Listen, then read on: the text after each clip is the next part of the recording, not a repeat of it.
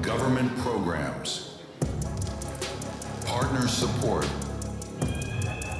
real estate opportunities, industrial and logistics spaces, networking, September 17th, Digital Park, Real Estate Forum 2024, powered by Redia.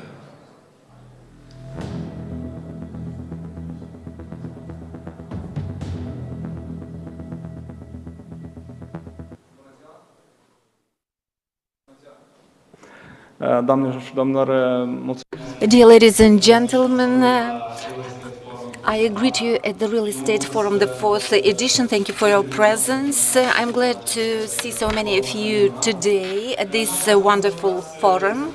Today we will talk about the non-residential construction sector trends. We will see what are the best solutions from the logistical standpoint for industrial spaces, for green spaces. The government representatives will talk about the industry-related programs, and we hope we will have a surprise and we'll have some support from the state. I remember the first real estate forum of Moldova, and up to present we have a company that is operating in this field. It's one of the top companies from our country. Up to present, it was not part of this rating. So we grew up, we talked to our economic partners, we understood that we have a high potential for export, for construction services, especially for Romanian market. All these subjects have to be discussed today. At 3:00 p.m. We will talk about B2B, business-to-business development solutions. We will talk about those platforms the government is offering for the investments, and we advise you to stay together with us because we will talk about a B2B, B2G formula of cooperation. This event couldn't have happened without the help of our exceptional partners who trusted in us, and we will talk about them later. I wish everyone success in all your endeavors, and I think we will attain the best possible results. Today, I will invite Natalia Bejan, the General Director for Invest Moldova Agency, to take the floor.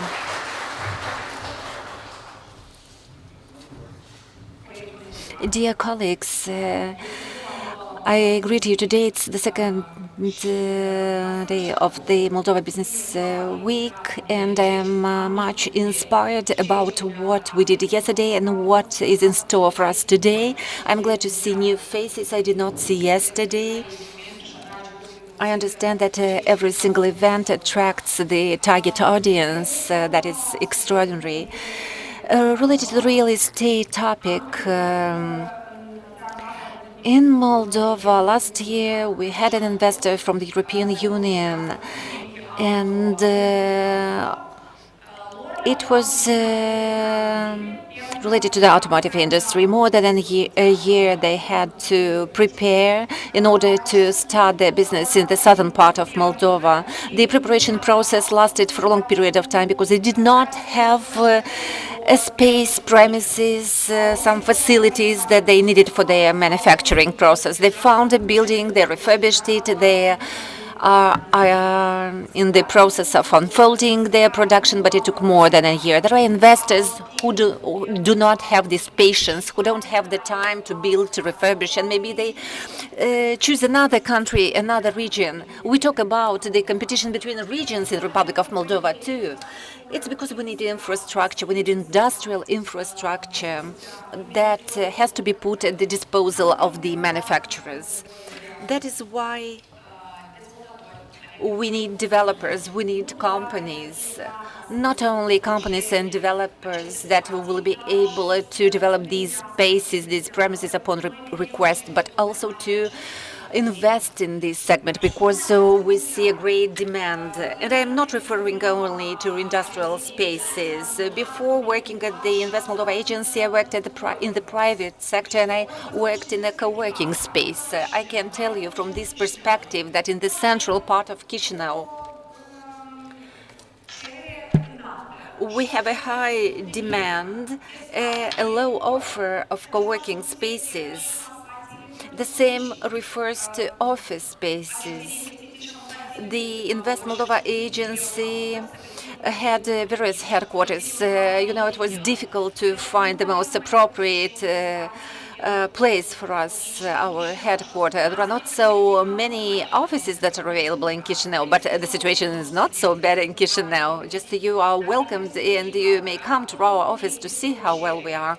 But you have to understand when there is demand, there is a business opportunity all the time, and we can make the best use of this business opportunity and to use these free spaces in order to produce services and to produce goods. We're working with two products within our agency.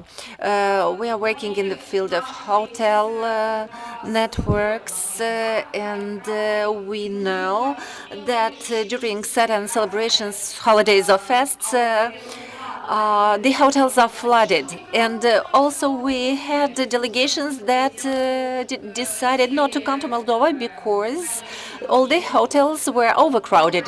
The wine day is a day that needs more hotels. There are not enough residential spaces in which people invest or could invest. And we are talking about all the types of the hotels, the multi-stars hotel and just simple hotels, the simplest. What would I like to say with reference to the real estate segment? For me, it was interesting to see the statistics of students from the universities. For me, it was interesting to observe that those from engineering and construction are largely presented as compared to those from IT and communication. And we have 5,988 for engineering construction and 4,945 for IT. This is a sort of a gap, and on the other side, I can say that we have lots of people who can work here in Moldova, and we can find spaces and put them at the disposal of companies that need them. And the last idea I'd like to utter. In several weeks, the Invest Moldova agency will announce for the first time a contest for investment projects for terrains investment projects for strategic purposes and strategic terrains. We want to be sure that the investors that will be attracted will procure these terrains not only for speculative purposes, but for the purpose of for the purpose of building, manufacturing, rendering services. We would like to be sure that the spaces we have an added value for our economy. I hope that by the end of the year we will have the state support mechanism implemented in conformity with the industrialization program.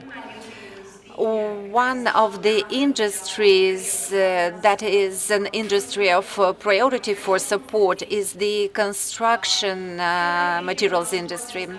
The state envisions to provide 15% support, and we're talking about a €500,000. So these are strategic investments. We would like to stimulate more investments, including in the sector of constructions, through stimulating investments in the field of construction materials. I would like to wish you a productive, prolific event that will be useful for you, that will create partnerships and synergies for the future. Thank you.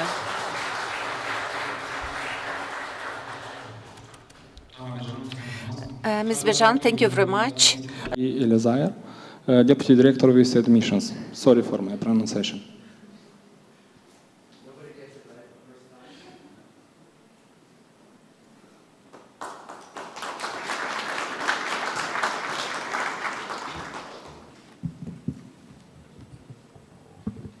Morning, everyone. Everyone is excited to talk real estate today. I see many excited faces, and I'll try not to put you to sleep, but I can't promise. Mr. State Minister, Mr. Yordaki, Ms. Bejan, it's great to be with you for this first Real Estate Developer Forum. A strong business community has been and will continue to be critical for building a prosperous and secure future for Moldova. I'm heartened to see the range of expertise that I've already been introduced to here that are gathered in this room, and I'm grateful for the opportunity to share how we at USAID are working to accelerate Moldova's economic and democratic growth by attracting private sector investment to drive inclusive growth for all Moldovans and to create a more friendly business environment.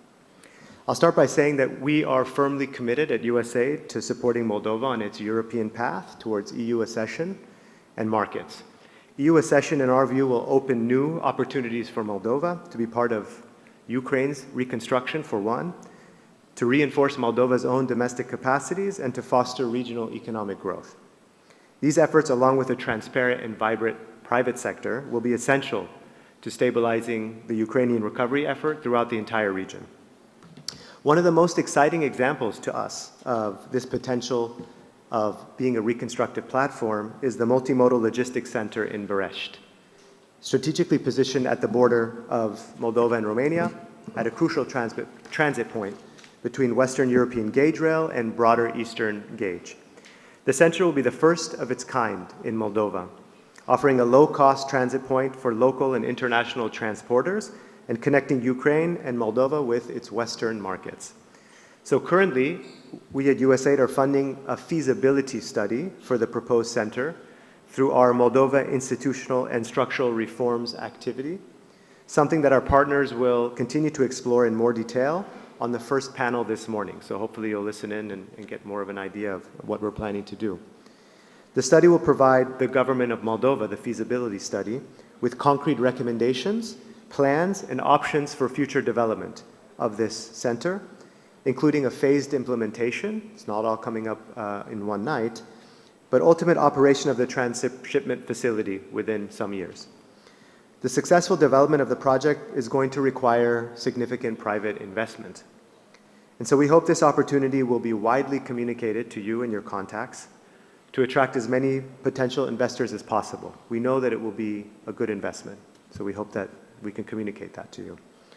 We're grateful for our partnership with the government of Moldova, for the support of the private sector, and by working together, we can strengthen Moldova's supply chains, counter coercive economic practices, and build a more democratic, prosperous, and secure future for Moldova, which is our goal at USAID. Mulțumesc, and have a lovely evening today.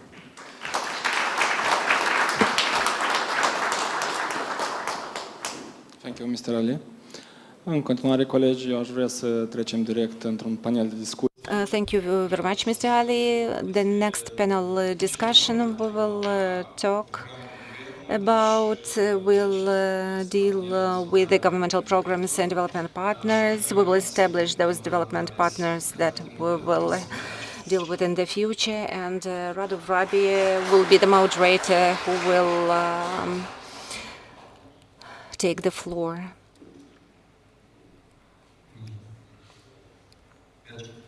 Hello. Good morning, everyone. Thank you very much, Mr. Yordaki, for your presentation. As I said, my name is Radu Vrabie. I'm the USAID Structural Reform Program. I have the honor to moderate today's panel discussion. It's a diverse panel. We will talk about the government strategy. We will talk about projects that will be delivered in Premier. The USAID Moldova Deputy Mission Director managed this multimodal logistics center in Beresti. We will talk about the international financial institutions. That is why I would like to invite the panelists, Mr.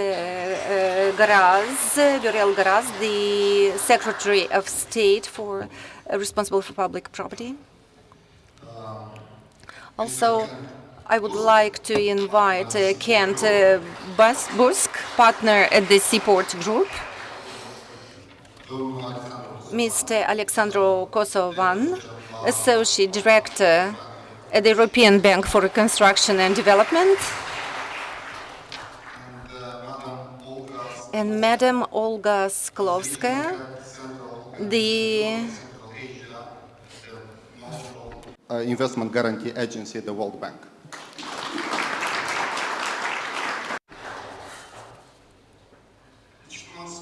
As I said, we will have a diverse panel discussion, but we will talk initially about the government strategies. We will then introduce one of the projects that we are carrying out together with the Ministry of Economic Development. Then we will talk about some financing opportunities that are offered by the international partners. Those who will need headphones are advised to take the headphones and to listen to the speeches. Every single panelist will have about 7 minutes for their presentations. Look at me, and I will show you with my fingers 1 minute, 2 minutes. In order not to waste too much time, we will start with Mr. Viral Gras, the Secretary of State, who will talk about the government strategy in the field of real estate strategies, logistical issues, the government plans for the future. And we will talk later about those projects that are our targets. Thank you very much. Thank you for the invitation. Thank you for the interest that you manifested with regard to this panel discussion. From the very beginning, I have to apologize. I am sure I will exceed those 7 minutes that are allotted. I am glad that I participated in the elaboration of those documents and policies that we try to implement. And we will implement them starting from today. Mr. Alaiba yesterday mentioned at the Moldova Business Week launch event that we have a new state support scheme that we would like to implement starting next year, most probably. What does it envision? Okay, it sounds good, but we would like to understand to which extent it may positively influence the business affairs, the business environment, and not only. When we are talking about investments, very often we ask ourselves where people could come. Okay, we try to attract business persons to Moldova, and we ask ourselves where these business people will operate and where the resources needed are for these purposes. We try to combine certain components. Up to present, everything that was considered industry or was called industry was concentrated in the free economic zones. Because of the customs conditions, fiscal conditions, it was very convenient for investors to use those free economic zones. These were the same conditions for local people and for foreigners. In Chisinau, in Kakul, in Ungern, we had the main so-called important zones, free zones, and it entailed economic growth. On the other hand, these economic zones concentrated the industries, and it started to generate certain issues of concern. The residents of the free economic zones with us, we discovered that there is a deficit of human resources. And in order to cope with this deficit of human resources, workers had to be brought from hundreds of kilometers. These workers were transported by cars, and it took a long time, 2 hours in one direction. So it was a waste of time, useless waste of time. That is why the employers and employees had to come to a conclusion, and in fact, the employees had no alternatives than to quit their jobs because there was no infrastructure and logistics. We applied to state support, and there is an annex to this state support scheme. It is a map that shows off the state support. And it's very important for that person that they're working in the construction part, how they can implement this scheme, because that one's showing us that the help budget from the state will be offered quite differently, depends of the level of development of the region. Mrs. Natalia Bejan, in her speech, mentioned that the state will offer a help with 50%. So this is not something that we approve of, but we try to have any kind of negotiation and we try to implement it, but that help from the state part will be 60%. What that means? This is mentioned that they will recover all their investigation. And all this recovery regarding the investigation will be higher in the region where there are not so high development, and also in the region where they should develop their industry.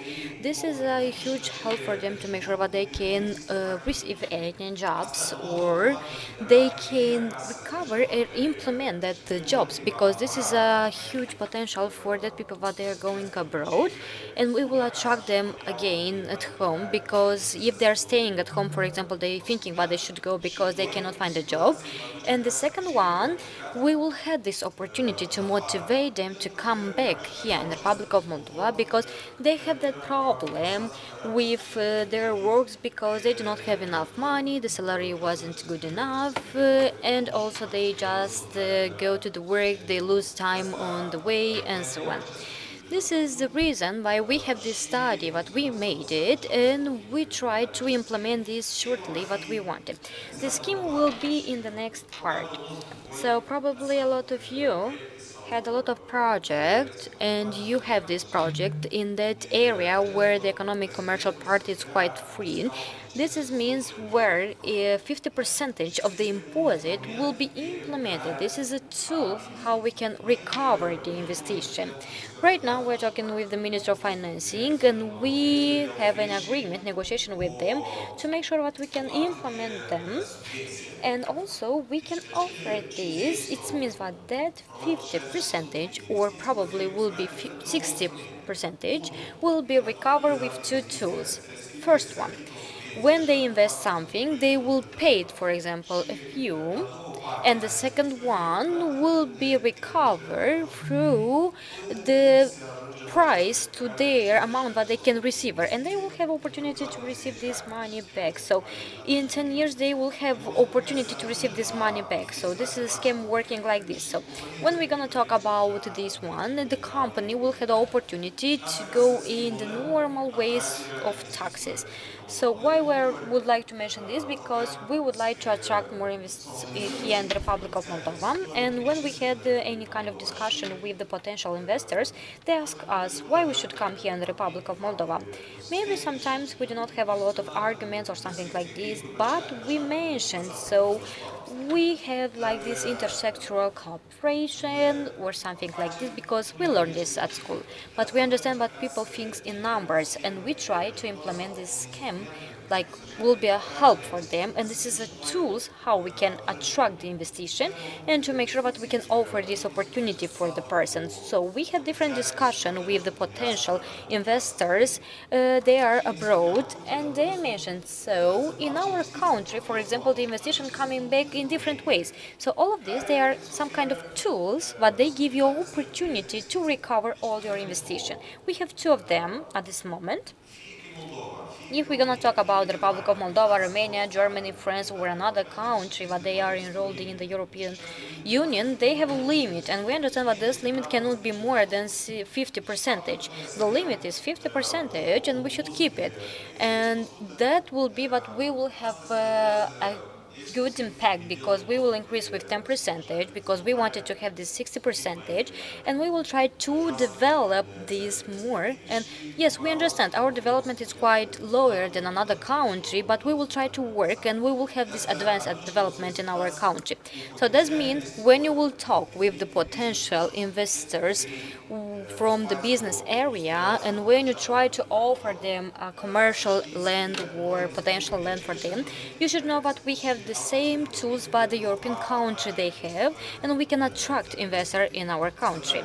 And this is when you will have any question, or if you needed more details regarding this, please you can ask, because our doors in the ministry they are openly for you, and if you need it you just can ask us and we will tell you. And if Mr. Moderator offer 1 minute more for me, we know but we can offer this kind of support for investors. And also regarding this, we are going to the through our commercial parts. So it means that from the 1st February we have any kind of guarantee that give you this guarantee till 10 years, and it means that the residents they cannot work in the same condition that they're starting at the beginning. So the person that coming here in the Republic of Moldova, they will not have the same condition like the person that work a lot of time. So we try to create another platform, attractive platform, because as we discussed at the beginning, we have persons that are coming in Moldova and we should ask them why. Because we should offer them, for example, a good tool, and the second one, where we will offer this. So we'll try to develop right now different platforms, but they are named industrial park.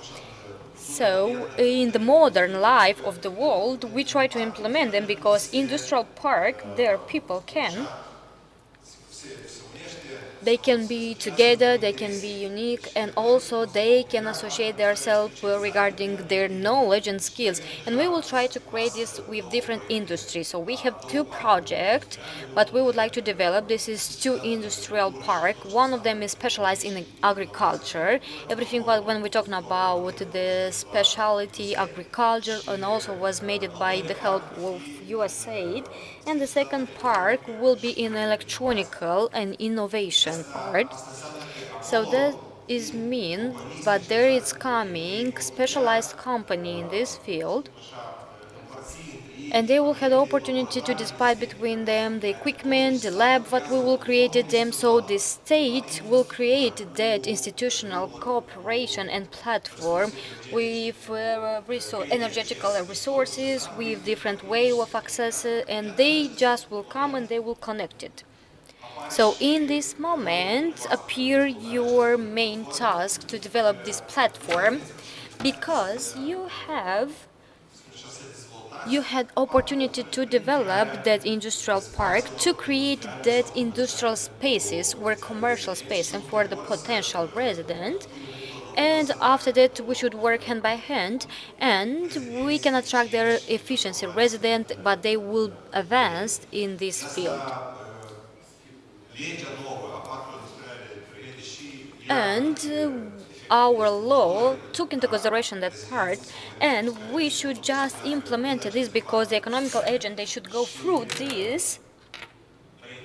And also, I would like to mention that we should talk more about it, because if you have any question, I will offer more detail about this, because we will try to have a presentation, very clear presentation with graphic and so on, and the people will understand what is a real part to attract the investors, because everyone and all of you, we should have the same aspect, because we should have this potential in our life. We should talk with the potential investors, and of course we should be and we should talk with details, because when we have our offer in the Republic of Moldova, we should accept. Thank you so much for this opportunity. Thank you so much, Mr. Garaz. Yes, of course, the agenda from the government side, from the Ministry of Economic and Development, it's a wonderful one, and I'm totally sure what you presented today will bring a huge interest from the public what we have here. So I asking you, if you have any question, please you can ask at the final of this presentation and after all the presentation what we will have here. So right now we are going to the next part. We have the next panel. We're talking about a very good project that we are having. You also have it. And I remember that because a few months ago when you spoke about that project regarding the station from Belej, this is the future,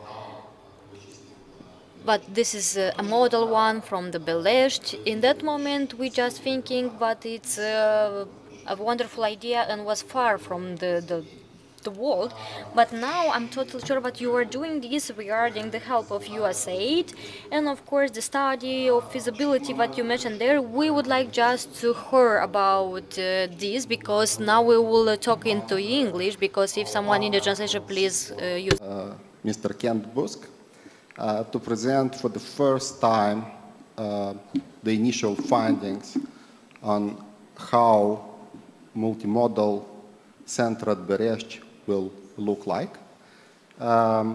Mr. Busk, you have the floor. Thank you very much. Is it working? It works. Hello. Good day. Good morning. So, do we have the presentation on here?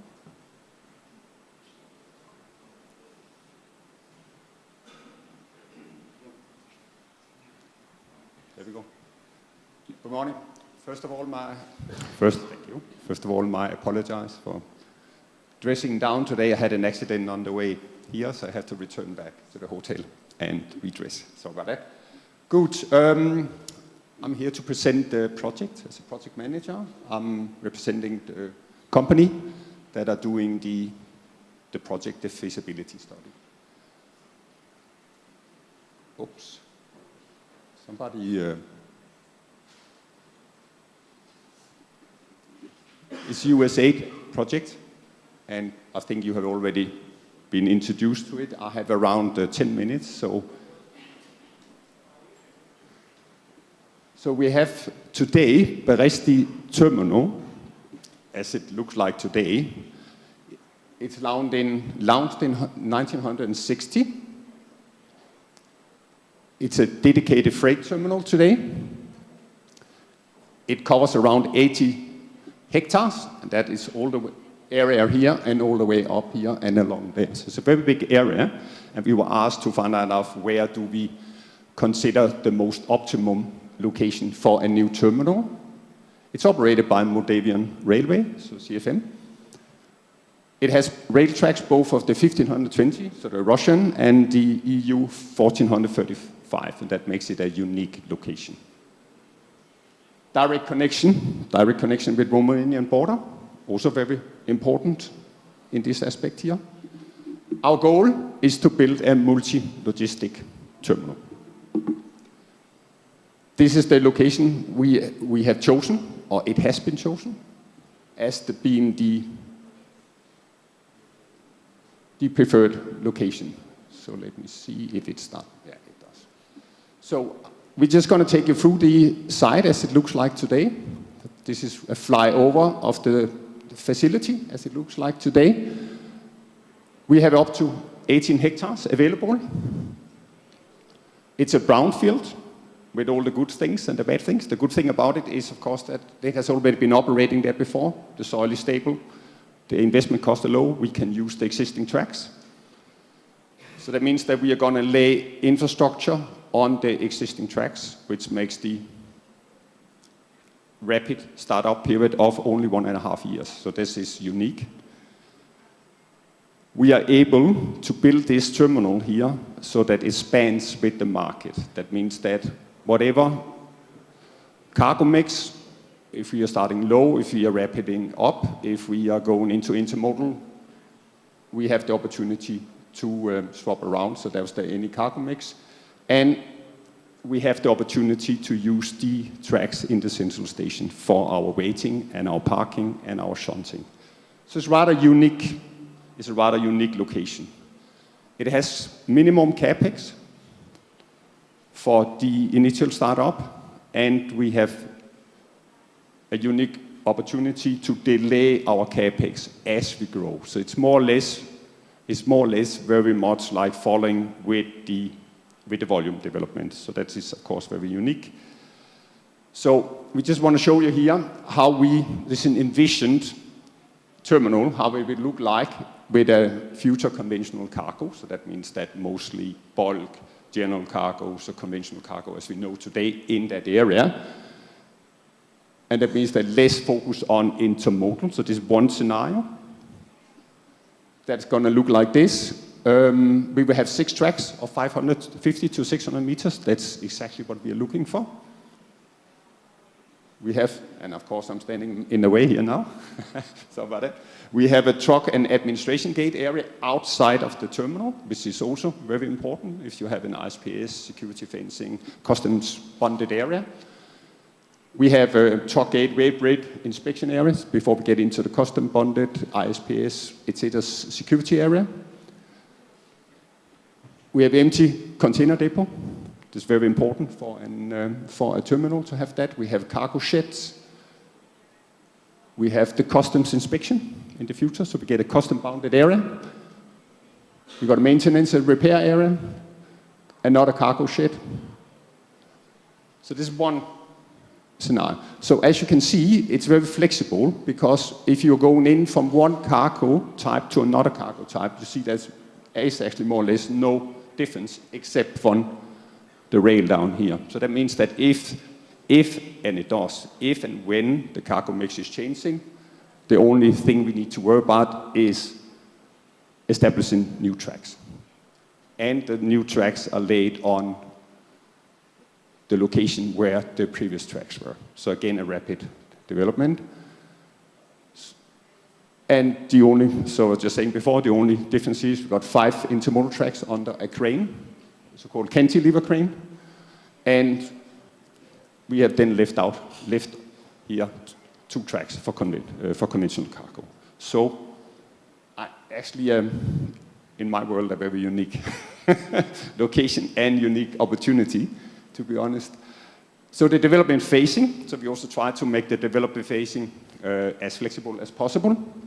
Again, keeping the capex to its minimum, rapid development, and only investing and only committing ourselves to something when we know how the future is going to look like.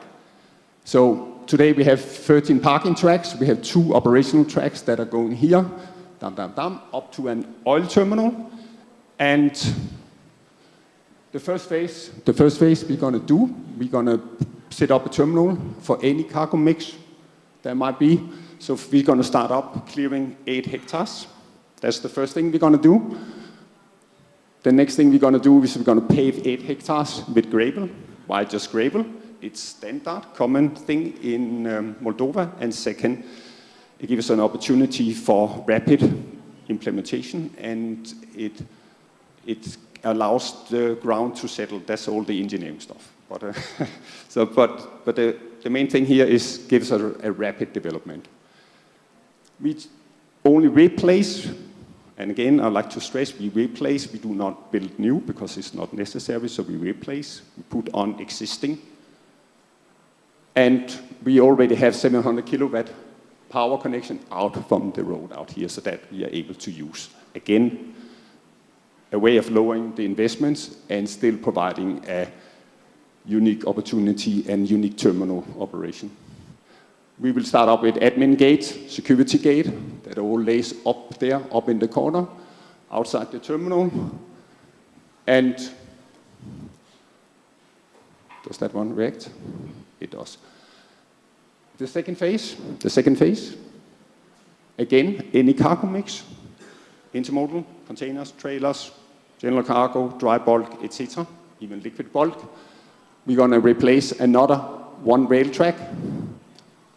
We clear the site from 6 old rail tracks. They were laying in here. So again,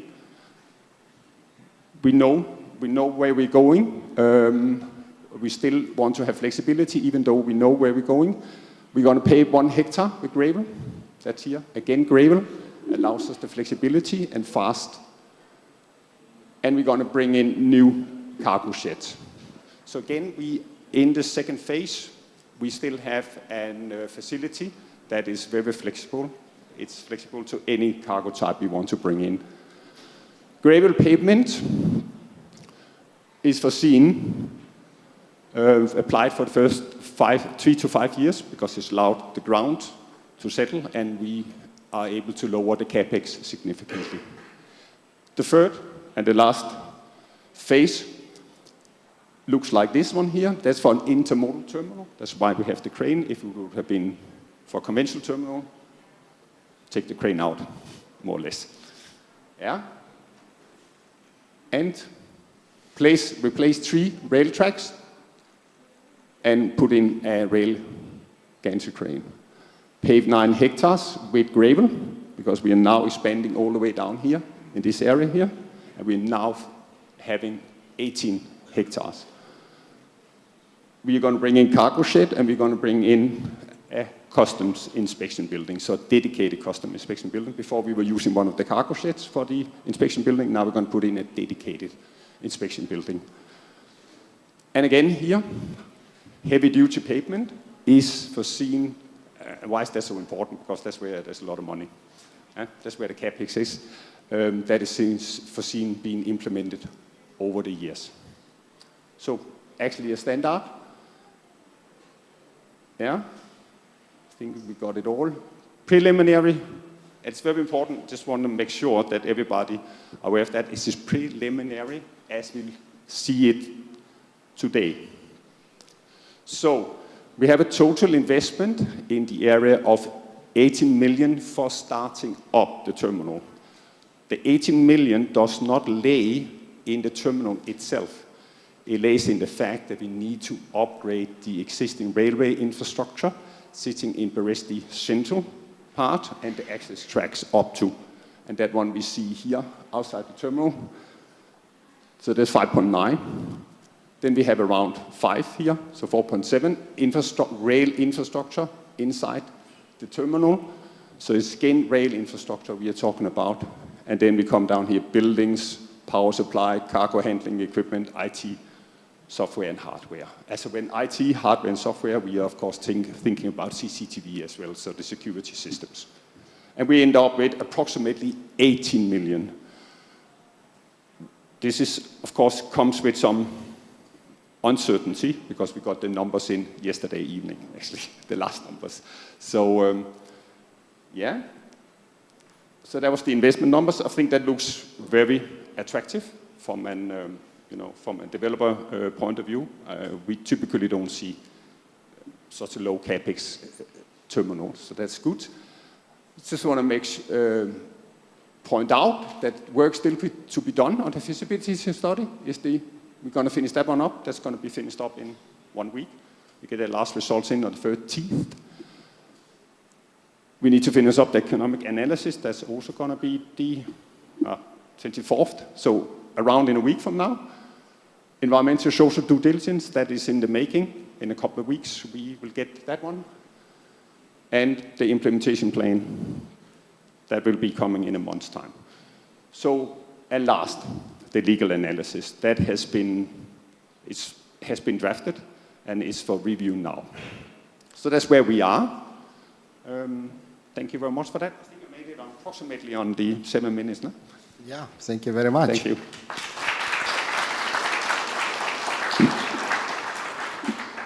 Thank you, Kent. Indeed, it's an ambitious plan. The feasibility study, the final, we expect to be ready by December this year, maybe beginning of January, when we are going to present it like the full feasibility study. And you are all invited to attend. We probably will organize a conference for that. Alongside with the feasibility itself, it will be like full-fledged with legal analysis, with potential financial scenarios for the government. We are going to hand it to the Ministry of Economic Development. Therefore, it will be interesting to see several, financial opportunities and then we are going to move to our next panelist, Alexandru Kosovan from EBRD.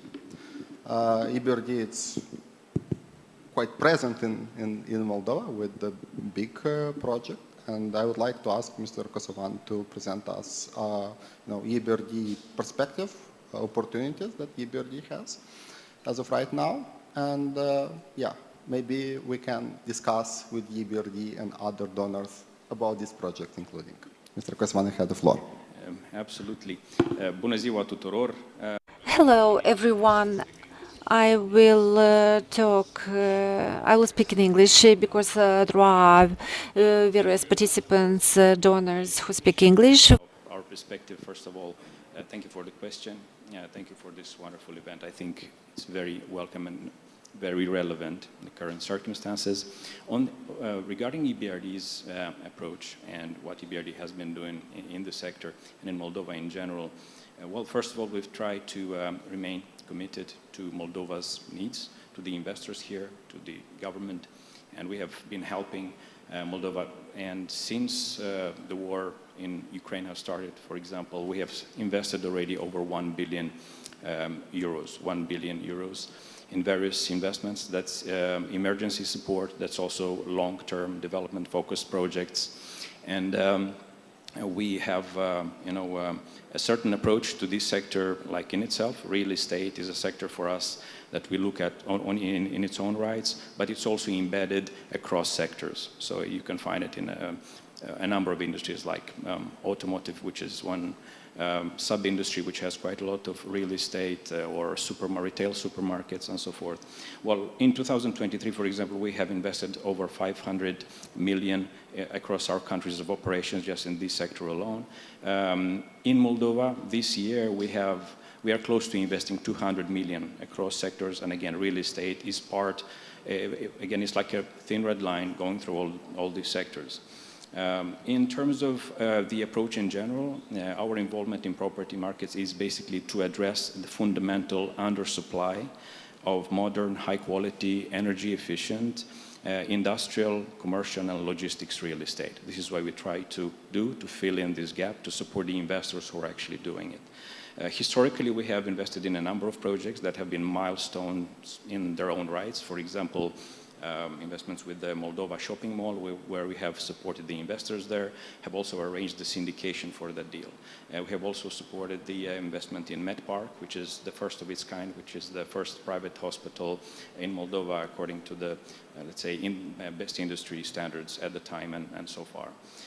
We have also supported investments of such investors like Drexel-Meyer and Gebauer and Griller. They're very present in the free economic zones that have been mentioned before, key employers for the country, and of course their investments also related to real estate objects that are crucial, where they host, where they deliver their processes and where the production is being made. Also, we have been supporting food retailers like Kaufland, part of the Schwarz Group, in a number of deals so far, and including delivering green buildings, green solutions, and encouraging such certifications like EDGE certification in the case of Kaufland stores. Well, in a nutshell, if we can summarize what we're trying to do is really to ensure that there is a vibrant sector of real estate in Moldova and across the economies we are supporting. Surely with a vibrant real estate sector, this is what it takes to have, functioning economies and ensure the economic growth is there. Of course, we emphasize green and sustainable buildings. It's inclusive and competitive hospitality and tourism subsectors, urban regeneration initiatives, and diversification of funding sources with an emphasis on capital markets as much as possible. If I am to give a few examples of what we have been doing in the region, and I would like to say that we have continued even our investments in the Ukraine despite the circumstances. So we have invested in the, let's say, in the Lviv Industrial Park, which is just 60 kilometers from the Ukraine-Poland border, which is a multi-phase, project, and is supposed to host let's say, various warehouse tenants and a number of manufacturing spaces there. So we are trying to be present in that market despite the circumstances. So we are taking the risk. We are supporting the investors to be present there. We are there together with them. We are partnering with them so that they deliver their products and that the Ukrainian market benefits of the services that could be delivered and otherwise in a risky circumstance may not have happened. In other examples that could be also relevant in the context of Moldova and looking more towards the logistical space is the similar investments like we've done like in Romania with the CTP, the Czech industrial developer. And that's basically we've held them a number of times, including with financing green bonds, which is also a very valid instrument for Moldova. And we have encouraged their BRIAM certification as well, which is one of the, let's say, leading certifications one can have in this industry or sub-industry. Well, urban regeneration and green buildings, of course, I mean, like Greece is a bit far away, but a good example of what could be done in joint partnership with Demand SA. We've offered them financing to continue the development of offices, you know, mixed-use projects, city hotels, and also in the development of, you know, Piraeus Tower regeneration, for example, the sleeping giant, so to say, which is now playing a crucial part there, which is basically the backbone of an urban regeneration hub and port area in that part of Athens, and you know, and Piraeus Tower regeneration in the area of Piraeus. Well, we are there to explore and to support bold projects despite the circumstances, and we highly encourage, you know, similar investments in the Republic of Moldova.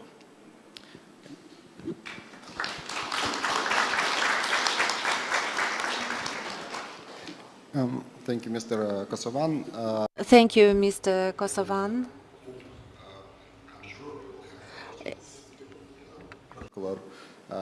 Project that you may offer. But prior to that, let's talk about a critical aspect of investment, guarantees, risk management. And I'd like to invite Madame Olga Sklovskaya to present the multilateral, it's MIGA from World Bank, the offer that MIGA is offering in regions like Moldova, next to Ukraine, and regions that are quite uncertain. And based on your presentation, after that, we may open the discussion, floor for discussion. Mr. Sklovskaya, please. Yes. Thank you very much. Good morning. Bună dimineața. No, it's a pleasure to be here, and thank you for inviting me to be part of this panel. So as State Secretary Garas mentioned and spoke about instruments for attracting investments, investment guarantees are an important part of the spectrum. And MIGA has figures and 38-year history to prove that. MIGA is part of the World Bank Group, and I'll just very briefly talk about the instruments that we offer, and the presentation will be available through Redia, so for all the details. Could I please have the, yeah, thank you. Very good. Okay, so first of all, I hope many of you attended the opening of the Business Week yesterday in Radisson Leon Grand. More than 20 years ago, one of the first projects of MIGA in Moldova was insurance for initial investment in Leon Grand Hotel. So MIGA is part of the World Bank Group. Together with IFC, we are an institution that focuses on the private sector, and many of you, I'm sure, know about the work that our colleagues at the World Bank have been doing in Moldova. So just very briefly about the institution, we have a portfolio of about 31 billion US dollars offering guarantees globally, and in our last fiscal year we issued 8.2 billion in guarantees. So it's a product that is in very much demand globally. And I think one important thing to emphasize here, investors and lenders are buying investment guarantees, not necessarily because they're concerned about specific risks happening. This is something, especially in countries that are perhaps not as well known, have not been on the map very much, they do not have the track record. And so the investment committees of companies as well as banks feel more comfortable approving investment and making investment decisions in the presence of investment guarantees. And it's a large industry of which MIGA is just a small part, focusing only in emerging markets, developing economies. So again, we're working across various industries, and in Europe and Central Asia, and Central and Eastern Europe, Central Asia have about 25% of our portfolio. So I have to emphasize that MIGA can only offer coverage for cross-border investments. So we cannot insure local investments, it's not part of the mandate, but coverage is available if necessary from other providers. And we can provide coverage in 157 eligible member countries. We can insure equity investments, debt, commercial debt, shareholder debt, as well as management contracts, corporate guarantees, and other types of instruments. And similar to our colleagues at EBRD, we will be looking at the underlying project, environmental and social studies, and KYC analysis, which is part of sort of any lender's sort of analysis anyway. So these are the type of risks that are covered under investment insurance sort of suite of products. Inability to convert and transfer currency, expropriation, war and civil disturbance, and breach of contract. The last coverage is offered in the context of PPPs, and there are some examples I can mention. Sorry. These are just a few of MIGA's clients that we have been supporting in various regions. You see many internationally active banks. Also banks that are present in Moldova, like ProCredit, with whom we've been having a partnership for over 10 years, as well as large and not so large companies in the energy sector, in, let's say, water and waste management and so on. So this talks about MIGA and why we're so great. You can read it later. So this provides sort of the definitions of the coverage, and I think that would be probably most relevant for investors that might consider guarantees and whose legal departments would want to see what the coverage effectively covers. And here we go to the most interesting part, which are examples. And Mr. Kasavan spoke about the M10 Industrial Park, and that's also the first example that I wanted to share. Partnering with EBRD and with IFC in a project for foreign investors is a great way to invest in the country. But as far as the war risk in Ukraine, EBRD's participation is not a sufficient mitigant. And so in this particular case, investor that invested alongside EBRD in this logistic park, multimodal, multi-phase, multi-tenant park, wanted coverage against war and civil disturbance. So, and that's what we provided, MIGA provided. I want to say that, like EBRD, we continue working in Ukraine and have provided coverage of over $220 million since February 2022. It is difficult, but it is a sort of different topic. But this is just to say that MIGA's coverage has been used, and this is not the only example, probably the most recent, in logistics parks and type of investments that are being discussed here and you may be considering. I think that's another project that's more of a manufacturing project also in Ukraine. These are examples from the region and sort of the neighborhood where MIGA insured a Swedish company that built a factory warehouse to manufacture breakfast cereals foods, you know, very, very obviously relevant for Moldova. Smart Farm in the Kyrgyz Republic, Korean investors constructed and now operating a 10-hectare smart farm with hydroponic greenhouses. From somewhat different area, but again relevant, perhaps going forward. MIGA supported about 7 projects in Turkey as part of the healthcare PPP program in Turkey, where we ensured international developers such as, or infrastructure funds such as Meridium, and many of you probably know Renaissance, right? Who are partners in this project. EBRD were a lender in many of those projects, but we ensured investors, including against the risk of breach of contract, because there were payments from the Ministry of Health, which were important for the recovering of the investment. Here's an example of an airport. We've covered airport concessions around the world, and that's just, again, one of the examples. So a large range of projects. I mentioned hotel, manufacturing parks, airports, healthcare facilities. MIGA's coverage can provide the necessary confidence and also reduce the cost of funding, because especially for lenders, when they lend for projects overseas, they do factor in country risk premium. Ensuring that country risk can result in better all-in financing cost for a project. So there is some information on MIGA's process, which I'll be happy to discuss if anyone is interested, as well as contact information. So let me stop here and see if there are any questions. Thank you.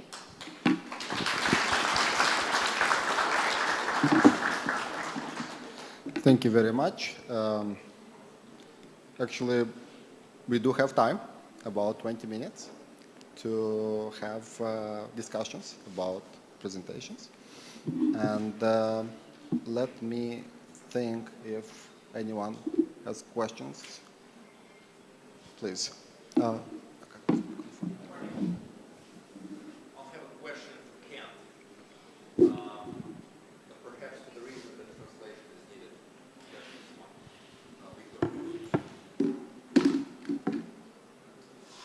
Great presentation. Thank you. Did you give any consideration, maybe at a later stage, since you're from, I understand, from seaport company, which has a competitive edge in maritime planning of ports. Did you give any consideration to develop Beresti railway terminal into a full-fledged dry port? And the reason I'm asking you this question is the following. I've been visiting China in 2019, and I had the opportunity to visit a dry port. So Beresti is ideally located on the axis Yash-Odessa. And also, given the link to the European railway, it has the potential to significantly improve the efficiency of the logistics, not only in Odessa, but also in Constanza. Because when you have in place a facility where the trains are put in the order they will be offloaded in the port, and we have, thanks to our government actors, hopefully the customs and the Ministry of Foreign Affairs, to bring over not only the Moldovan customs, but also the Romanian customs, and eventually the Ukrainian customs, so as when a train starts moving from Beresti, it doesn't stop even in Chisinau.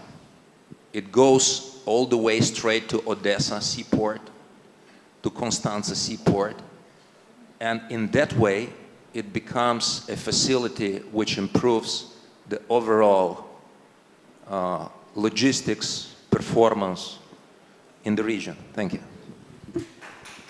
Thank you, Mr. Brunsuz. Thank you very much. I believe this question will have two answers, from technical perspective, Kent, and from political perspective, Mr. Garas. You go first. So let me get the first answer then. So now that I'm up already. Yes, indeed. That we have for sure, and that's why you see the empty depot. It's the empty depot, so empty container depot. Yeah. So actually the way it is designed for being a total secure area, custom bounded. so with a dedicated facility. That's why we have laid all the admin function, the gate admin, etc., transportation documentation outside the terminal, so outside the fence. So that means that as soon as you're inside the fence, it's a customs bounded area. That's one thing. Second, we do foresee, it's only natural, we do foresee that there will be a major empty depot, because we have a lot of repositioning because of the imbalance we have in the cargo flow in the region. It's quite natural. We see it everywhere. We have a very high imbalance, so it is only natural that we have that in that terminal. On top of that, what we also do see is that we might see an import coming in a reefer. Let's say fashion clothes comes in a reefer. We take it in. We will wash it. So PTI, washing, etc., repair before it's then sent out to an exporter. So therefore, we do see that as being ICD and an inland container depot. Exactly, yeah. So this is for sure taken into account. It's a very, very good point.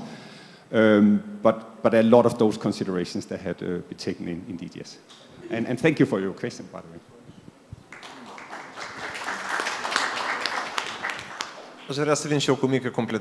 I also would like to come with a short clarification regarding this question.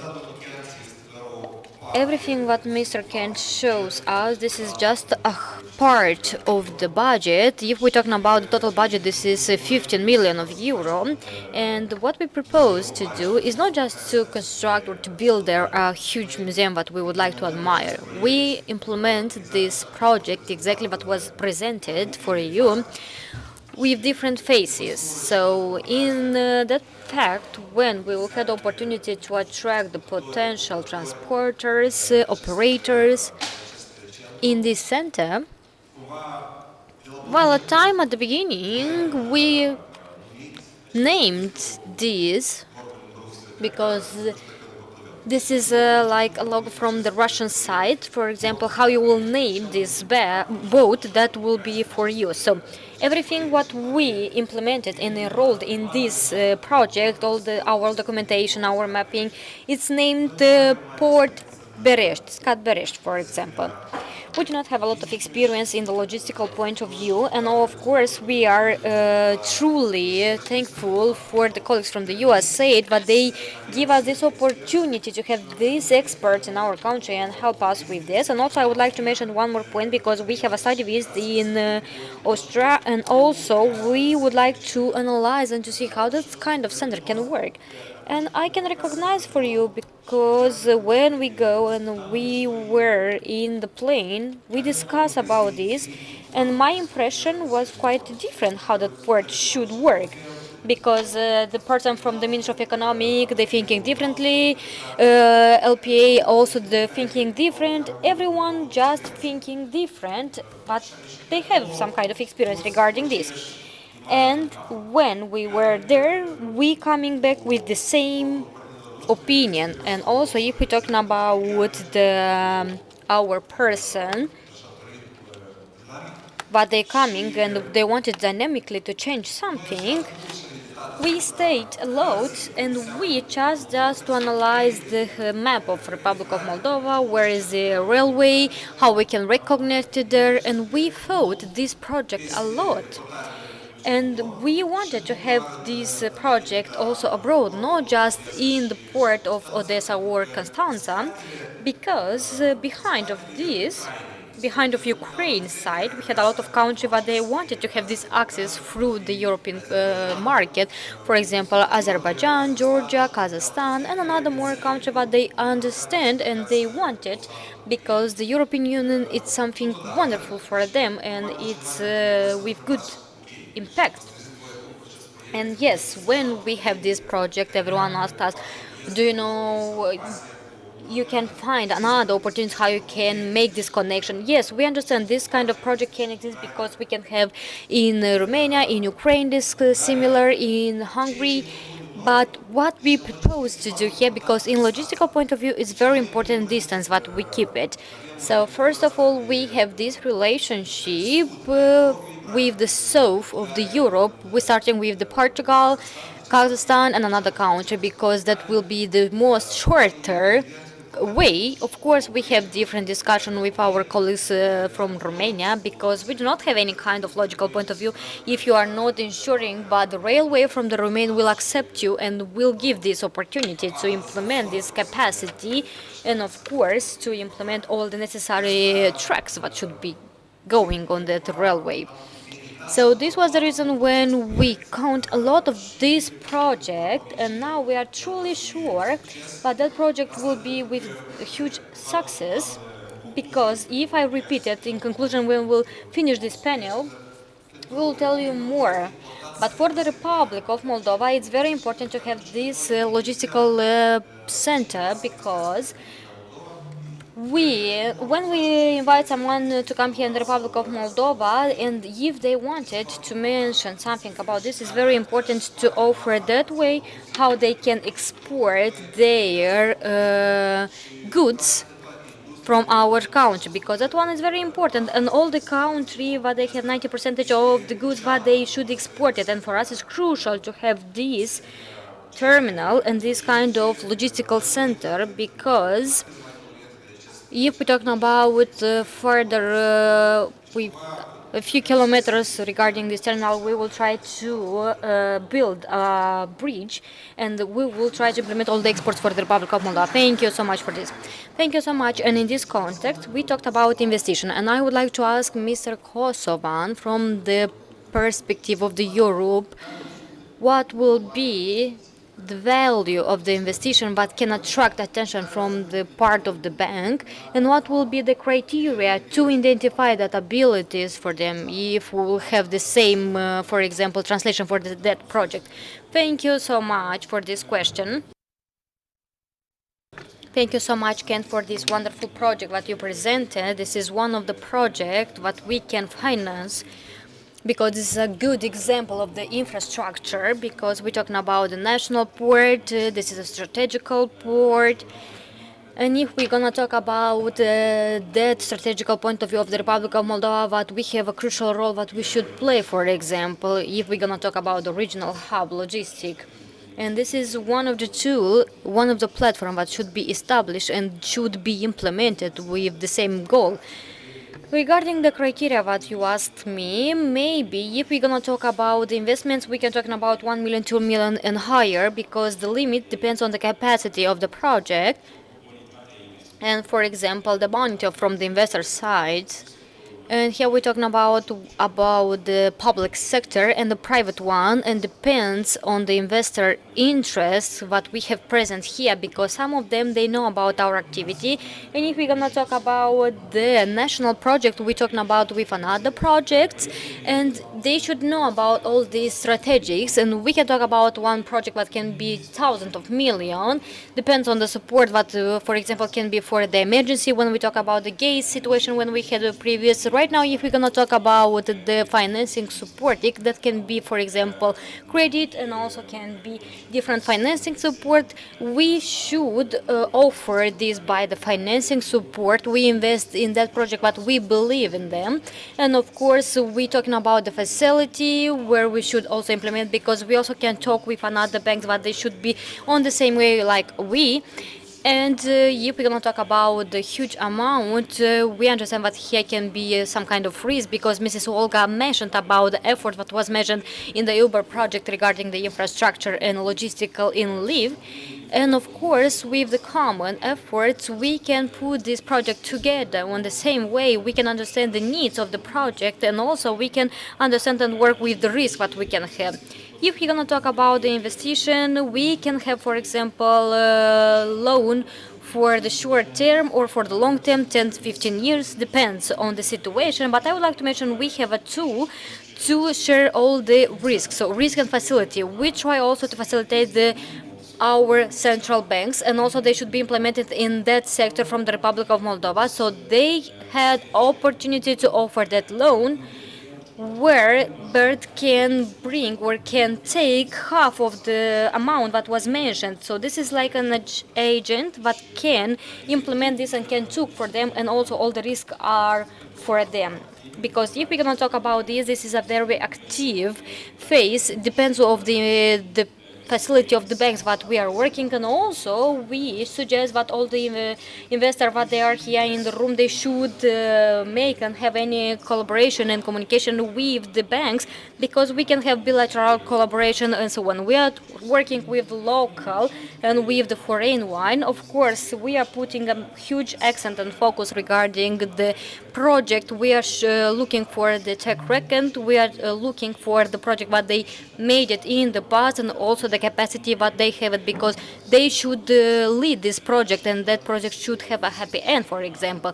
Of course, we took into consideration all the taxes, all the mortgage, and so on. So our main access is that what the project that was financing, they should have the opportunity to bring us back all that money that we offered to them, and they should have this capital of investigation for them. So here, if we're going to talk, we have all this opportunity, and also we are more flexible regarding this. And I would like to mention the type of this project.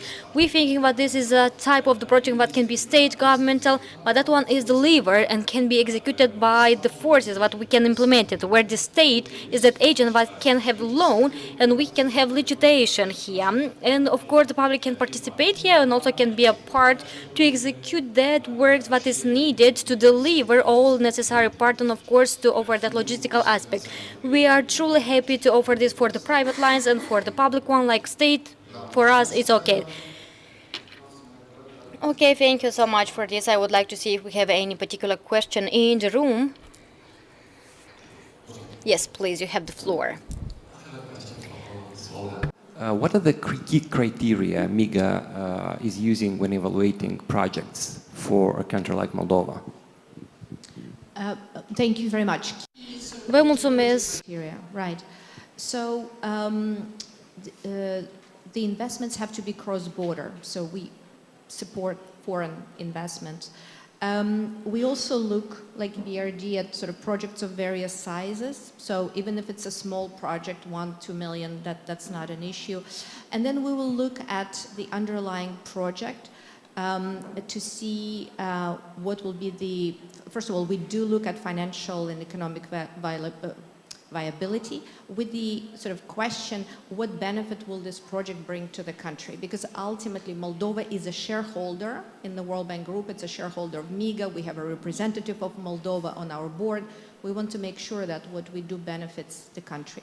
So we will look at environmental and social impact. The projects have to be Paris aligned, I mean, similar to our colleagues at EBRD. Everything we do now have to be Paris aligned, and ideally actually actively contributing to fighting, or let's say reducing the effects of climate change through mitigation or adaptation. So in the case of real estate, we will look, are the buildings green? Have they been certified either with EDGE or with LED, and so on.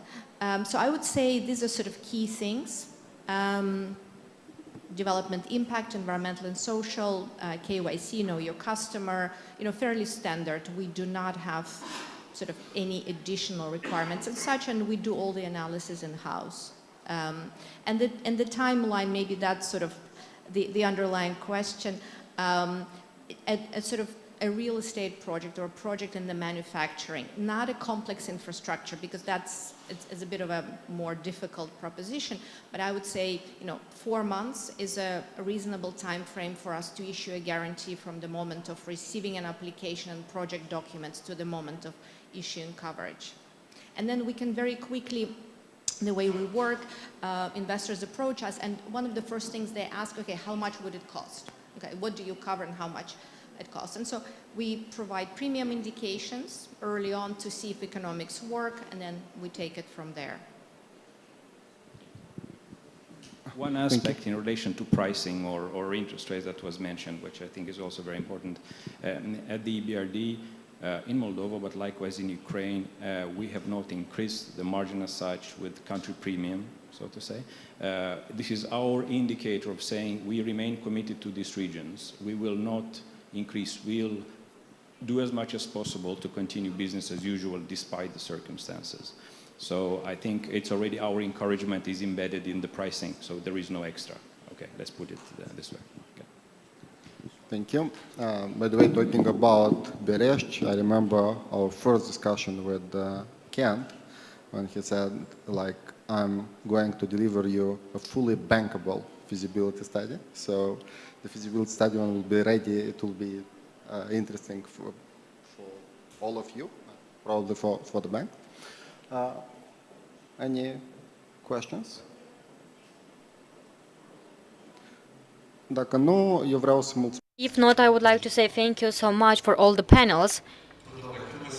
I'm totally sorry, apologize. If you do not have any question, I would like to come with a message, like, will encourage you. And we're talking about that person if they wanted to invest or maybe they wanted to remodel their businesses. So first of all, I would like to mention if we are putting together all the tools that is needed, for example, it's like a puzzle. We're going to talk about location, we're going to talk about the help scheme from the state side regarding the financing capacity, also the logistical infrastructure, what we're trying to develop that. Regarding the guarantee, but also it's very important. We understand existing some kind of risks, and I would like to mention that the foreign investors, they can see all these risks, but our local, they cannot see, and they are more, let's say, adapted to this. We are in that phase when we try to have any negotiation with the agency Cookie from Poland, where they can offer that guarantee to cover all this political risk with the Ministry of Economy from the Germany, but they also can offer this guarantee for the political risk. So they had opportunity to ensure for their investors and give them opportunity to invest in the Republic of Moldova without any problem. So if we're going to talk about the cup head, I would like to mention that strategy that we talked right now here. This is a huge possibility to remodel a little bit the businesses for that person, but they had the opportunity to invest in real estate. Because the law from the industrial park give you opportunity for free to change destination of the location, and this is the reason that I encourage you to talk more details with the local public authorities, because we mentioned a little bit previously we will offer that opportunity and we will offer that help for you that can be realized, and also we will offer you more opportunity regarding that region where they are not so enough developed. So all the persons that are present here, they had opportunity to initiate that industrial park because you have the access for the land. Also, you can receive the help state when we're going to talk to attracting the investigation, and you have the opportunity just to benefit of this amount, and you can receive all these taxes from that residence. So 1, 2, 3. We understand it's quite difficult to attract more than 3, but if you have 1, 2, 3 big residents, this is a micro amount that they can offer this amount for you for the biggest company. And we also analyzed that, and we saw with Natalia, and we saw how it's worked, that model of the investment from Ireland.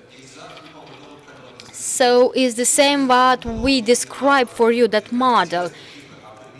If we're going to talk about that agency that they receive any kind of help, or if they receive any kind of money to offer that park and to create that park, and if we're going to talk about that money that coming from that residents, they had the opportunity to open another park, and with this way they had the opportunity to multiply all these parks, and they're saying okay with thanks because they had the opportunity to finance the agency in 20 different countries. This is a huge amount. So this is a model of the business that we do not have in our country, because our people, they do not invest when we're going to talk about the industrial park. But I will repeat it, this is a huge opportunity for that person that they would like to change their model of the business, and this is available for the local investors and also for that foreign. Thank you so much for this. Thank you so much, Mr. Garas, for this. I would like to say thank you so much all the panel speakers that I was present here. I hope that was interesting for you. We are using all the opportunities that we are having for the coffee break, when we can have the opportunity to talk B2B, P2P, what do you want to name, is needed to detailed. Thank you so much for the organizer that they created this agency for Invest Moldova for this wonderful event, Moldova Business Week, but it's very interesting for us in this year. And now I think we are on time. Mr. Iordaki, you have the floor. Thank you so much.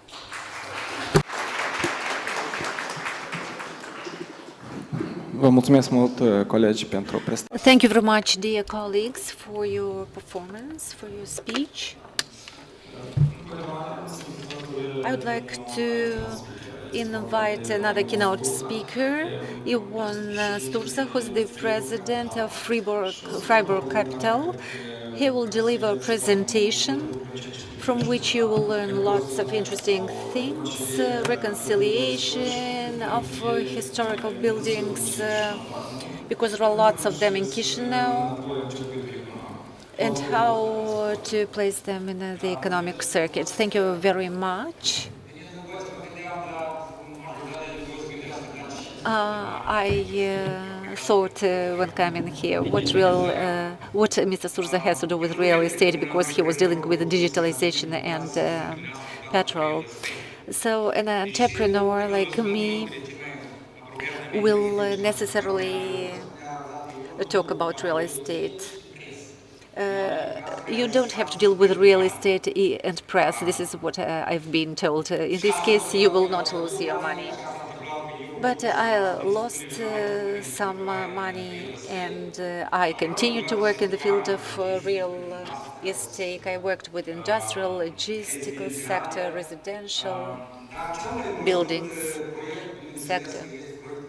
But another project of mine, a project that I will talk about today, is a project that I will deliver. You should have invited Patrick Schumacher, the architect, a well-famous architect, or Zaha Hadid, or Norman Foster, very famous architects. And I thought, yes, maybe we can invite Mr. Foster, although he's over 90 years of age. And we will talk about the fiber optic cables of Mr. Alexandru Macedon. And we had this ambition to unfold a project in Bucharest, but we did not conclude this project. So, participation at the Norman Foster workshop was an event, and it costed $600,000. We had a laptop and some presentations. So good luck in cooperating with Mr. Foster. It's an opportunistic trend, and there are lots of events occurring. It's not because you thought of them or because you benefited from some consultants or bankers' support. I was in Cluj. I am talking on behalf of myself, because I would like to make a disclosure. We are an investment fund, but it's a family office, and it's the money of my family. And I can have the audacity to talk about it on behalf of myself. Cluj is very well known about some film festivals. Daily, many people approach to me, and they tell me that I have some industrial assets. I have to obtain a loan, otherwise I will lose my money, my capital. And I think, why do I have to have a deal with someone, to conclude a deal? Because I have to calculate what my benefits are. My wife is saying, you are an Orthodox, why would you like to why don't you want to cooperate with Sorin? And Sorin is a person that appeared when I managed to obtain some millions. As usually, I do not use the slides, but when I meet people like you, I should artistically impress you. That's why I will succinctly present certain slides, hoping that this presentation will be put at your disposal later. We talk about furniture plant, Liberty. It has a history from 1870s. It was a plant producing pianos. Then it was bought by Austrian counterparts, and they started to produce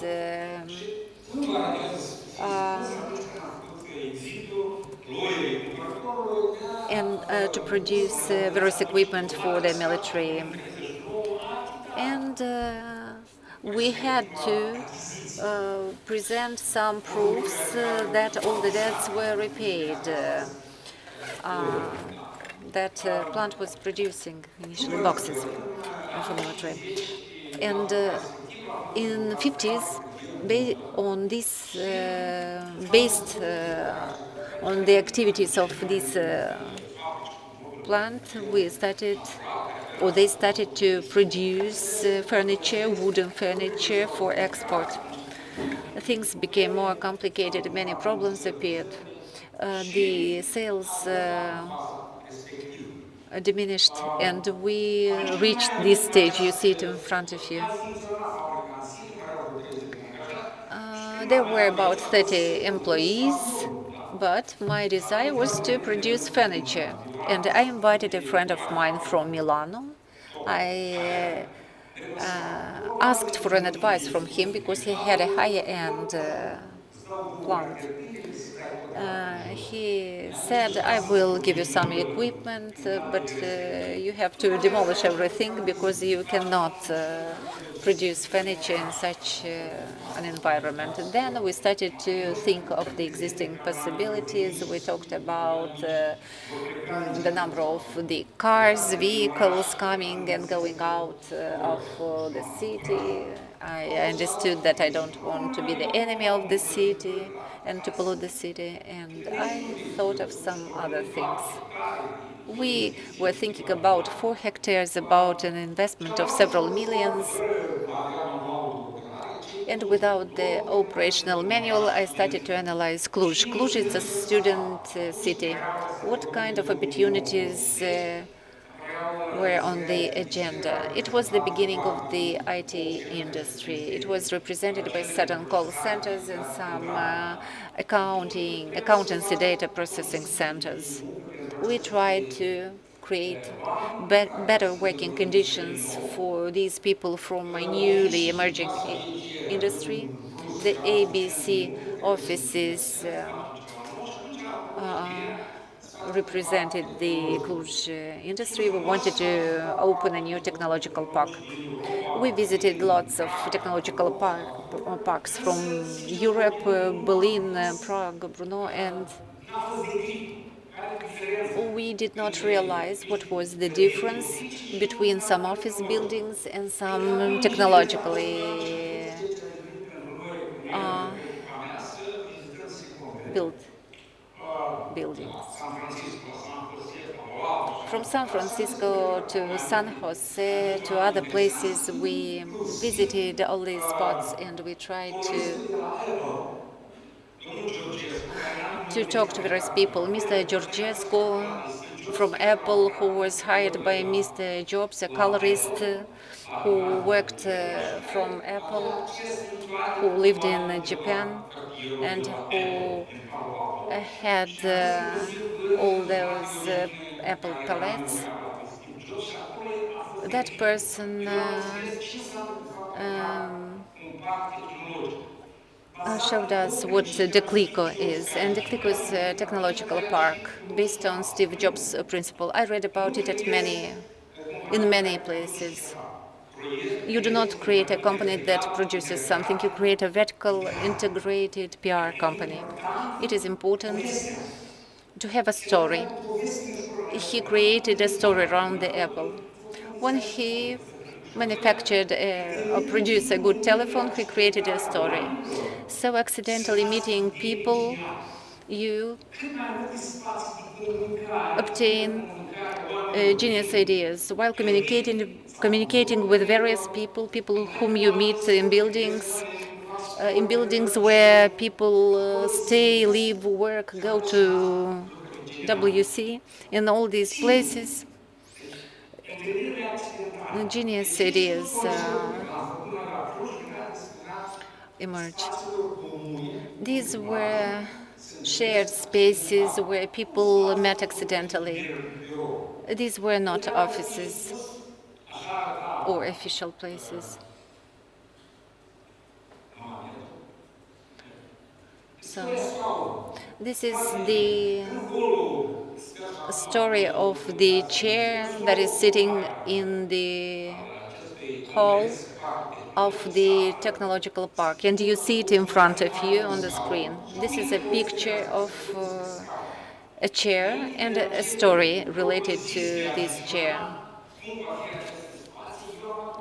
Before visualizing these spaces, I decided to have a walk and see what's around.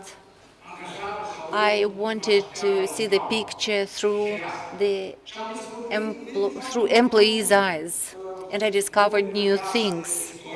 I saw lots of verge, some hills, and I understood that no one is seeing an industrial zone or a site that is behind railway station or a neighborhood or a Roma community. I understood that people see through window some beautiful things, and it came true. From technical standpoint, I won't tell too much because you will read the presentation. I will ask the organizers to place the presentation on a web platform. Then there was an international architecture contest. Hariri, Chapman Taylor, Foster, some other renowned, well-known, notorious companies from various states who were very popular in the 90s participated in this architectural context when it was a crisis. After all, the Chapman and Taylor company was the winner, and they understood what I want to obtain, because the Chapman and Taylor representative accompanied me during my works and explained the story of the chair.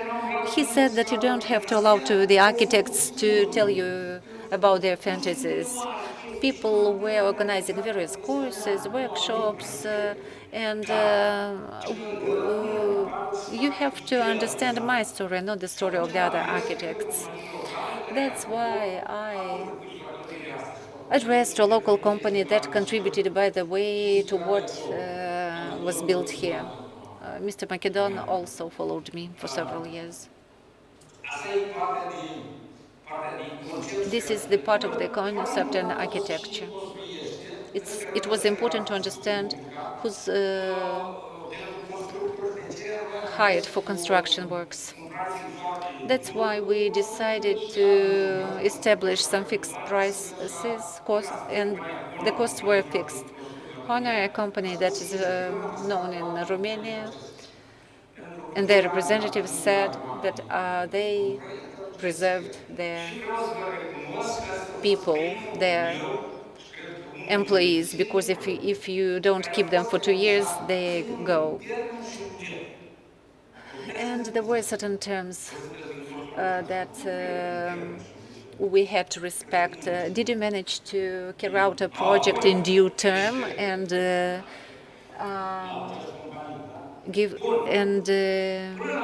given set and pre-established fixed prices?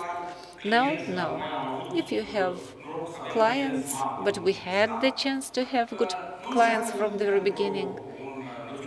So these clients doesn't mean anything from a perspective of a technopark if you don't have an ecosystem put in place. Ecosystem should have certain components. Mature companies like IBM, like Siemens, a development concern for development of soft and hard, for And Altran, another company that was working for a device for Taiwan companies producing chips. 200,000 euros was the cost of a device. So these are the startups who give the vibe. These are the accelerators. Spheric, the first accelerator, IT accelerator in Romania, was a startup with which I cooperated, and I have chosen certain companies whose value was at that time 50 plus million. Still, this combination of different clients or different tenants or leaseholders, or you may see the fourth phase. It is in front of you, just a lateral image. Reverting to Apple, all the videos, all the pictures that we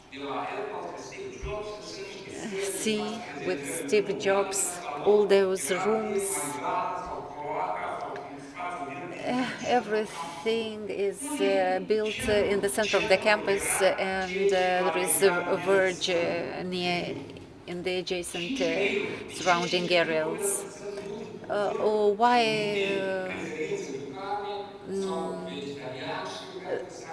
Why there should be a variety? There are lots of preferences. There are people who are vegetarians, people who prefer meat. So these are areas where people accidentally meet. 3 hectares were devoted to green spaces. There was an orchard where we were cultivating apricots. Sometimes you can meet people in restaurants or in various cafes. This was the ecosystem that was created. These are the slides in front of you. And I attract your attention to the process of refurbishing these buildings who were initially built in 50s based on a project created in 30s. This building was built in red bricks, burnt bricks. You see that white square somewhere there. I liked it a lot. And I preserved that white square or white spot in that red brick. It was a serious investment in the process of consolidating our business. It was one of the first buildings that was certified by really excellent. If you don't have money, don't try to reconvert or don't try to invest in urban infrastructure improvement. It could be much more expensive than you initially envisioned. It could be much more expensive than if building a new building from scratch. Also, I was telling you about the community. I was the Santa Claus there. I was organizing various community events. I had a pipeline or a waiting line for clients or for tenants because we were abiding by that community concept. There was the Roma community, and these Roma people were coming and going. It was a cultural clique for foreign tenants who were happy to interact with Roma community. At 4 o'clock, we have clients in our canteen.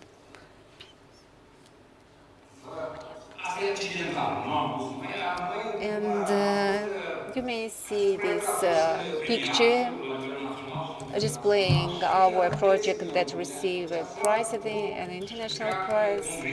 People liked a lot to spend their time in the canteen during various events. These people were working in our premises. We had various local and international conferences. We had a congress. There were various events. One employee from our park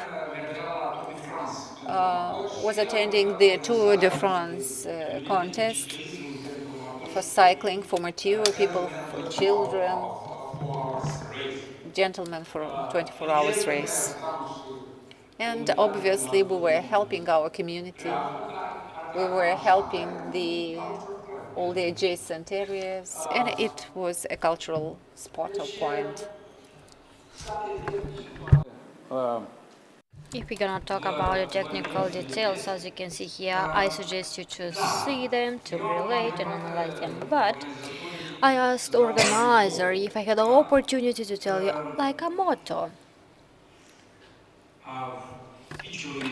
regarding my speeches, and I had the opportunity to tell in my ways. It's not important how you coming or entire, it's very important how you going outside from the real estate. I would like to mention what Mr. Banker can mention about this. This is the most risked businesses. It's quite difficult to work in this, and in case if the bank took everything from you, and if you are good capitalized and regarding your taxes everything is okay, it's pretty okay, but you have a lot of risk in this way.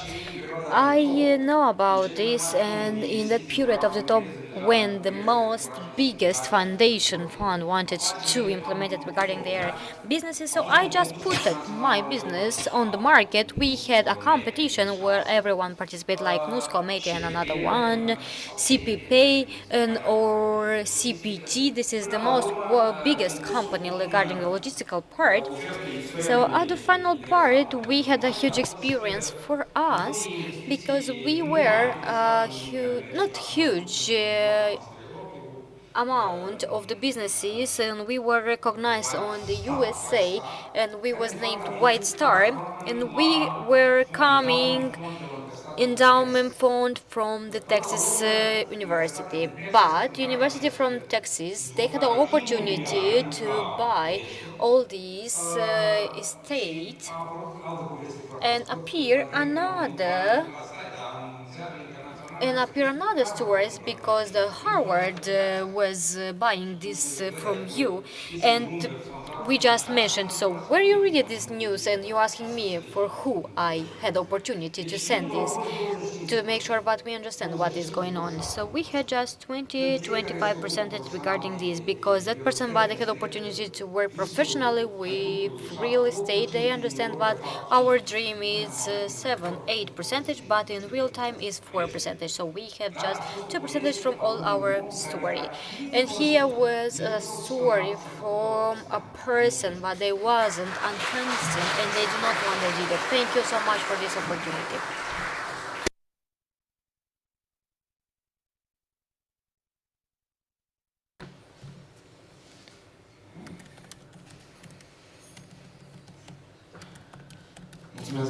Thank you so much, Mr. Turza, for this opportunity. Now we will prepare the next panel, and I will invite Mr. Alexandru Buzun, that is the chief, and he will invite all the panels that is needed to come here. Thank you so much for this opportunity. So I think for everyone regarding the value what we have here regarding what Mr. Souza had opportunity to present here for you, we had opportunity to discuss about the next panel, and we should talk about the regional collaboration, and here we including Romania and Ukraine. And to make sure that we can do this thing, we would like, and we thinking that we should have here a panel that we will have representative from whole country, and here we will have the Central Europe regarding the regional point of view. So in this case I will moderate this panel from my experience that I have here for the Republic of Moldova. And I would like to mention that House Cooper is making international studies regarding the real estate. And in these studies, we have different trends and tendencies that you can observe them. And another one is the member, but they also are part of this, and they will be present here today. And to make sure that we have all the panels here today with you, we have here Carmen, but I will invite here, but is the chief of the retail occupants. We also have Ekaterina Kirilenko here, but is General Secretary of the Representative Association of Real Estate Investors in Romania.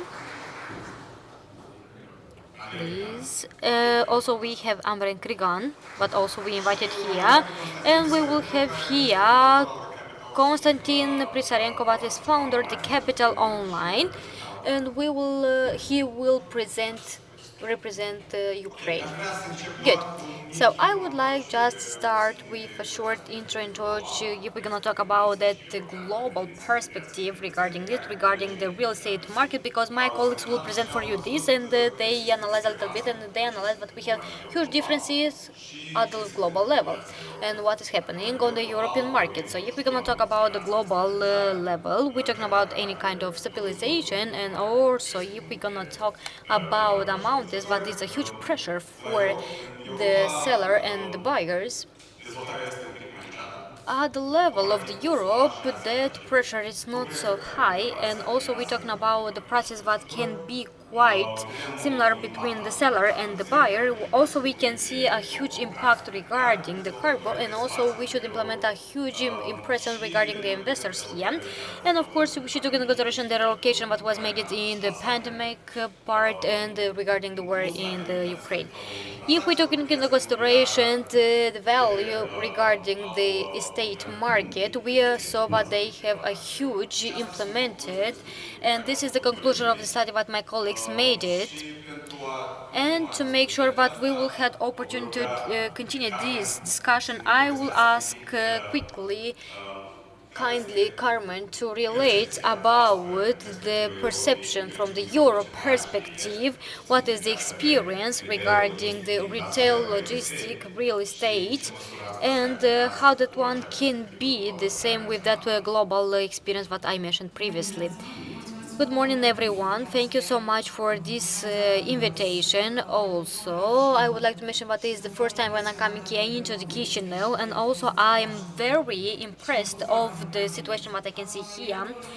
I would like to mention that I live in Bucharest, and also I'm working for BCIRE. Also, we are working regarding the Est Romania. So what does mean? We import different brands from the East, and we had opportunity to invest in our country. We're talking about the Poland, Hungary, Czech Republic, and but we mentioned South Europe with Bulgaria, Serbia, and another country that can be implemented here. I would like to mention that the Siberia is the biggest company regarding the commercial trends from the whole world. We are present in 100 countries. We are located in the USA, and I have 100,000 of colleagues in whole the world. If we're gonna talk about the Central Europe and the East part of the Euros, but that give a huge impact for the Republic of Moldova, I would like to share you how we can see the trends and what is the main focus regarding the retail market that we can cover, and the logistical market that also we understand is very important for the retail market.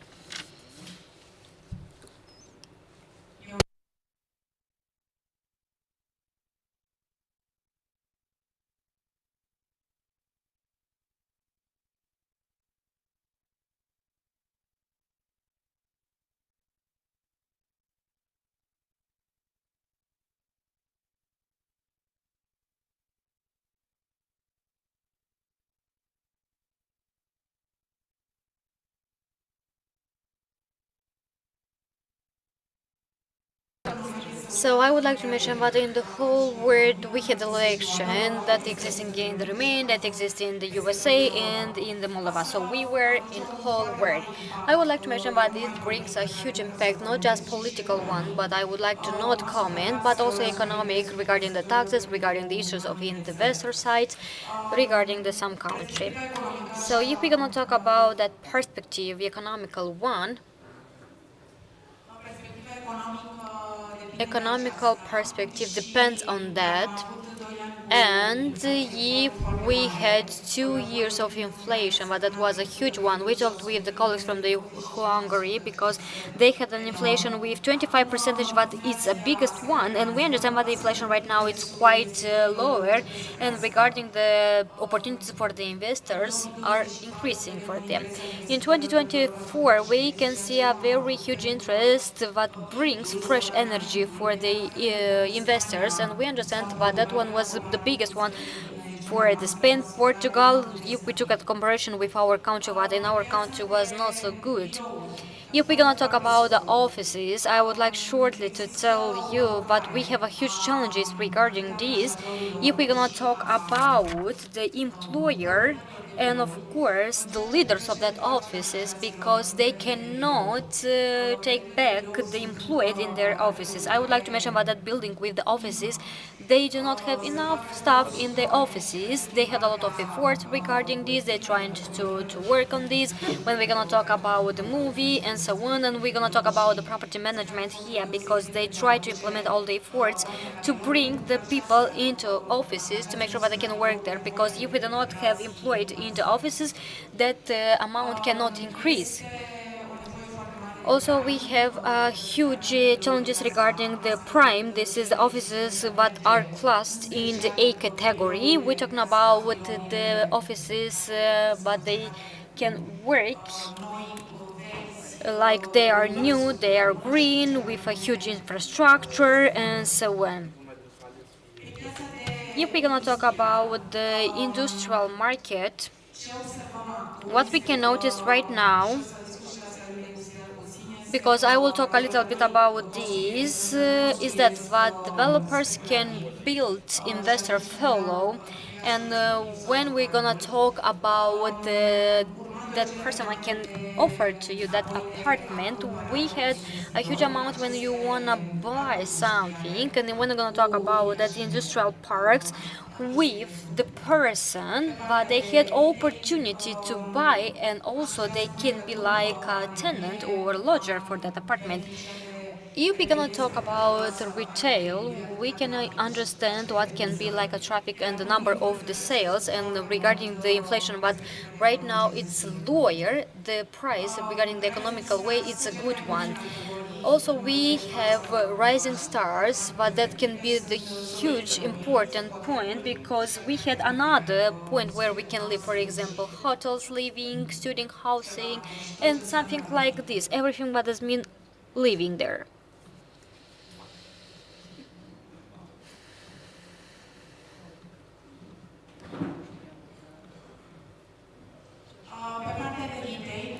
If we're gonna talk about the retail, very quick, all the commercial centers, they are fully, not just in Romania, but also in the Central Europe and in the east part and also the west part.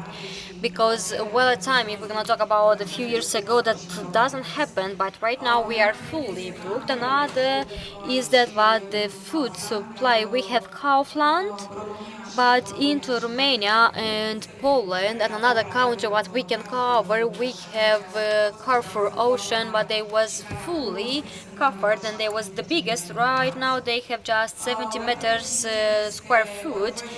And another one is needed that we should implement all the project of the retail, because we have a lot of them, but they're coming as new on our market, and they needed to have different spaces. I will bring you a short example, because I bring into Romania Prime Mark on our market, and we have here 40 meters square foot, and we understand that that kind of spaces it's needed, but all the mix of the retail should be changed. If we're gonna talk about the fight for the traffic, we understand that one, it's fully, everyone should be competitive and they should bring a lot of customers regarding the retail that we are having, because we have a database and we should make fully, because when we enter into the mall, we understand that this is a huge advantage for the commercial center also. What we can notice, like a trend here, is that the part of the food and beverage, that one increasing a lot everywhere in the Europe, because the people, they are going outside and they do not have any time to cook or to prepare any food at home, and they do not want to eat at home. They wanted to make new friends. Also, they wanted to talk outside with someone, and we encourage that one because we can see how that increasing.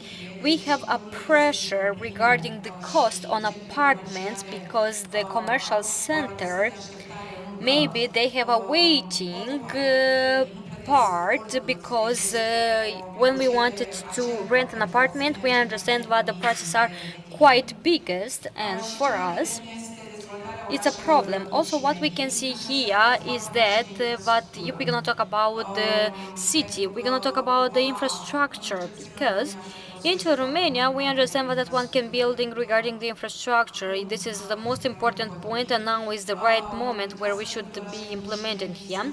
And also the smallest and medium city can be also implemented here. Green leases is that when we're talking about the green source of energy, and that had the opportunity to implement. We don't talk about the waste management and so on. And also we have here artificial intelligence, because it's a huge problem everywhere in the world, and I think also here regarding the employed people. The retailers are motivated to implement artificial intelligence for the stocks, for factor, for the bills, and also to make sure that they can use it more personal in their shops. Sorry, I apologize for this. Just 1 second.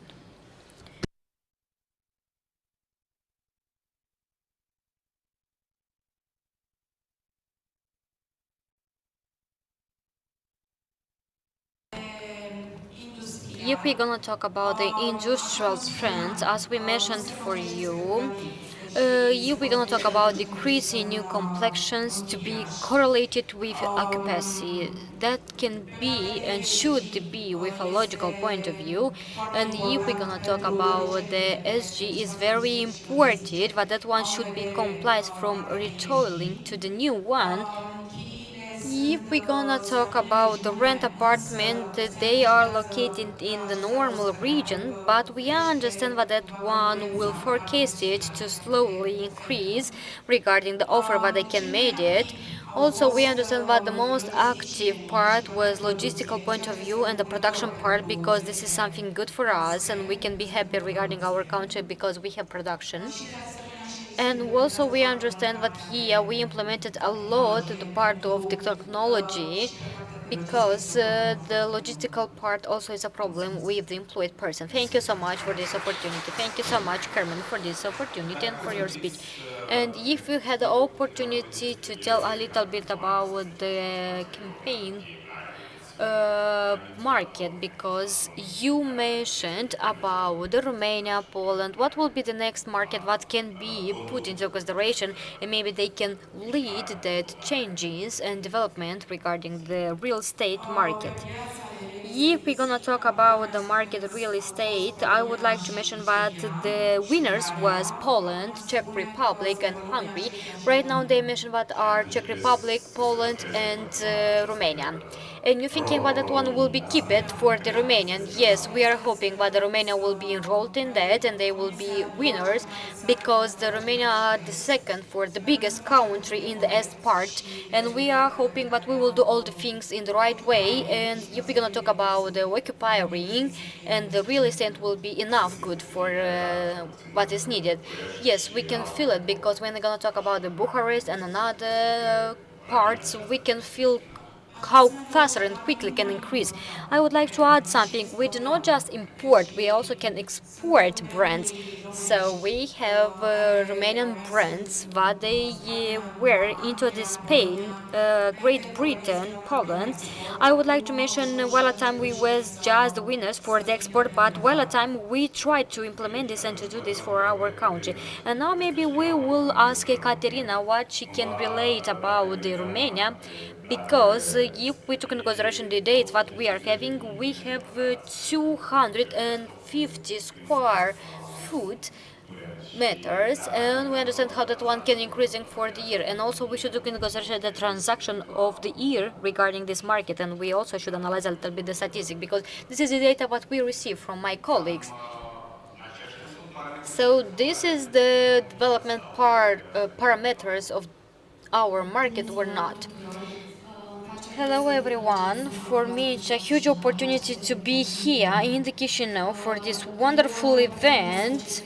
I represent Association for the Real Estate Investors into Romania.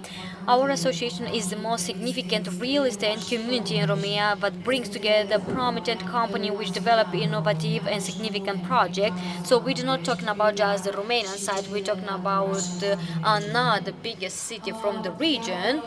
And also, if we gonna talk about the differences from the industry, is the complete one. And here I'm talking about investors from the big sectors, and especially office market, the retail market, and also that residential part and industrial and logistical one. We had also the opportunity to create a community, because if we're gonna talk about the Romania, is that what we should consolidate the partnership between the investors and the public authorities. So our mission, or the mission of the association, is that to create the dialogue for opportunity regarding all the subject what we can have it. Of course, we should take into consideration another details when we're talking about the public politics, changes regarding the legislations, because it's something different when we're going to talk about the biggest industry part, because that one can have a huge impact, and we should implement this and we should take into consideration. And reverting to the context that Alexandru mentioned, regarding Romania, we may attest specific dynamics depending on every single industrial sector in part. While referring to the office market, I would like to say here we mention a decline. Nothing has been built. No offices were built after the pandemic. The situation a little bit improved, and still there are signs that the situation is getting better. The employees come back to their offices, and on the other hand, while looking at the important transactions that took place on these offices market since 2022, when Europe, this developer, undertook a portfolio with 4 important bureaus from Imperial, it was a transaction of 24 million euros. It is about 1/3 of the real estate market of Romania. Practically, as I said, there are positive signs, and we may observe certain investments that could be called opportunistic, but we all hope that there will be some radical changes in the offices market in Romania. The retail market is attesting a positive dynamics, because we got the momentum, and it's an opportunity for the investors who are operating in the field of retail services. We assisted during important large-scale portfolio transactions. We assisted at the transaction when Profi was bought by MIGA Marsh, and Carrefour and Cora transaction. Mr. Sturza mentioned that it's very important to get to catch that exit moment, because it establishes the entire configuration of the affair. Some other new transactions with high potential are on our agenda. There is an interest on some small-scale transactions, and we observe dynamics concerning building of commercial galleries in Romania. In this respect, the investors are encouraged by these investments because they generate a good profit, and they could be leased out. We talk about the residential market in Moldova that is moderate. Not so many objects are sold. Referring to investments after pandemics, the investments were reduced, and the three crises, those crises, the pandemics, the border security issues also conducted to the decline.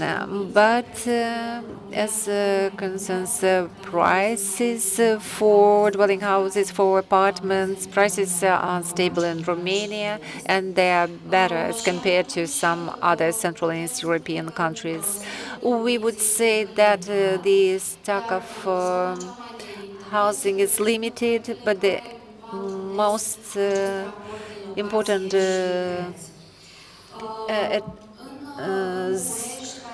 zones represent an interest, and in Bucharest also there are lots of interesting objects for residential investment, although the investments in residential investment was reduced, and there are lots of factors, legal factors, so we have to talk about that criteria of ensuring 20 square meters of green space per one inhabitant. This parameter is not fulfilled all the time. The logistical sector is developing. Carmen mentioned that there are lots of transactions and large-scale portfolios. There are several more minutes, and I would like to dive into another subject that is very important, and namely the mixed-use projects. These are projects that recontour the previous industrial platforms, and they include the urban regeneration component. We would like to mention that we observe a very positive trend in Cluj. Cluj, it's a regional city. It's not Bucharest, the capital, but still in Cluj. We approved an important large-scale project. I'm talking about an investment of about 500 billion. That is Julia's Carver-Kim partnership, and I would like to say that we see a future in this project. When we talked about urban regeneration projects, these are the projects that meet the expectations of the communities. We are not talking only about the emergence of the retail centers, of commercial centers. We're referring to adjacent premises, apartments, green spaces, investment in infrastructure, and some other networks. Thank you very much. Let's talk about the real estate aspects related to the real estate in Romania financing. Let's see how the connection between real estate and the capital market is realized. And I'm addressing, Carmen, this question to you as well as to Ekaterina. What kind of trend do you see from the point of view of costs and pressure exerted and access to financing?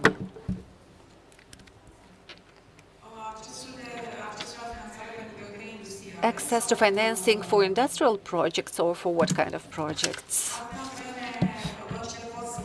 The banks would like to finance the projects as long as they see the future, as long as they practically see how they can regain their money. Speculatively, it is complicated, but when there is an occupier, there is a possibility for investments in a certain zone for which a project is devised. It could be settled. Of course, the financing costs increased. Nevertheless, at this given moment, there is a real opportunity in Romania for the real estate market and for the capital market. At present, at the Romanian Parliament, we discuss the projects on regulating the rates, and we are talking about real investment trusts, real estate investment companies that are present in various states at the level of the European Union, not only in Romania, but we work in order to reinforce the legal basis for these real estate institutions. Thus, we democratize the investments in real estate, and this market is becoming a possibility for simple retailers, for small-scale businesses, for those who are interested to invest in real estate. These real estate institutions are professional companies. They have all the necessary knowledge and background at their disposal. It's a very good opportunity. At the level of Real Estate Institutions Association, we organized a conference with the European Association that is combining all the real estate companies, that is including these companies. All the fiscal regimes were discussed, all the criteria for regulation of these real estate institutions. We try to commit to the best commercial practices. And we, as Carmen mentioned, and as it is happening in the whole world, in America, we will have elections.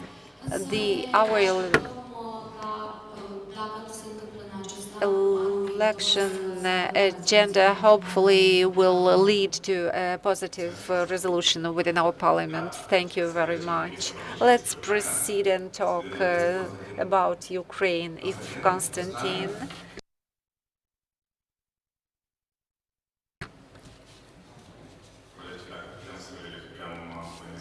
Dear colleagues, can we check the connection? Do you hear me? We cannot see you, but we can hear you.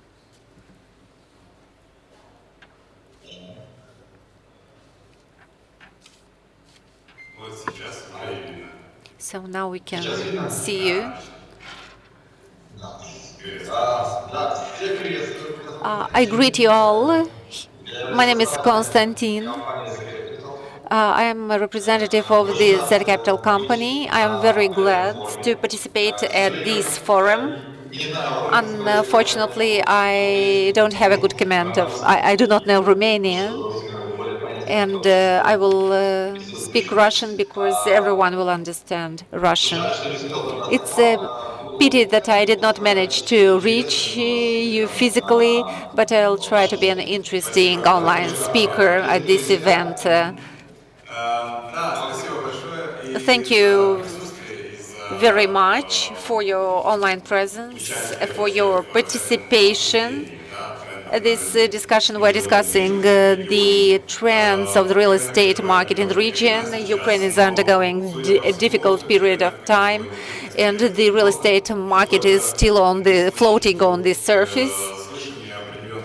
We understand that there are certain phenomena, the escalation that impact the market, the real estate market. Would you please tell us what's going on in the field of the real estate market in Ukraine? I wanted to talk about myself, but let's start about the real estate market. We are the agency #1 in Ukraine.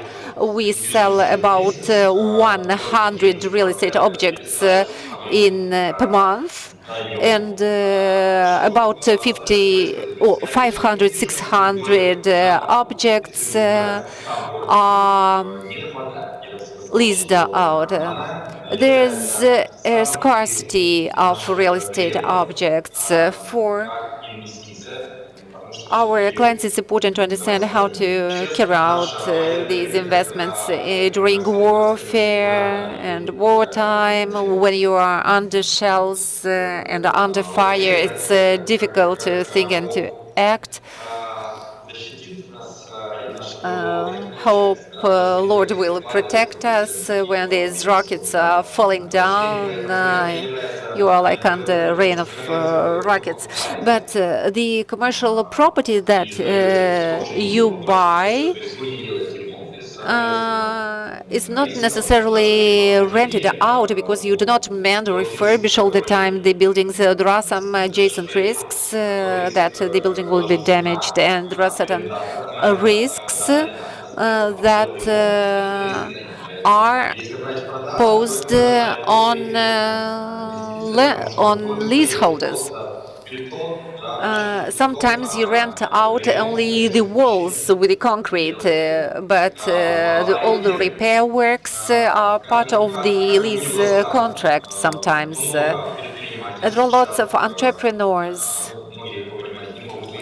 that cannot leave the country. And these people started to open their businesses. They started to occupy the first floors in the multi-story buildings. And it's a propitious moment to open a business in Ukraine now. Those who rent out premises for adequate prices, if they put a price that is 20% lower than the average market price, then it is an opportunity. There are certain prices that are maintained for certain objects. I mean, there are certain objects that maintain the same prices as it was before the war. And people are ready sometimes to pay even more for the rented apartment or house. There is a tendency, there is such a tendency, because there is a lack sometimes of spaces, and we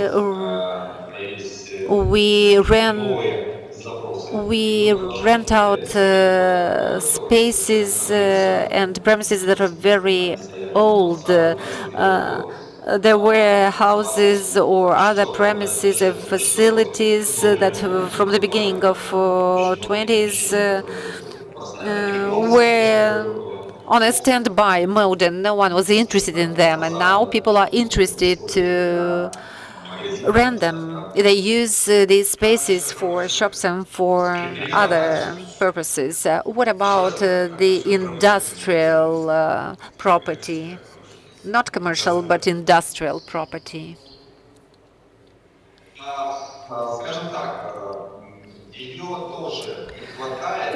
Also, there is a shortage of industrial property. Kiev suffered a lot from bombing because Russian troops invaded Kiev from Zhytomyr highway, and I wouldn't say that there's a lot of investment in the industrial property, but practically building real estate is not so common. lots of facilities moved their production to the western part to be on a safe side. And people moved. There was a displacement of people, and production facilities were moved. People do not build more than they need. Are there any international investments that are attracted or used, or are we talking only about local investments? The situation is very interesting. People are used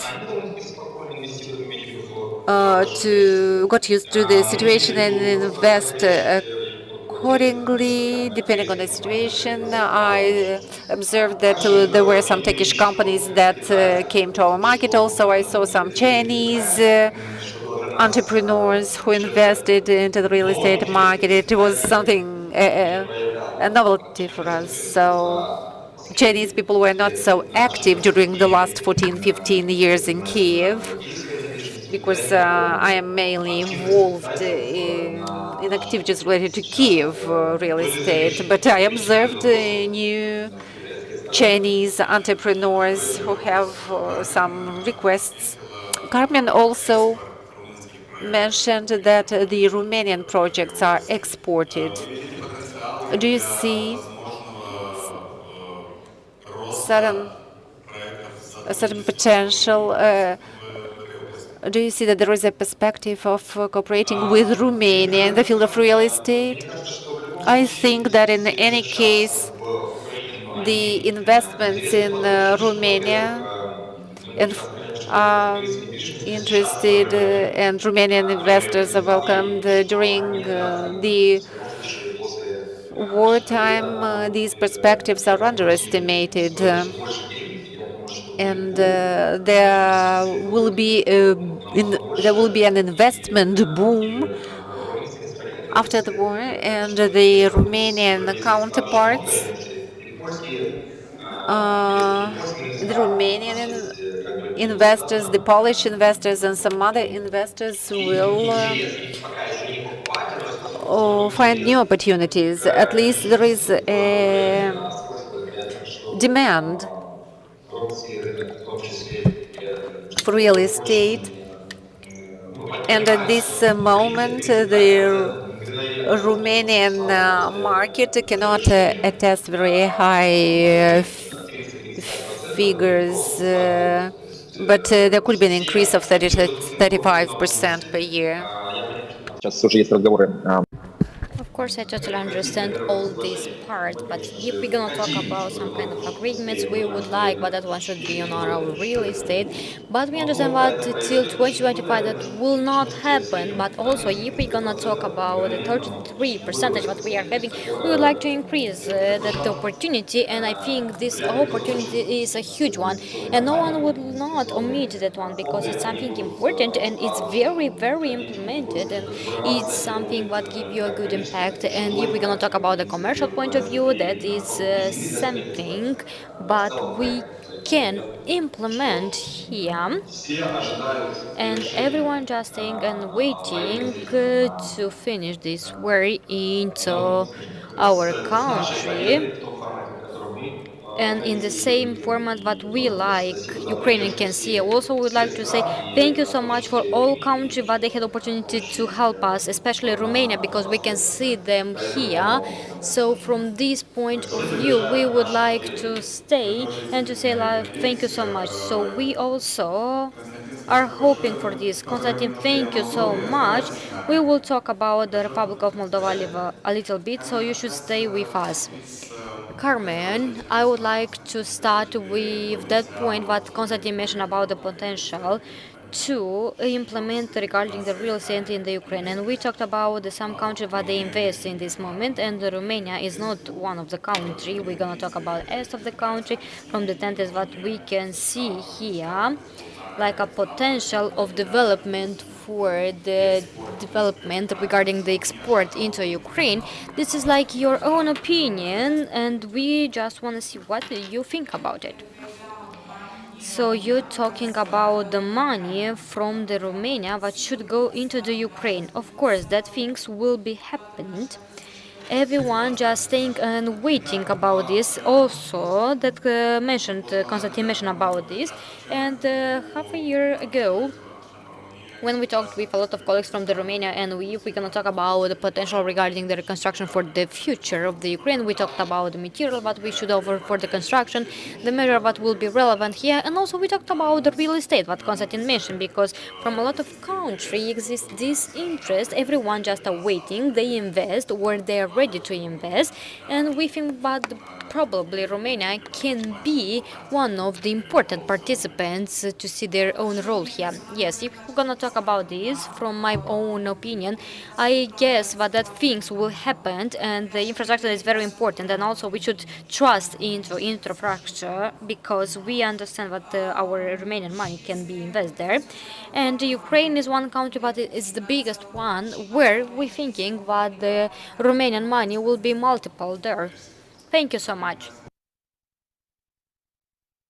And I will ask Andrei the same thing, but not about the Romanian, but I will ask about the Republic of Moldova. How you can see the market on our country and regarding the participation, what should happen after the finishing of the war. And of course, if we're gonna talk about the reconstruction and also what is happening in this moment in the Ukraine. If you can relate a little bit about this from your point of view, I will try to do this. So thank you so much, Alexandru. Hello, everyone. My name is Andrei Grigan. I represented here one of the opinion that our consulting company offers. 3 years ago, 2 years ago, if I'm not wrong, we were that person that we had opportunity to realize a study regarding the market on real estate, and we worked with one big company, international one, and we talked about with some international representative here.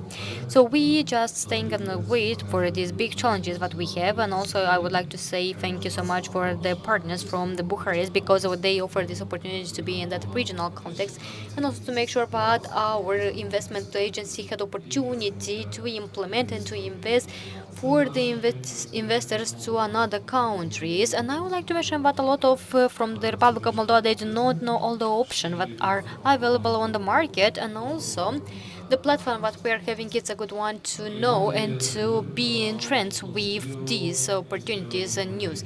I would like to mention that the trends that we have, it's an old one. We finished in 2022 and had that statistical point of view in the last 10 years, and also we have that games with construction, with estate field, and also we were in the part at the beginning of the war. Of course, we had different discussion. We changed our opinion when we're talking about the office's location because we thought that that one would be just a land and was a trend when we should just move at the Ukraine do it this. Also, how was the situation with the offices from the Bucharest, Brașov, because they just have fear regarding the war, and we understand that this wasn't happened, and very quickly all the employed come here into the Republic of Moldova. But we noticed when we did this on a statistic, because if we're gonna talk about 2019, 2022, if we're gonna talk about that offices, we noticed that there was more investments. We also implemented here offices regarding the category A, B. Now the things a little bit are in charge. We have a project that they should be finished, that was beginning a few years ago, but when we discuss with person what they had opportunity to offer in a rent of apartment, right now I'm not totally sure that we have the same rate, but I would like to mention that we keep at that rate that was mentioned previously because that one is needed. Everyone needed an apartment and it's not enough for the people. Our study was mentioned and was did it especially on the land because our colleagues from the invest part we understand understand because we should have this study regarding the payment or the amount on that land, because we should understand how we can produce and how we can bring some investment project here. What we noticed in the few years, because that sector, but they had opportunity to receive any investment, they had opportunity to develop their region, their area, because if we're gonna talk about the residential area, because we have that project Prima Casa Plus, the first house plus, if you don't know the translation. So regarding the investment area for a non-residential area, a lot of investment from 2015 coming in this year, because the producers that would export the fruits abroad, they needed to have these deposit stocks part. And as I mentioned, they just staying and they implemented something new regarding the packaging. Also, we have a new opportunity regarding the processing area, and that one is not a huge one, because we have a lot of investments regarding the logistical point of view, because that sector of trade increased a lot. And if we're gonna talk about the foreign investors that coming here, we can offer the name. We're gonna talk about the Kaufland. We have here competition, because that what was in the Republic of Moldova. They started their work. And also, when we're gonna talk about the investment in this real estate, the number was impressed us, because we had new project with new development, and also we were on trend with the new players of that land what we would like to work. So if we're gonna talk about the state market, as we noticed, if we're gonna talk about the economical point of view of the country, it's 60-70% of these. In the Chisinau, the real estate is not the leader on the market. We have 35-40% on the market, and we have another development that we had behind on this, because we implemented a lot of development in the producer side. Here we're talking about the free area. We're talking about the south north part of the country, industrial parks, of course, and the newest. But we have here, like a client or customer here, is a residential one. Is that park that we are right now? It's something new how we can modern our property, and of course the factory of the estate can be also modern here. And here we implemented just offices, showroom, to make sure that we can export that design services.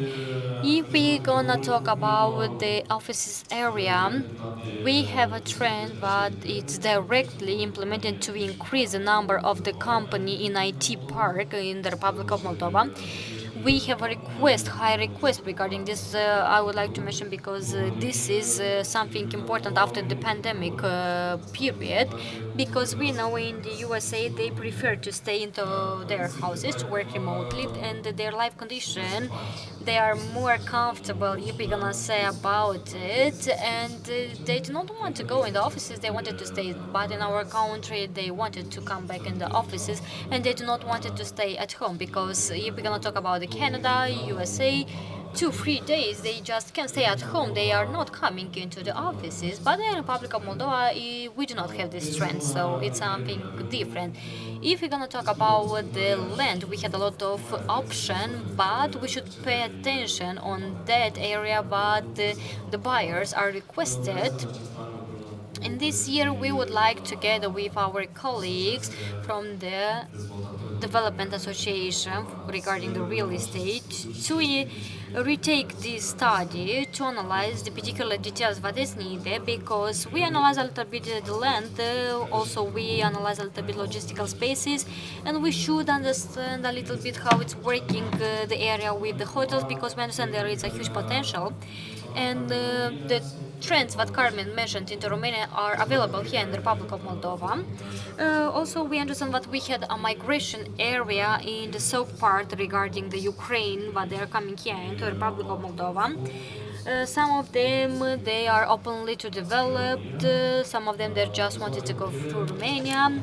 Regarding the hotels, we increase the number of the hotels with 4 or 5 stars. Also, I would like to mention regarding the point that should be attraction point here. We're gonna talk about the Stoche hometown regarding that area to develop the tourism, because we make a statistic and we would like to see what is the main idea here, because we have a few cases. We just count 15 economic agents that they have interest, but right now if we're gonna talk about that one, I would like to mention that we developed all good this area and we have a lot of them. But if we're gonna talk about the capital of our Chisinau city, it's fully crowded. We stay just in the traffic 1 hour, 2 hour before you should go to another city or something like this. It's very difficult, but that means that outside of the Chisinau we have potential to develop that opportunity. And also, if we're gonna talk with the colleagues from the investment side, they mentioned that can receive any investments from the Romania. They are ready, they prepare for this. If we're gonna talk about the entrepreneurship from the Romania, I do not see them. But also, if we're gonna talk about the chamber of the trade into Romania, maybe they had opportunity to come here to the Republic of Moldova and to work, because Romania and the Republic of Moldova, they have their strategical point of view, but the Romania had opportunity to be the comfortable market, for example, for the entrepreneurs from the Romania, because everyone wanted to develop their own self on that market. And if we're gonna talk about that area, how they can process everything regarding the real estate, and if we're gonna talk about the fruits and so on, they just wanted to invest on that agriculture side regarding the cereal area, regarding the fruit area. We understand that we do not have a lot of investments in produce and processing, because I saw here huge potential, and maybe we should implement here regarding the baking area and so on, and that is increasing area that should be developed. And also, if we're gonna talk about the networking that should increasing regarding the national and international one. So if we're gonna talk about the trade area that can be developed for all potential person, they try to increase and they try to cover all the sector that it's foreign or interest for them. Yes, of course, we had a different situation, because everyone thinks what will be in the reconstruction with the Ukraine, everyone thinking what will happen, but I think that perspective is in a good collaboration, because we saw that in the past.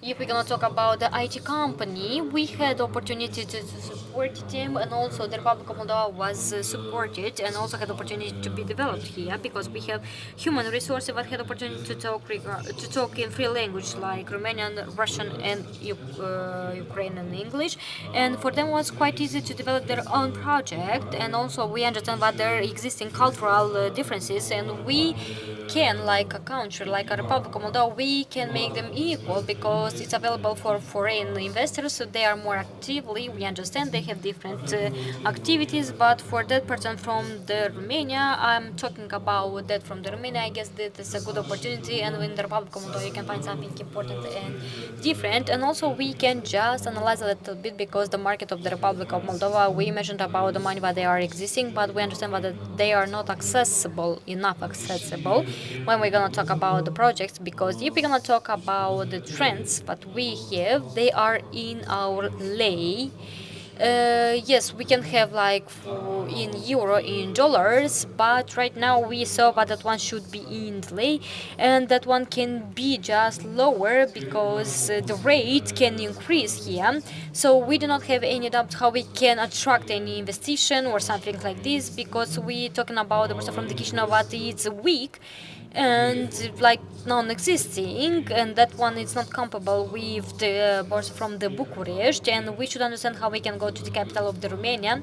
One of opportunities properties, how we can attract that financial support.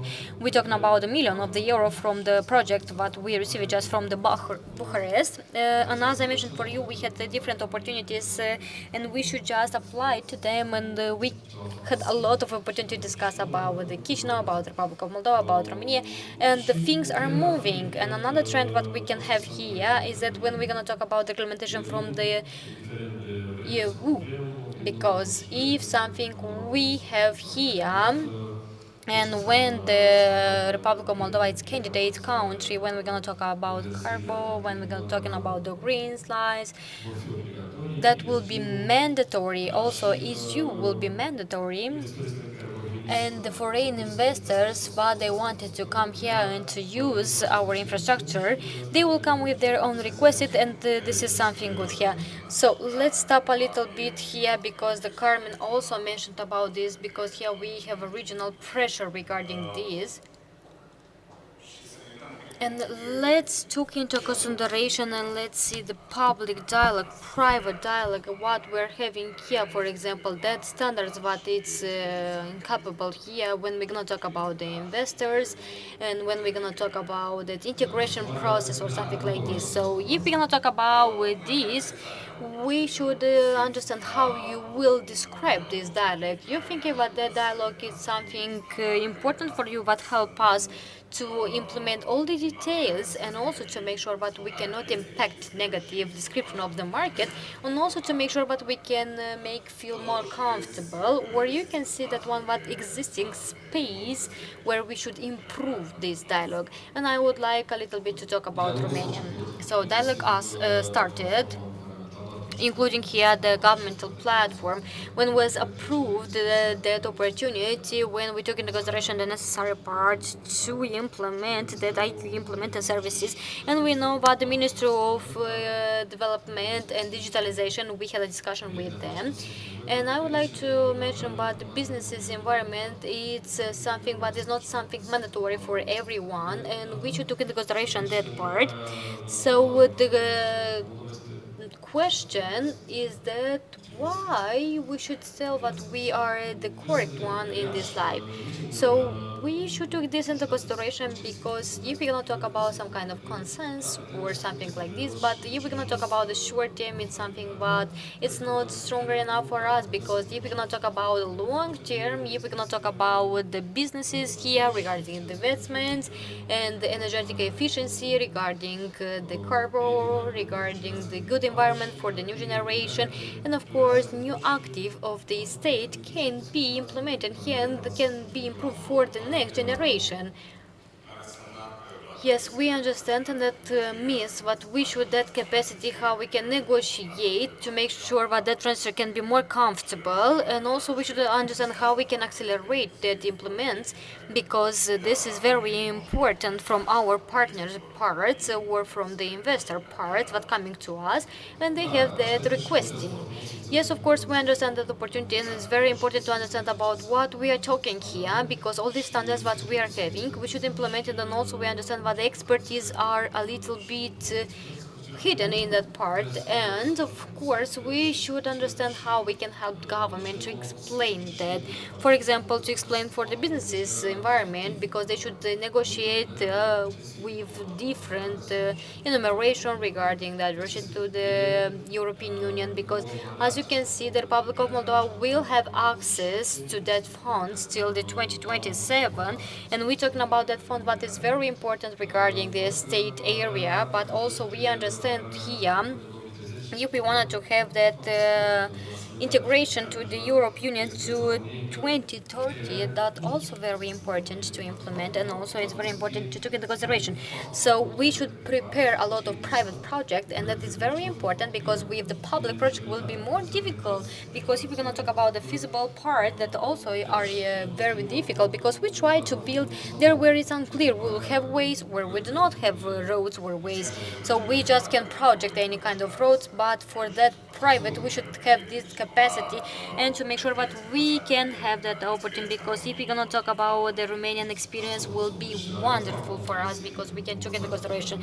Yes, we had a lot of lessons, but we had opportunity to learn, and we can just implement that one, and we should implement, because this is something good for us and we should take into consideration.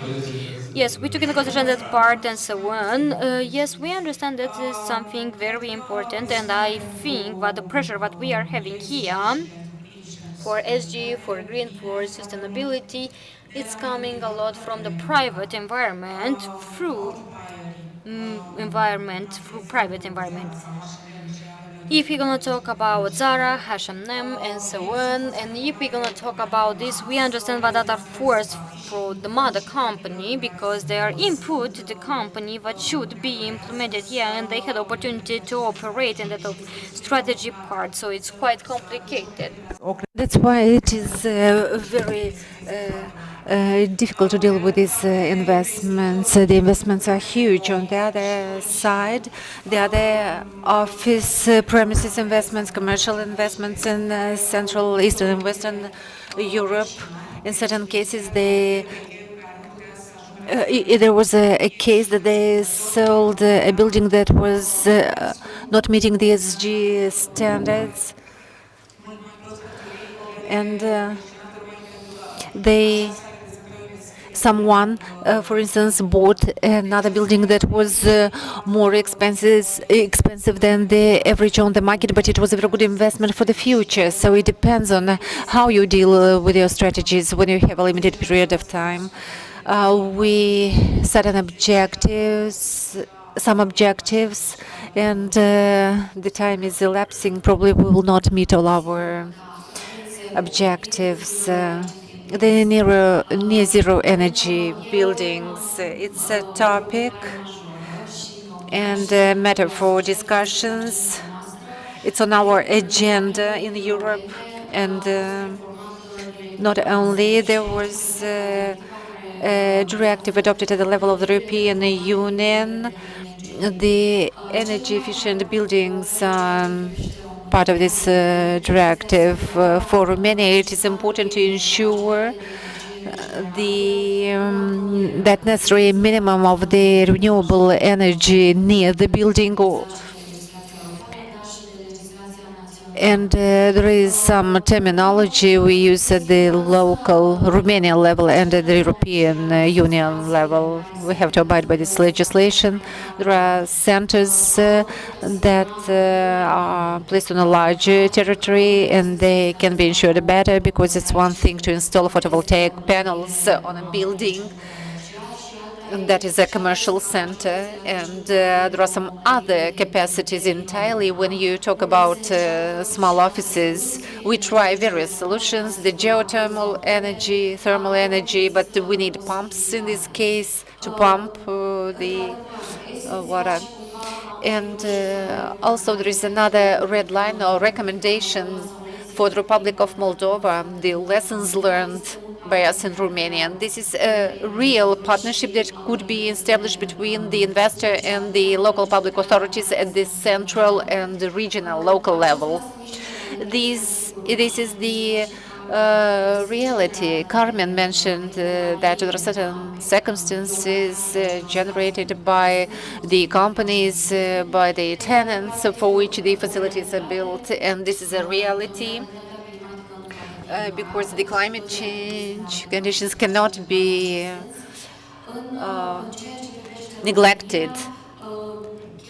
With regard to Romania, there was an interinstitutional task force set up at the level of the ministry in order to discuss the roadmap, in order to implement this new directive. We, as an association, have been invited to establish a partnership with the government of Romania.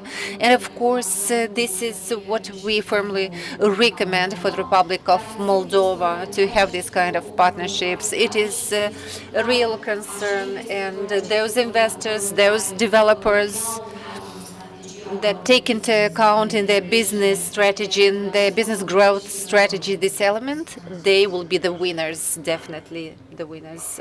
Thank you very much. Katrina, I think we are at the end of this panel discussion. It was a discussion that defined the local and regional tendencies for the Republic of Moldova, and in order to continue the cooperation and collaboration, of course, it will be useful. Thank you, everyone, for your attention.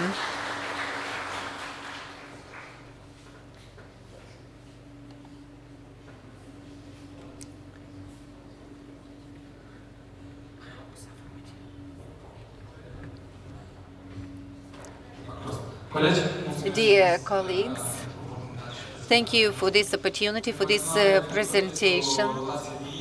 I think that there are lots of speakers. Maybe there's no need for a break because it's a live rotation. People are coming and going. I will invite Mr. Ionidze. The next panel session will start soon. Mr. Ionidze will invite the panelists. Hello,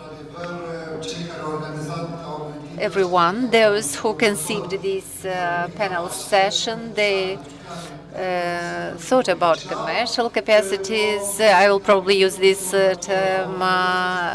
We thought so if the state representatives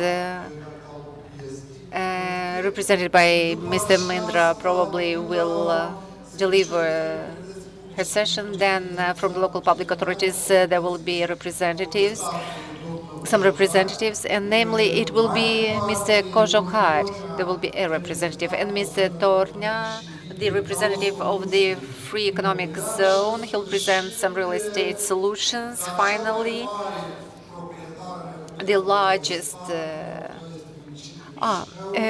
the largest owner in Moldova is the state, and then we have another representative, Andrei Timush. If you don't mind, maybe we will come here. You all are invited to come to this scene. Would you please approach the scene?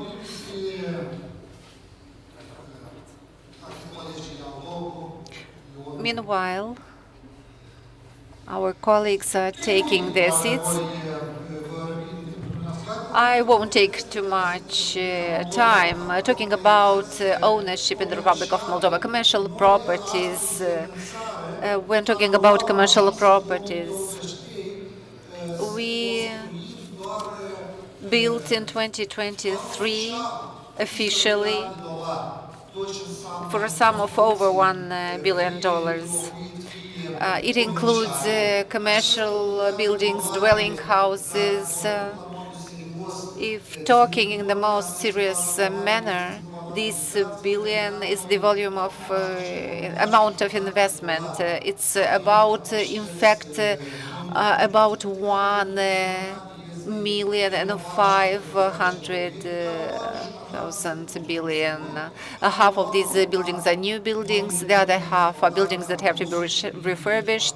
About 200,000 square meters are devoted to commercial property, and it will be put into exploitation.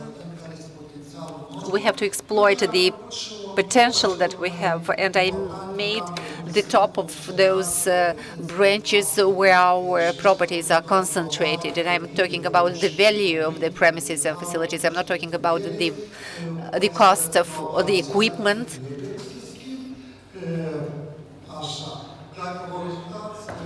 Let's wait for the image or slide to appear on the screen.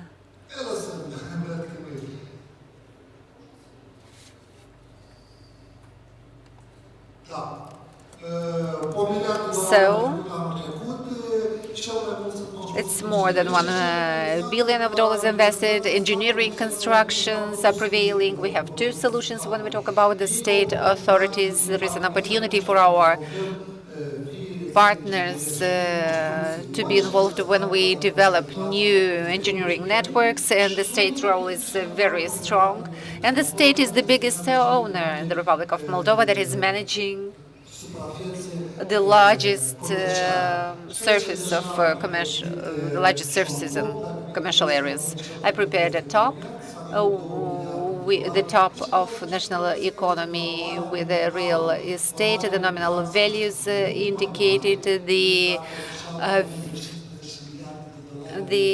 value is much higher. In fact, if we talk about 25 billion plus, then we should elaborate a new methodology. The e-commerce, the processing industry, agriculture, then transactions in real estate, and then transport and warehouses. This is where we are. You may see how our properties are split the large-scale enterprises, then the mid-scale enterprises and small enterprises were on the screen on that chart. And commerce, processing energy sector are the first three, and the capacities are concentrated in these three domains. The Republic of Moldova is very modest with regard to commercial capacities, but we are in the process of developing them, and we annually have more than 100,000 square meters. We have some expenses. We have some basic players or main players on the market. We will try with representatives of our ministry. I apologize for the fact that I did not have all my notes. So Ms. Mândru will talk about all the developments and opportunities from the perspective of the state as an offerer in projects that are unfolding, and state as the holder of the biggest share of properties.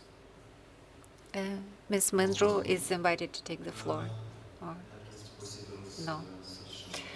If it's possible to display the presentation, it would be better. I have chosen as an objective the transportation infrastructure. This infrastructure is developed in our country, and it's about 300 kilometers of roads, highways, the railway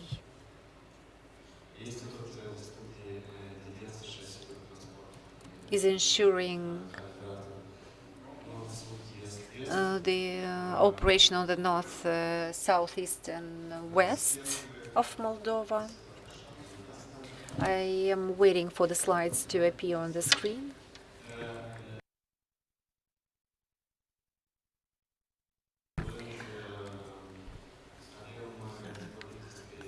First and foremost, we have to talk about the highways and roads. In the Republic of Moldova, it is a priority. All the transportation TNT connection networks are ensured because we have thousands of kilometers of national roads, and we have some roads connecting us with European Union.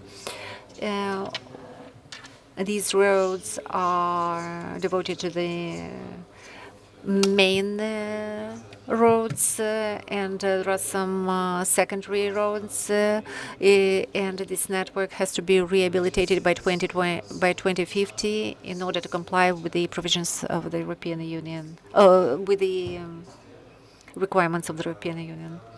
We have some support from our external partners, but it's not quite comprehensive support. It's not enough for us to cover all the financial gaps, and up to 2030 we have to fill in this gap of 2.6 billion euros. If moving from this road infrastructure to railroads, then I would say that the railroads are in the northern, central, eastern, western parts of Moldova, and one of the main reconstruction railway projects is a project that we all wait for, and it should be covered by European Union help too. In Ungain, we have some railways that have to be reconstructed from European resources by 2030. Also, we hope that this sector will be electrified and the passage of commodities will be faster. The investments to roads and railways should be feasible and interconnected. We have to mention that in Beresti region from Ungen in Chisinau and Cahul region, we have a plan to develop by 2030 3 hubs, 3 logistical terminals that will ensure transportation of commodities from the railroad to terrestrial routes, and all these projects are elaborated by the ministry. We have a feasibility study that we embarked on. We have also to mention not only the railways, highways, but the multi-modal logistics center in Beresti. I am referring to the most important spots in this infrastructure, the ports. I'm talking about the Giurgiulești port. It is a port that has to undergo some reconstruction works, and it has to be extended. It should be a hub-like facility ensuring transportation of commodities through sea and railway. Also, we are in the process of elaborating a feasibility study for these facilities. It is an incentive for us to develop the southern region of Moldova, given the fact that during our latest discussions, we had some panels connecting us with European counterparts, and Republic of Moldova was supported by a grant from a European Union project, and it targets the development of the southern region. There should be a parking lot provided for these purposes. There should be some belt roads built in the belt Giurgiulești area in order not to allow the trucks to move through the city. You see the principal network of roads. It's about 1,000 kilometers at this very moment, and you may see Autostrada project. It's another project that we are waiting for a long period of time. This Autostrada project will allow for transportation of goods and passengers from the southern region to the European Union. And this main network also includes some projects, some construction projects to extend roads from Chisinau. I hope it will stimulate the development of the country, especially it will stimulate the development of the central part of Moldova. This is what refers to the railways. As you may see, all the colored sectors that you see on the screen, those red, green, and blue lines represent the main transportation sectors related to the railways. Also, we talked about the Giurgiulești port, and in this respect, I'd like to mention that we can show you the import and export data. The data is presented in dynamics. We are talking about the extension of this Giurgiulești port, and we have to take the necessary steps. Then, as concerns area, we have 2 international airports in the Republic of Moldova. We have the Bucharest and the Chisinau airports that are Ledoveni and Ledoveni airport. It is an international airport. and it is a strategic point for the Republic of Moldova. In these in these two international reports that the ministry has, we proposed ourselves to rehabilitate and extend the infrastructure of these two airports in order to conduct some other extension works mainly focused on Chisinau Airport. With reference to all the logistical centers, so we have 3 logistical centers. They are well established, one in Beresti, one in Chisinau, and one in Giurgiulești. All these 3 centers are at the stage of elaboration and improvement of the feasibility study, given the fact that the transportation network is well developed in our country.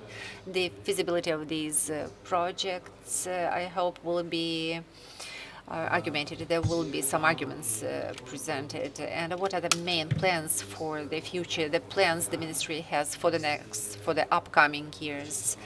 It is the feasibility study for autostrada that has to be accepted, the rehabilitation of Chisinau-Odessa, 1,000 kilometers highways, rehabilitation of the transportation network by 2050. I think that we will achieve this objective. The ministry included in the basic documents provided by the European Union. It's an increase of 70% of the transportation network. In terms of transportation, the main idea of the ministry is to digitalize the. And also we would like to implement this transportation, and this is something that we would like to implement it because we would like to implement safety parking, and also we would like to implement a system like charging also, especially we're talking about the green charging. If we're going to talk about the combined transport, as we mentioned, we have that 3 logistical center, and we would like to develop them. And if we're going to talk about the next step, what we should implement and what the ministry should accept in the next year, what we would like to have, it's about the rehabilitation till 2014. I'm sorry. We're going to talk about the road that was mentioned previously. We'd like to modern them, and as you can see here, we have the gap of the financing to 1,800.0 million of euro. Also, we would like by the 2027, the ministry would like to implement 2 very important projects into the Republic Moldova, and we're talking about the financing from the European Commission, and here we're talking about the financing from the Mondial and Global Bank. And here we also talking about the modernizing the road border crossing points. We're talking about the Ungheni, Albița, Leușeni, and Reni, Giurgiulești, Galați. And here we're talking about the infrastructure that we'd like to implement into the border. Also, we are talking about that what was mentioned previously. We're talking about the road from the Giurgiulești. We're talking about the parking from the Giurgiulești, and also rehabilitation of the road between the border Giurgiulești-Galați with the new moderning site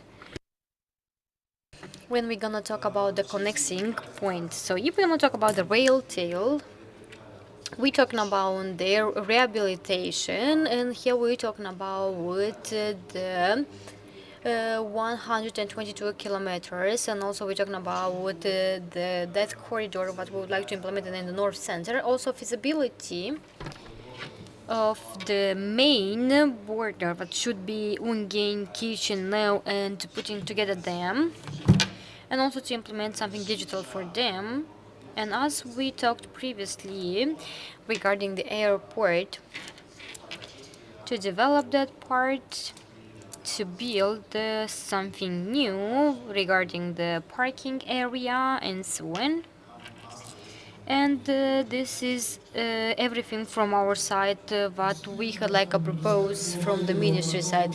Thank you so much. We are hoping that for the next forum when we're talking about it, they will have the main mission. Everyone will coming and they will implement and they will take notes regarding the prospect what we can having and everything what they are implementing regarding that thousands of million of euros what should be invest in our future.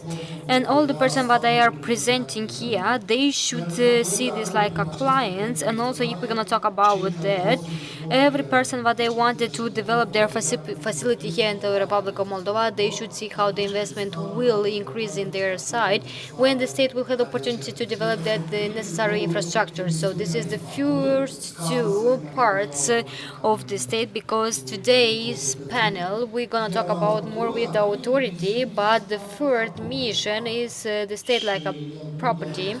And we understand that they are leader on this, and they're not just working on this, but they also implementing some kind of action. And here I would like to ask kindly the director of the agency. I'm apologize for this because we had a lot of agency. So we asking Mr. Koshokar, what is General Director Public Property Agency, to tell us what we having, what we should work, and what can be offered by the state of the Republic of Moldova, including that person what they can see that one from the investments from the abroad side. Mr. Kojokar, you have the floor, please. Good day, everyone. First of all, I would like to say thank you so much for this invitation and, of course, for this opportunity to discuss about the property of the state, because usually when we're going to talk about the property of the state, and also when we're going to talk about the using of the investments can bring different opinions. Of course, we should take into consideration efficiency, the property of the state, and today we had the opportunity to talk about two main concepts. The first we had about the value regarding the goods through the sales. With that offer what today our state can offer regarding the decision of the government 95 regarding the private goods, and now we are in the process when we should prepare that goods what should be implemented to the licitation. And in the second part I will have the opportunity to talk about the part of the value of the law land, especially because when we're going to talk about the 2090 till the present, we have more blocks, and we know here more persons, but they are like leaders, and they are leaders for their buildings, but the land is here for the Republic of Moldova or the municipality Chisinau, because we do not have the process how we can register the owners, and for us it's something new regarding the land. If we're gonna talk about the offers what we are having today, because we talked a little bit about this and we implemented something public regarding the Zaria Hotel. In this moment we are in the main purpose when we should prepare this object to made and to expose to the licitation. I would like just to mention, but previously was implemented to the licitation, but no one buy it. And we are coming back to the subject how we should prepare all this, because it's very important how you prepare the offer to expose to the public and to expose to the licitation. So in the previous time was closed just building. In this moment we are in the part when we should register the owner and the land. Just 1 second, please, because this is very important, because we should expose together with the land or the economical agent when they had opportunity to buy a good. It's very important to implement this to repair that good, or also maybe to reconstruct something there or something like this. And the situation that we are having today, from the legal point of view, they cannot join something, because if they are not owner of the land, they cannot make some kind of change or something like this. If also we analyze from the slide what you can see here, if the owner had any kind of land, and also if they had opportunity to implement that one, I think in 1 month or in a half a month they can do all the works that is needed to the land. After that they can be exposed to the licitation. Another good that can be offered to the licitation, we have this complex of the good that is located to the street Yuri Gagarin. Another very important object that is important for the investors. We're gonna talk about that land that had 1.351 hectares. Here we're talking about the street Ioana Radu. There we have everything that is good and it's developed, and also we are gonna talk about that apartment that should be constructed there. We also gonna talk with the hometown that they had opportunity to show that land that should be a commercial one, because we should implement regarding the commercial, administrative commercial, or to construct maybe there any kind of offices. If we're gonna talk about another project, what we have here is that good that we have 3.264 hectares in the Horian location. We also heard here at the previous panel all the necessary part how we can develop logistical hubs here regarding the deposit, because that one can be used for this purpose. We're gonna talk about that the land that had more than 6.1304 hectares. Another land that had 27 hectares but is located on the Bechoi city, but I will talk about that land that can be implemented like a private one. We're talking about the city Codru, and we're gonna talk about the street Hâncești. As you can see here, previously that one was exposed to the legislation. Someone bought them, but to have access to this land was not ensured. And what we propose right now, because we are at the final step with the hometown of the city Codru, we would like to reset, we would like to apply all the necessary codes from the beginning. And when someone will buy that good, they had opportunity to start from the beginning the construction, to repair something. If you're gonna talk about the apartment, if you're gonna talk about the commercial area, so that opportunity give us opportunity to capitalize the property of the state, because the investors will have the opportunity to understand what they buy, and it's not necessary to go to the public administration to vote that urban plan or detailed plan, because in that area we plan with the hometown of City Codru and another institution, but it's a school one.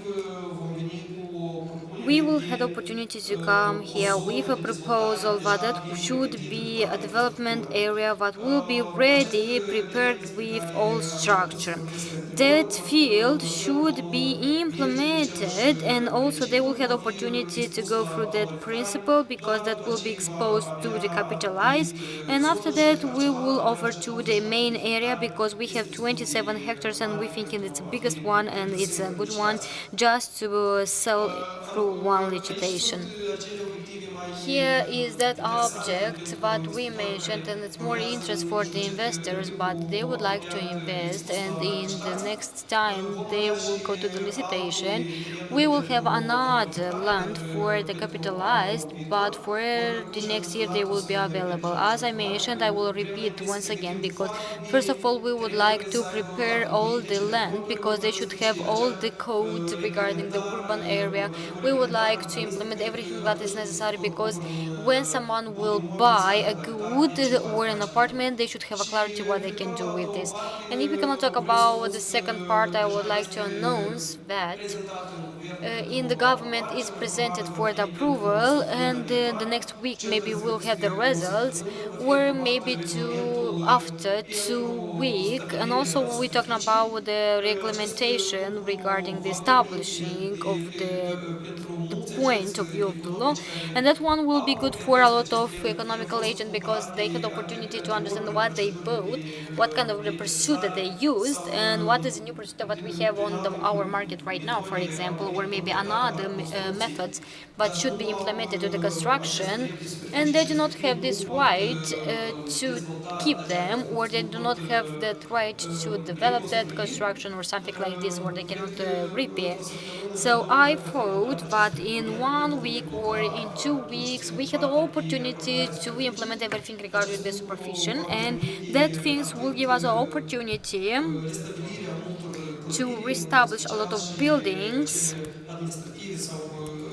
and maybe we'll have opportunity to talk about the limitation part, because we had a good collaboration with the hometown in the last period to make sure that all the process cannot be blocked on the city kitchen now, especially here we had opportunity to change the legislation and also to make sure that we can have that selection. And if we cannot talk about the investment project, we had the opportunity to go further with this delimitation to make sure that we can offer properly, if we cannot talk about the municipality Chisinau, if we cannot talk about the Republic of Moldova, to make sure that that one can be capitalized.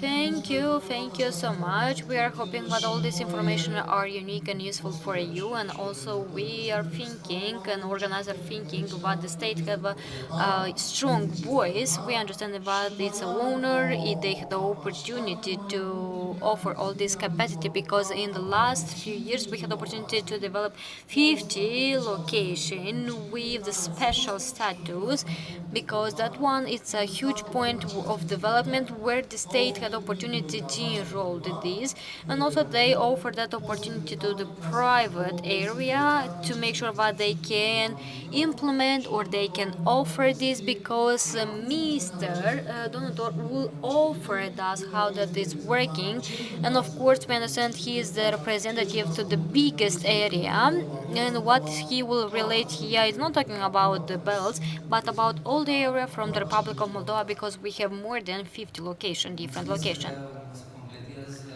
Thank you so much. I will complete a little bit the information here, because right now we are in the moment of the reforma in the Republic of Moldova, and this is the reason. But everyone that they have interest to invest in something, in my presentation you will find a lot of answer, because we are talking about the company that they can offer that capacity here.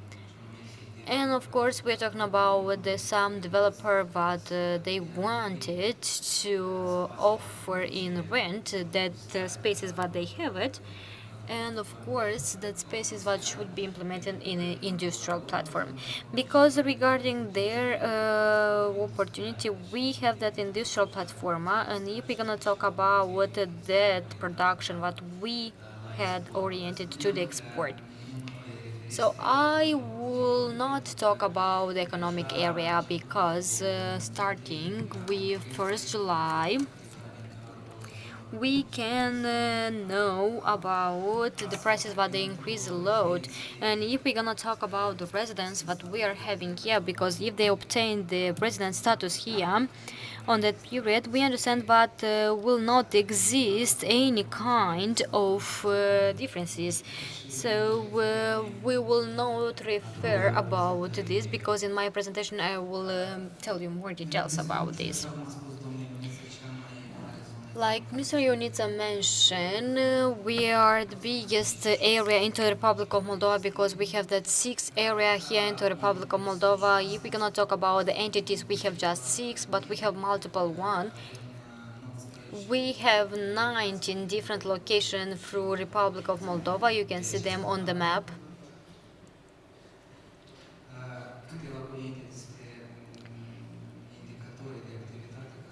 If you can see a little bit, this is our indicators on the screen. We're gonna talk about the number of the businesses that we are having here, and if we're gonna talk about the jobs that we can have here, because the purpose of the residence area was initially and will remain just to contribute regarding the development to the Republic of Moldova, to attract all the investment here into the Republic of Moldova. In this moment, we have 100 of companies, but they are residents in our area. So we had opportunity to attract $325 million that was investments from the resident company, but they had opportunity to invest in this area. All this company had opportunity to create 10,000 of new jobs with a salary with a rate per year $36,000.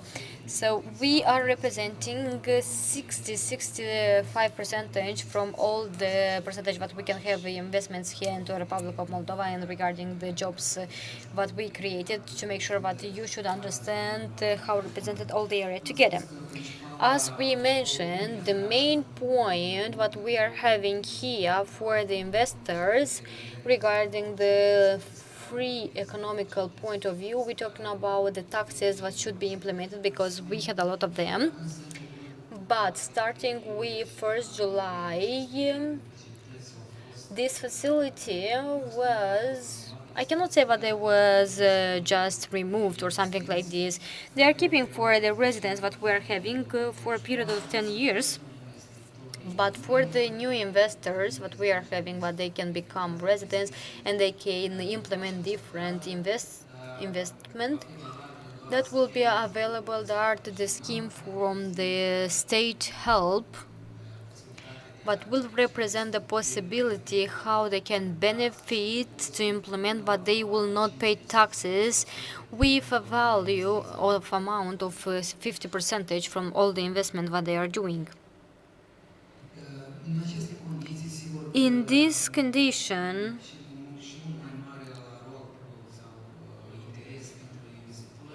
if we're going to talk about the investments, as you can see on our screen, we can see how the field can be implemented regarding the investment.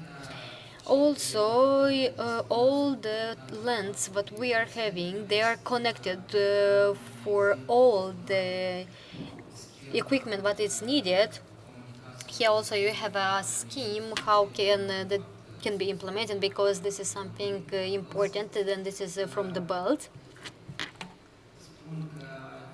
I would like to mention that that one will be maybe, in case if we're going to talk about that facility that is existing, because as I mentioned, one of them can be removed, but we have the land and the criteria for the land, what we should implement it with the necessary equipment. That will be the most important point for the potential investors here.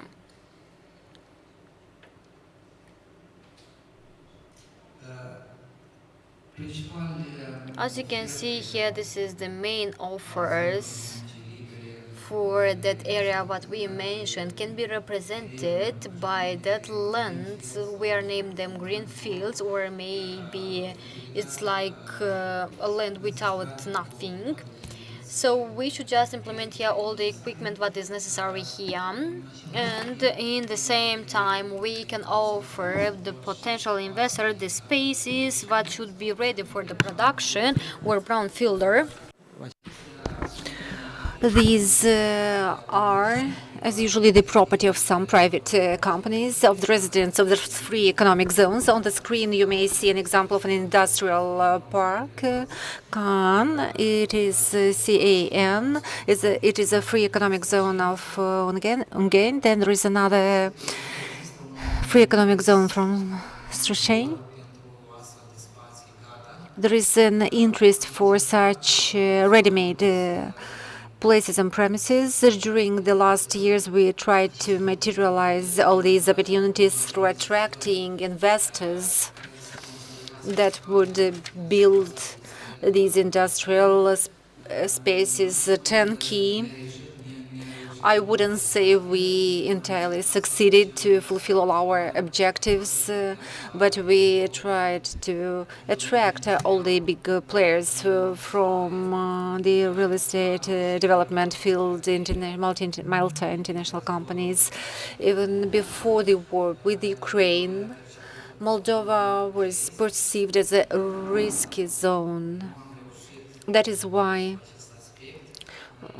we did not manage to attain all our objectives, but still some local companies managed to get involved, and we have a hub built by a local investor in Belts. It comprises about 5,000 square meters, and this space could be rented out to potential investors.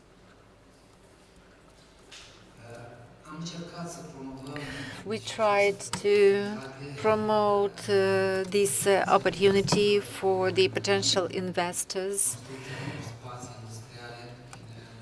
in the construction of industrial spaces. We intangibly attracted the investors through amending certain documents from the processing industry. There was an association of processing industry players, and we elaborated it, and we also devised a draft document for strategy development up to 2030. It was not entirely approved, but certain aspects of these strategic documents have been undertaken, especially in terms of creation of this multifunctional platform. We suggested to incorporate in this document 19 industrial platforms in such regions where these platforms does not exist. These are not the industrial parks or free economic zones, but the other areas of Moldova did not natural zones that offer not financial incentives, but mainly infrastructure. These are multifunctional infrastructure platforms that are ready-made. They are ready for manufacturing. They are endowed with all the necessary communications and equipment. The manufacturing infrastructures also incorporated into these platforms. Such platforms exist in many countries, in Romania. And we also competed with certain investors because certain companies preferred to go to Romania because they had their ready-made turnkey platforms. They didn't want to invest here if we provided them the basic infrastructure, because we did not have all the infrastructure developed turnkey.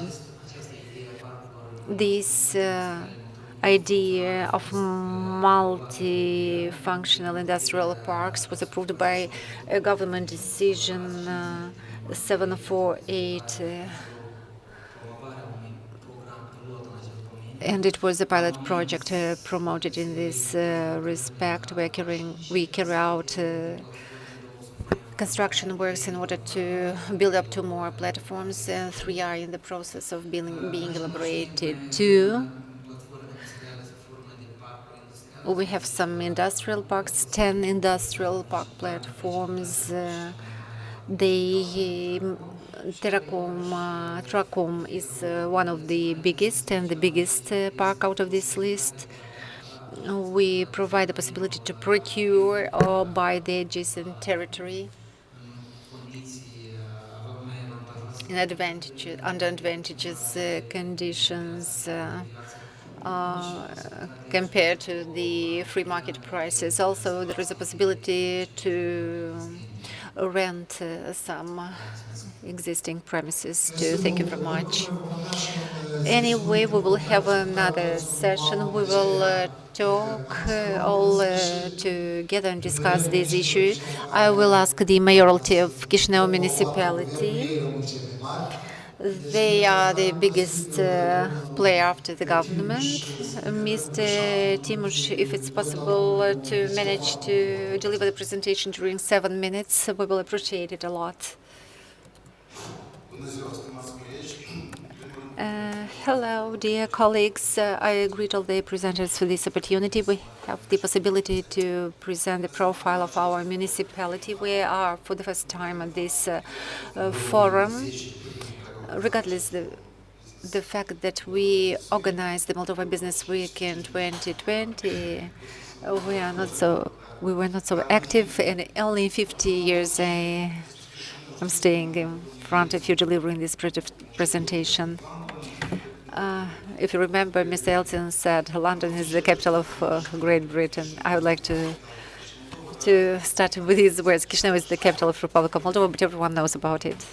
Then briefly to say several words about the Chisinau municipality that is placed on a territory of 571 square kilometers. The density of our population is 655,000 people, out of which over 50% have the residency. There are people who are living here for summertime or are coming for holidays. 20% of population lives in Chisinau. The capital is Chisinau. 65 million living communities. There are people living in these communities. The greatest part of our businesses is located in Chisinau. 38,000 of small, medium, large-scale enterprises constitute 70% icons in economy. 70% is related to the average monthly gross salary. About 70% of employees are from Chisinau municipality. The investments during the last 3 years are $1 billion. 400 million of US dollars. The municipality invested 2.5 billion lei in various municipal projects, and you may see that Chisinau is a big polygon for constructions, attracting many and many investments that are coming to Chisinau. Chisinau is a place where you can have some rest. You see the most important areas, domains where our citizens may invest in. Visits Site Invest website to consult it. I hope this information will be useful to you. Together with the International Finance Corporation and the Swiss Embassy of the Republic in the Republic of Moldova, we developed a viable tool for UD investors. And this is the investment map of Chisinau. There are over 60 investment profiles developed with internal and external partners. Accessing the invest.chisinau.md, you will access the link. Go to the investment map. I suggest that you go to investment profiles list. You can see the name of the project, the location of the project, the description of the project, and the responsible persons or persons responsible for the project. You don't have to look for myself. There is a person assigned for informing the large public about these projects. You may contact this project directly, and afterwards you may go to the investment map. You will see this investment Chisinau municipality work, and these 60 projects placed on the map. You will be able to visualize in the online format. Click on the map and see where the location is. Press the profile button, see the profile. Find the information you need in order to preliminarily analyze all the opportunities or non-existing opportunities of investment, of investing in Chisinau. Some statistical data. There are 29 profiles from real estate and land, 14 PPPs, public and private partnerships, leisure and culture, 5 social educational, 12 profiles of statistics or statistical profiles. So we would like to develop more partnerships, but regretfully, this form of investment, of partnership, has stopped. There is a decision at the level of parliament. It probably was cancelled. The last notice from the Public Property Agency said that this provision is not valid. We are happy to conclude any possible partnerships. Besides all these tools that I showed you, there are some other possibilities for you to access invest opportunities and to see those so-called spaces for rent. There are 126 free spaces for rent we have at your disposal. We are offering to our investments for various purposes. Access the page, visualize everything. There are some details, the brief description. You may see how they look like. You may see them and access them. The local phone numbers or contact phone numbers you will find in the presentation. That is why call us, come to us. We're ready to discuss any type of property. We are open to cooperate. We're energetic team, and we would like to create a viable city that could become a European capital. Thank you very much. Thank you very much. I would like to thank all these speakers. You already we talked about the biggest players on Moldovan market, the biggest owners. There are some modern, updated pro-business entrepreneurs, business persons that make investments in our city. We managed to keep within time limits. Thank you very much for your presence and for the speeches delivered. I wish you wish you success in all of your endeavors and every success in your daily activities. Thank you, dear colleagues. In order to abide by the schedule, let's proceed with the next panel session. Our business family should respect the time limits, and I am kindly invited my colleagues that will be guided by Anna Groza, the executive director at FIA, and we will start a new panel session. We will talk about logistics and constructions in the field of industry. Anna Groza, you are invited to take the floor. Dear colleagues, I greet you all here, and I would like to invite Vladimir Balabal, the co-founder of Gonzalez Group, Vasily Strato from Marquis Radeco, and Julian Passat, partner at Gladian Partners. Also, I would like to thank all those participants who resisted, and you are staying here after lunch. I hope these subjects will be of interest to you. I would like to organize all the organizers, the Agency for Investments, for this format, because the format is different this year. Julian Passati is not present, and Vasily Strato. You are here, Vasily Strato. If you're here, would you please approach if you're not coming to deliver your speech, then we will find a replacement. Thank you.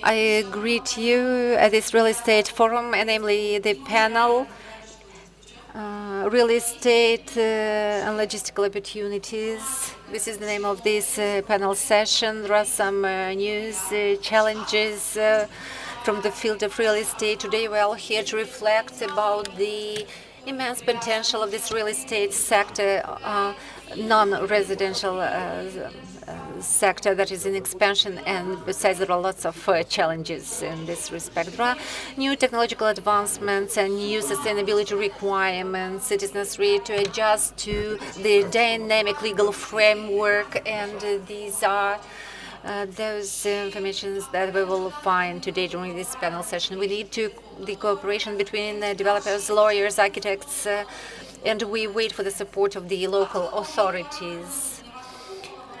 We will find out how the market actors collaborate in order to generate impact projects capable to meet the actual demands of the market players. I hope that we will discuss during this panel session how the developers from the non-residential sector may innovate the sector in order to meet the demands of the market and of the investors. What are the respective legal framework that is necessary to reinforce and strengthen this sector, and how these non-residential buildings could be not only functional but sustainable, being incorporated organically in the space and in the infrastructure of the city.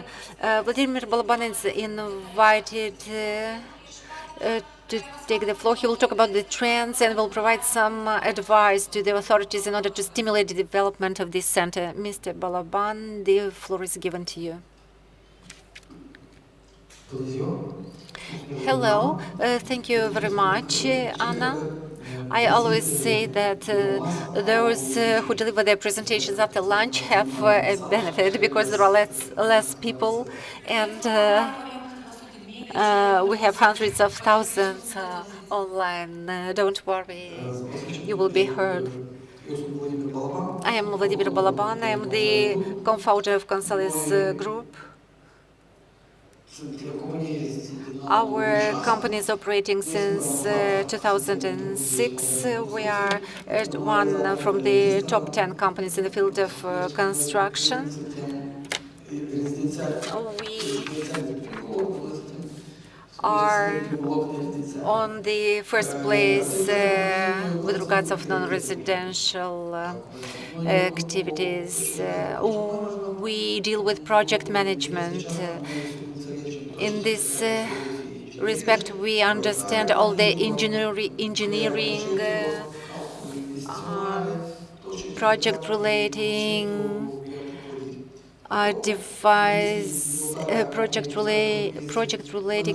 related activities, devising projects, operational management activities in the field of construction, projecting and putting into operation.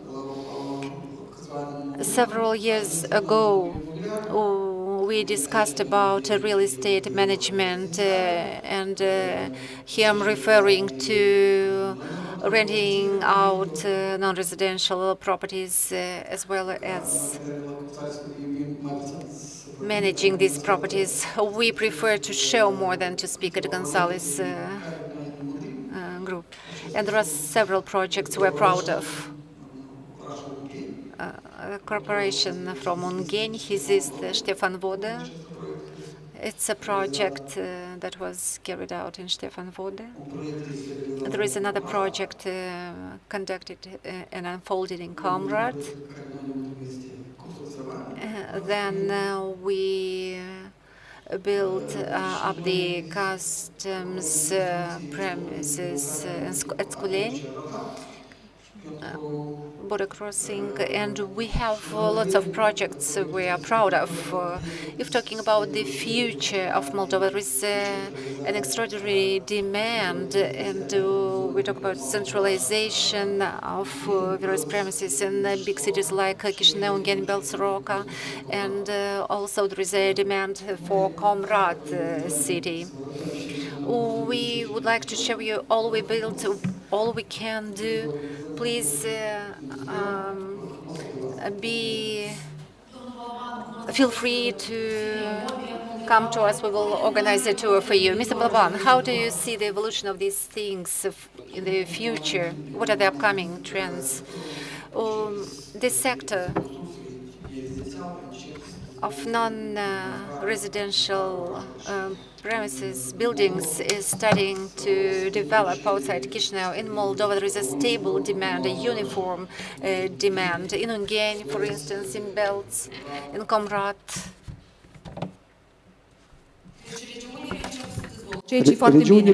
So the region starting development, yes, we understood that point. We would like to ask the challenges that we have.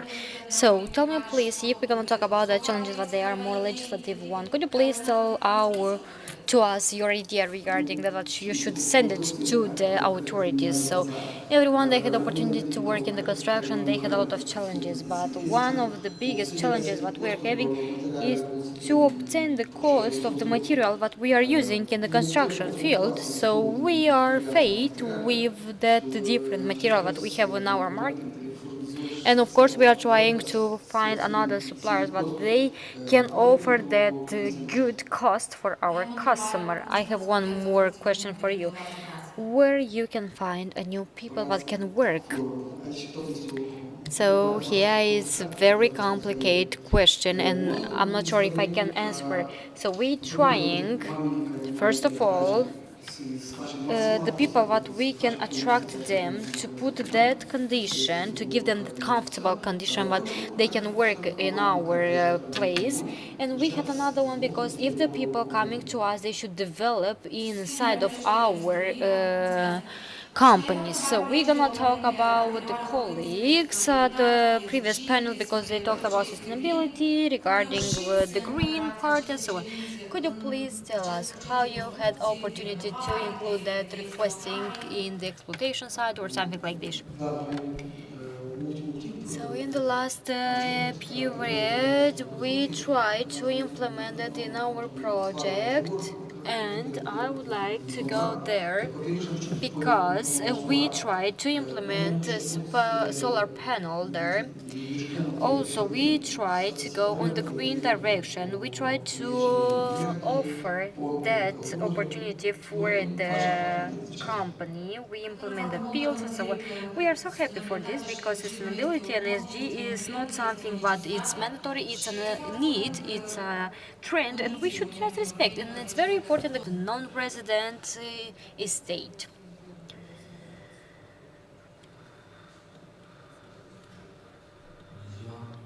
Hello everyone, my name is Vasily Stratu. I am the architect from the company Istrato, founded from the 2007, I'm sorry, and I have more than 20 years in architecture, and I will show to you some kind of works that we had. And also we had opportunity to receive awards from the competition, national one and international one. And I will show you a short movie. If someone can open, please.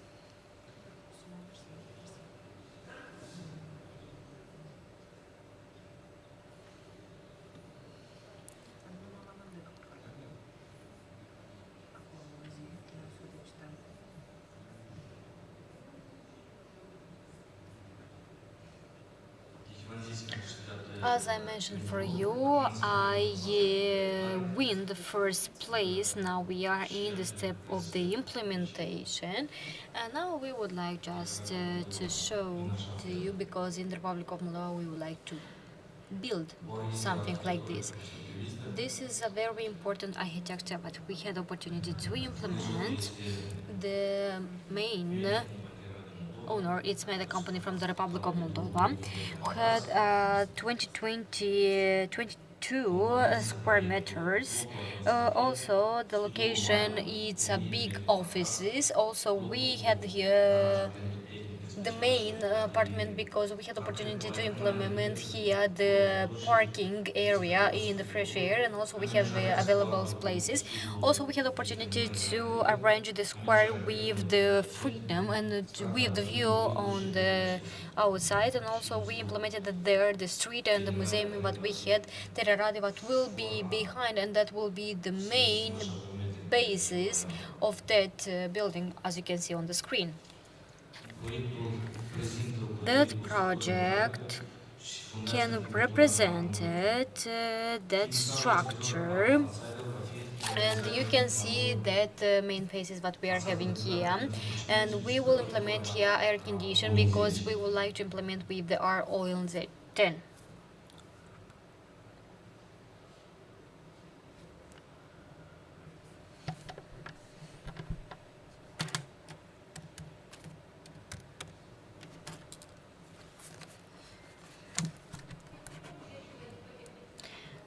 If the colleagues from the technical equipment can help us, please.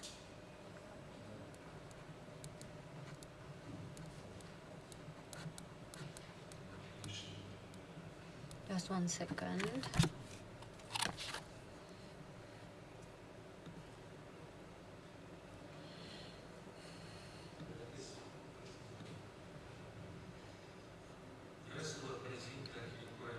I would like to present for you industrial architecture, but I needed to have all the pictures. Give just one moment. Maybe someone can come and help us with this, please.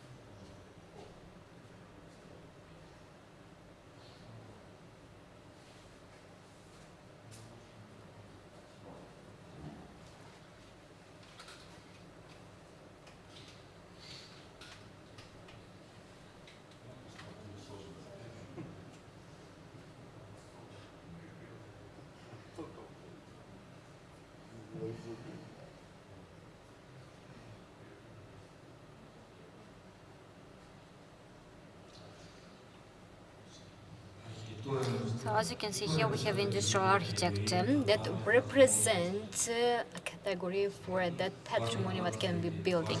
That one can represent different opportunity regarding the technology that our society had opportunity to go through. With that component that they can be implemented here, that can present an innovation for the creativity and so on.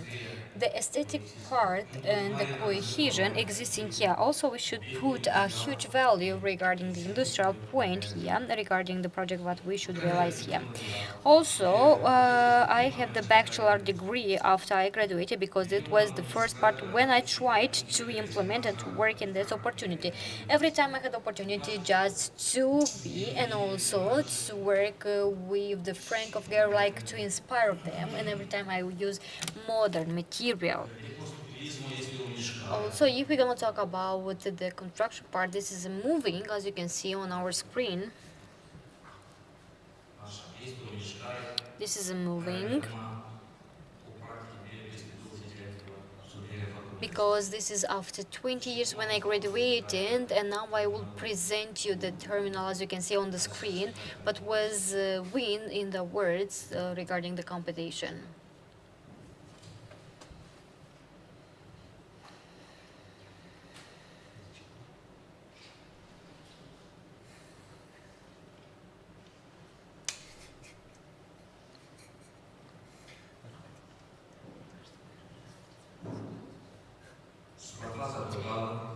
The square that we're having for the new terminal of the airport in the Chisinau, it's projected to have 55 square meter foot, and here as you can see we have the capacity of 4.3 million passengers on year.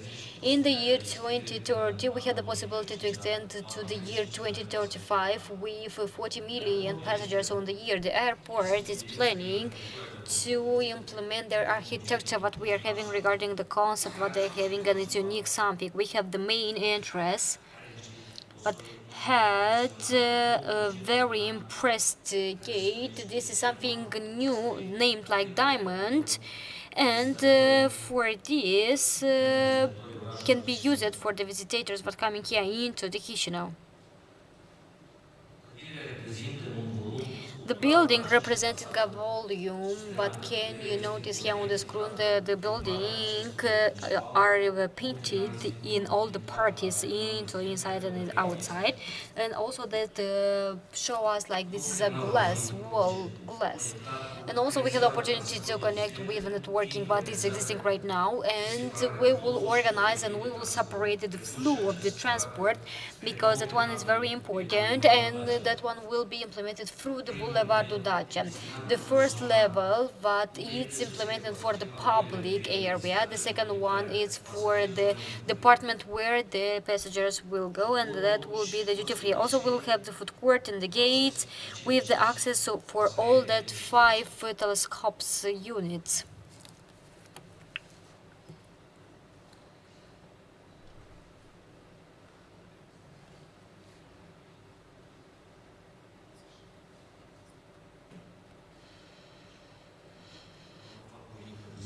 I will show you a short presentation regarding some kind of pictures here.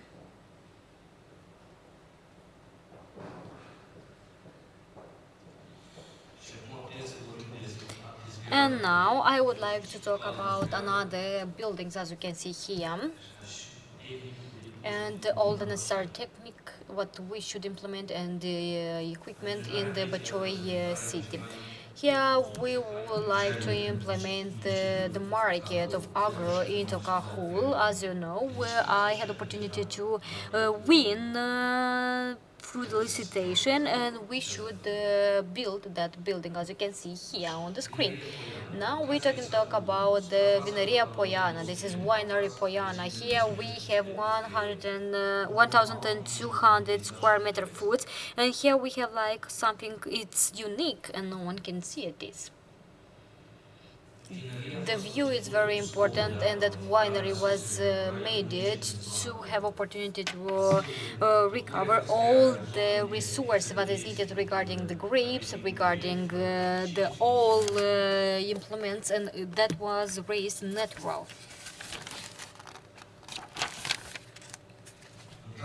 As you can see, the winery is natural, and the main entrance we're having through the main gate. And here we have the first room, and we have the view through the river, and there we had like a number of the hotels. The main function of that office is just to work with the wine yard, and also to have the opportunity to implement different grape harvest and to give them opportunity to test all the wine that they can make it. And now we're going to the next part. Another construction that we are having here, but we are named industrial construction, as you can see here. This is made from metal.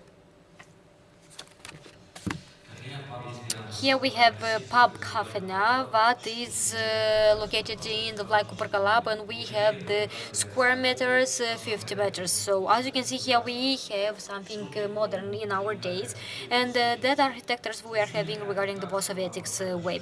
As you can see here, we had the opportunity to implement here the symbol of infinity. This is a resistance of the floor that we are having. Also, we implemented there that metal, white metals, that we pave all them and we paint them, and also we are having the closed structure with the glass window. As you can see here, we are made this on inside and outside. The main access is made by the floor, but it's going in the pub cafe now, and also all the lights what we're having is implemented at the entire part, and they can show you the direction to the room.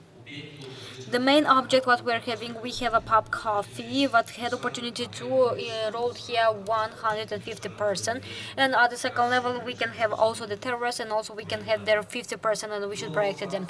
We have also the office of art, had that square foot 140 square meters.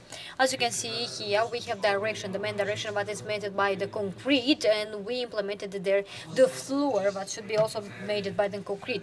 As you can see here, we use the high quality elements and details in the construction, and also we implemented different area and different forms regarding this building, because we wanted to implement and to show more efficiency in the building. We have to present the last project and the last building what we are having here. This is also concrete and a lot of metal, as you can see. This is location in the municipality of the Chisinau. We have the high level, and this is like a penthouse, as you can see. This is realized and they are just working inside to implement new equipment. I will show you a short presentation for the last images, what you can see here. As we mentioned for you, we are using a lot of concrete and metal structure. As you can see here. Mr. Strato, thank you so much for this opportunity. We had opportunity just to see how we can optimize the functional part and how we can integrate innovation in development of some wonderful project. A big part of your project, what you made it, we visit, we benefit of this opportunity. Thank you so much. Now I would like to invite Julian to talk about the requesting and the legislation point of view. If we're gonna talk about the residential point of view, we have 15 minutes and we are hoping that we are be on charge. Hello everyone. I will go a little bit from the subject, but I think it's something useful for you. We will talk about the innovation and the news that we are having in our legislation, what was approved in December 2023, and also that can be implemented through this our abortion, because if we're going to talk about the 30 January 2025 that will be approved, we are waiting to the presentation. I would like to talk concretely regarding the free domains, but it's something new regarding the new implementation. The first subject that we are having here, the first topic is regarding the digitalization of the process, as everyone know about this, because we would like to be on charge and we would like to have the processes more faster, more quickly, because that one shouldn't be on hard copy or paper. We would like to make digitalization for all this process, because we had that for the documentation and that conception are implemented in the practice, as you can see on the gov.md.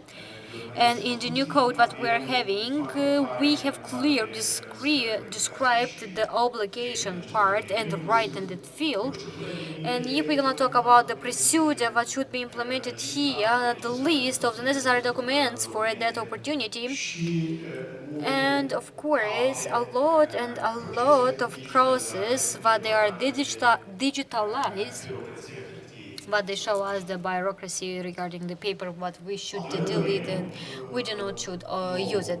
The next field that we're having, and it's new one, is post-using construction. Finally, we had an opportunity to improve that opportunity of steps, because if we're gonna talk about the construction, all the steps from the construction, for example, destroying of the construction, the waste, the recycling, and everything that we can have it here, because as you can follow everything that we are having and what we are having on our agenda, on the agenda of the Republic of Moldova, is that we should implement and we should use responsible all the waste what we are having here. So also we had the opportunity to use through the new regulation. I would like to say the sheep and the wolf are fully, we have that same word in our country that we are using, because if we're going to talk about the public authorities, they had the opportunity to use this, and if we're going to talk about the authorities that they are using this in the process of the demolition or destroying the building, because we do not have another authorities. If we're going to talk about the new regulation, they clearly establish that factors that should be implemented in the construction, because if someone destroyed a building, they should be responsible regarding the some documentation that they should present regarding the public authorities, but they should be also enrolled here. And we are coming back to the next step, how we can do it is digitally and how we can do it is without a lot of paper. And the last field that we are having here, but it's a new one, talking about the consultation of the citizens, how we can offer them that opportunity, how they can plan to arrange all the land. Finally, when we had opportunity to talk with that company, Occidental company, when they wanted to implement their association and they wanted to plan something to do, for example, a playground or something like this. Finally, we have this regulation into our code, Of course, we had there some kind of point into our legislation when we're going to talk about the transparency of the process, but the code show us very clear all the phases of the consultation with the population, with the citizens, everything about talking arrange on the land, everything about talking about the arrangement and consultation, because we should took in consideration, but we cannot have some part of the city that shows look very good, but some of them not. And post after about this, what we are having here, we are hoping that that one will be a beautiful city from the Republic of Moldova, but they will be implemented here into the Republic of Moldova, and we are hoping that that one will be not be late. Of course, we have some kind of recommendation for the authorities, because if we had the opportunity to work with the private and the public one, it's good that the authorities should listen actively all this, because we can have here a lot of good ideas, but coming from the private part, not from the public one. This is everything what I would like to tell you, and before to receive any kind of question from the Mrs. Groza. Someone from the room asked me regarding the digitalization process. Could you please, for example, tell us regarding the corruption part, because we also should talk about that elephant. And that was my question, how we can make sure that the risk of the corruption will be not admitted, and how we can increase digitalization. So I would like to mention that digitalization help us regarding a lot, and if we're gonna talk about what the public functioner and the responsible person that they're working in these ways, we should have also the person that they request the document, because if we're gonna talk about that mechanism that we should implement here, and when we're gonna talk about all this documentation, that one show us that this kind of action can be improved regarding the risk that we have into point with the corruption. And if we're gonna talk about the post effect of digitalization, maybe we will not have this interaction, and maybe we will not have this opportunity with the person that is working on that way, and also that will be not increasing. We are hoping that that one will not increase, and will be more clear for us when we'll have a post point when that will be applied. I also have a question for you. What will be your perspective regarding this? What will be the main point of this opportunity?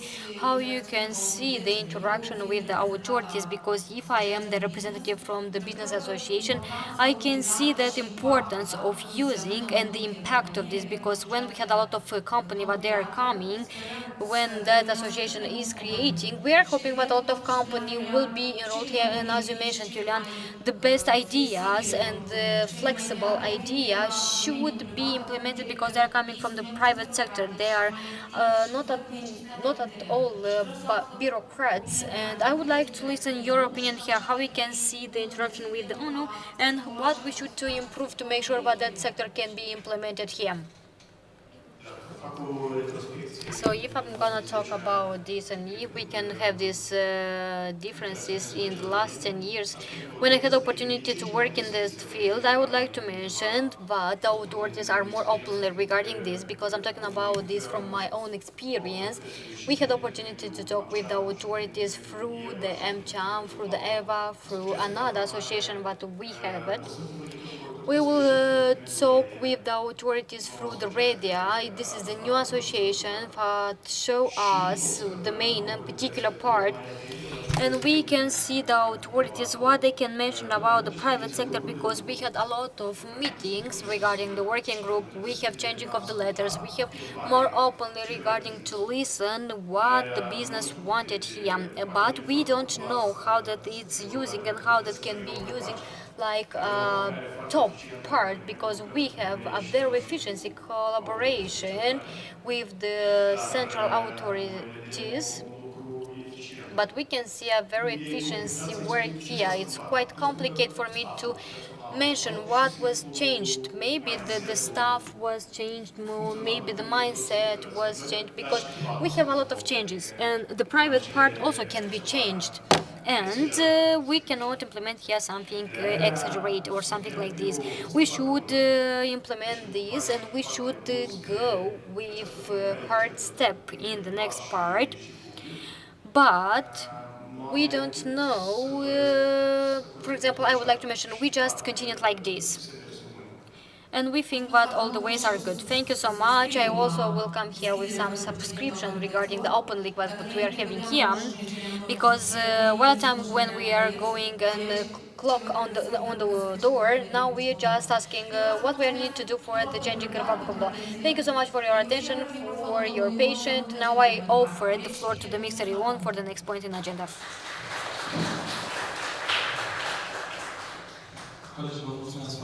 Dear colleagues, thank you so much.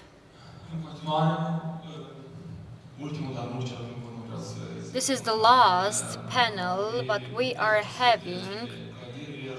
We're talking about the green buildings, the situation what we are having in this field, and also we'll have an expertise from the colleagues from the Romania regarding this subject.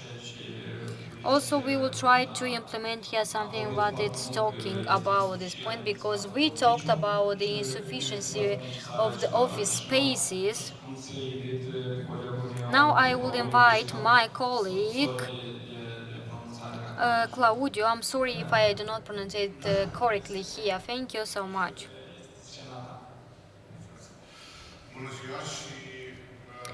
Thank you so much. Firstly, I would like to mention that I'm totally happy to be here today, and I would like to say thank you so much to organizer for this wonderful event, because we had the opportunity to have a lot of information regarding this day, and we are hoping that we had the opportunity to implement different opportunities to develop Republic of Moldova. My request is just to have a little patience with us. We promise a very interesting panel for you. And we would like to mention about the subject that we're having, it's actual one, it's real one, and we are talking about the green buildings. We're talking about the construction ways in that opportunity, when we're going to talk about the climate changing and so on. So I will invite here my colleagues of the panel. We have here Andrei,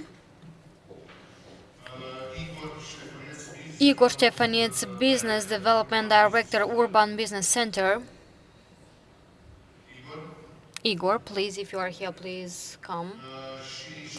And we're having here Stefan Vladiuk, Alukonik Stal Serele. Mr. Igor, Mr. Stefan. So we can sit and we should stay near as it's possible for us. So, Mr. Igor, if you had the opportunity, you can start the floor. Till our Igor will come to us, we are hoping that he will come.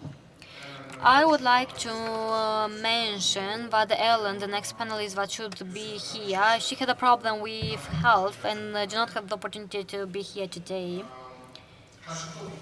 If we're gonna talk about the topics that we would like to talk with you here today, and we are followed to use and to talk about the certification regarding the green buildings and the regional trends when we're gonna talk about the green buildings.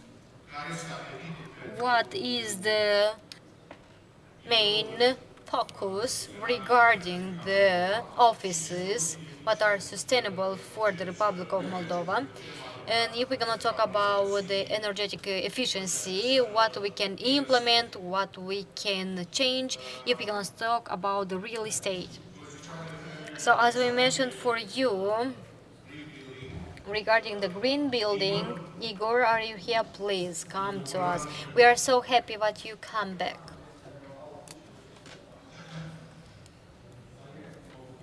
We are happy to see you. Please take your seat. So you can come near to me because we can be near us, but we had, and we should make this equal balance on the center. I was explaining what a green building is, and I was talking about the importance of green build philosophy when it comes to construction works. We repeated one statement during several times. The industry, the construction industry, is responsible for 40% out of 100% of carbon emissions at the global level. And you observed what happened during the last period of time with regard to climate changes. There were heavy rains, floods in Moldova and Romania and in other countries from the region. It is a direct effect of the carbon emissions. As an industry, we have a significant weighted average at the global level, and we have to act. We have to positively act.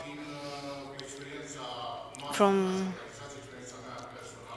our perspective, I'd like to say that we represent a Bliss Group. Bliss Group is a project management company in the field of construction works. We're operating in various markets in the Republic of Moldova and Romania and at the international level. We have mature markets there, UK, Arabic countries. Those countries that implement the green agenda during 15 years.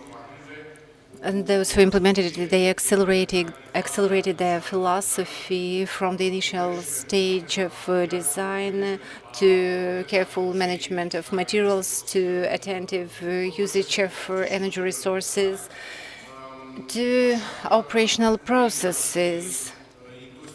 As a local industry, we are talking now about Moldova and Romania. We have to learn and to implement certain activities that in other countries are successfully already implemented.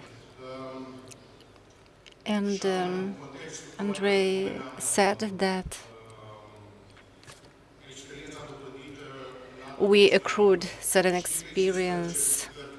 There are certain certifications, LEED BREEAM certifications, some other certifications adapted to the local Romanian market, green homes, green building houses in Romania.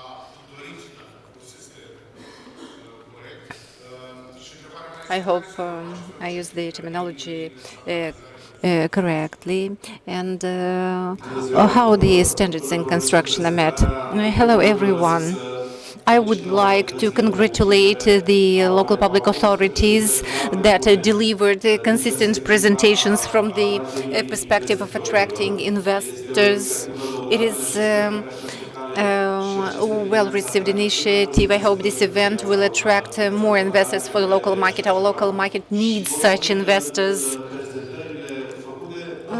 These presentations could be compared with the presentations delivered by some other municipalities from Europe. Alongside with that, congratulations to those from public institutions. I would like to add something to those presentations. The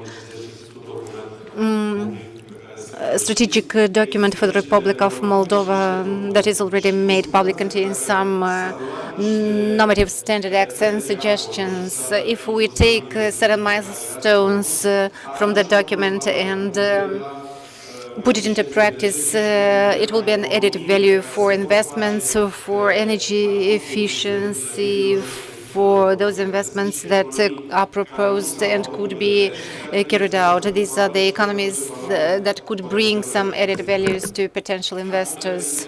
Reverting to our subject, my presentation contains many slides. I try to adapt these slides to the specifics of the questions raised, and I try to adapt it to the specifics of the larger public. There are some certification certificates. You may see those certificates, and the most well-known and popular certificate systems where you see green squares. These are the certifications that met all the requirements and that have less impact on the environment. Smarter and green homes. These are the certifications launched in Romania and for Romania during several years. We tried to apply it in several states from the European Union family.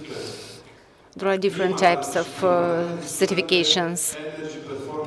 We are talking about the energy performance certificate for the first time. This is the A-class energy efficiency certificate that has 3 green dots.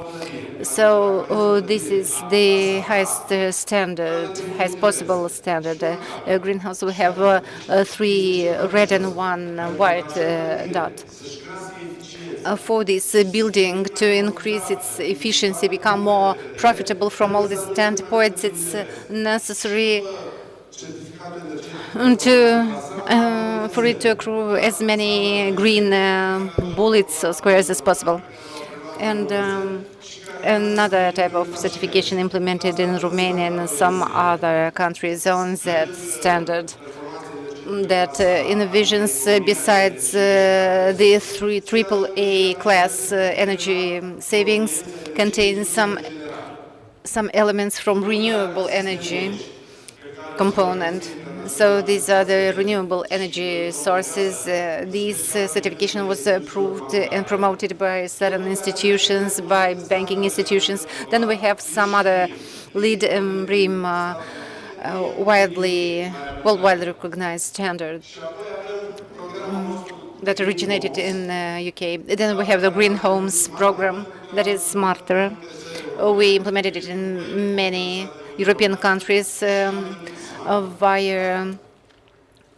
money received from the European Union. It was called Smarter. We named it so. It is a public presentation. You may see those 12 or 13 criteria for these types of certifications, and all these criteria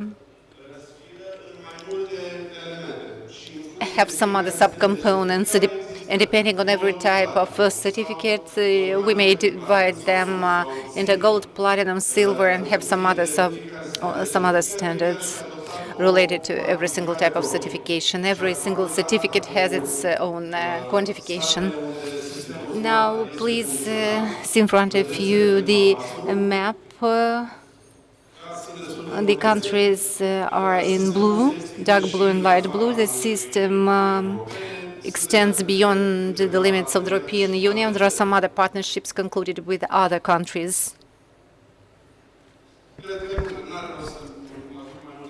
It is not worthwhile to show more slides. It will be too long, but I can stop here and respond to your questions. I'd like to add something before we proceed to the next subject. It would be better to a good idea to mention that these certificates, besides the fact that they offer certain facilities as regards accession to finances. Green Homes, for instance, is creating or offering a possibility to create partnerships with various banks. It facilitates the green mortgages program access. You can obtain some discounts, and you have some preferential treatment, banking treatment in this sense. From the energetical perspective, again, it's better, and the quality of this project is net superior to other philosophies that are not green. So there are some slides that will show off all these informations. Igor. We shifted to green economy. How do you think the demand for green office spaces will evolve? Those who are spaces that are certified as green, how this green offices market will evolve. I will represent an investor today, an investor who had his chance to create a space of offices on the central Chisinau Street, Stefan Chelmare. We thought of applying for certificates, but we will have to apply for certificates during the construction works. We are preparing these office spaces. And practically, from the practical perspective, I will tell you that we have 35% requests coming from foreign investments, international companies, foreign organizations, and it is a demand that was a surprising thing for me, because these representatives, stakeholders are moving into spaces provided by us in order to relocate.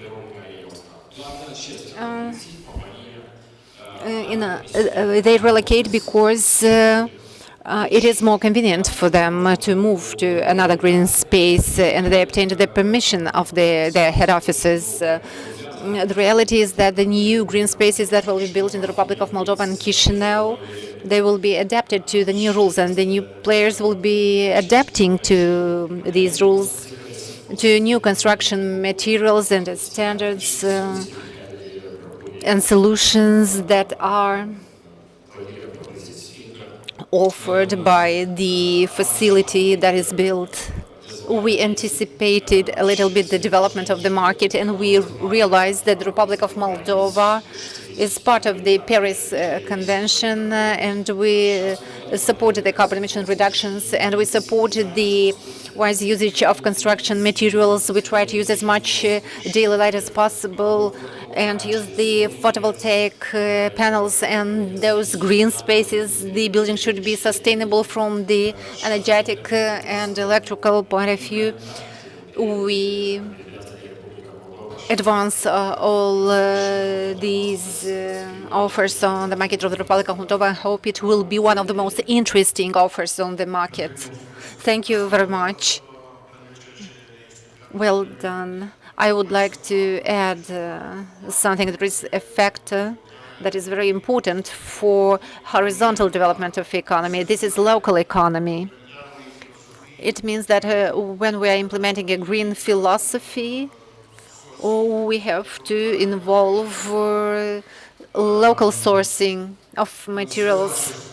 In this sense, there are very many opportunities for the local construction materials industry, because they have to use the materials that meet all these criteria and contribute to the development of the economy.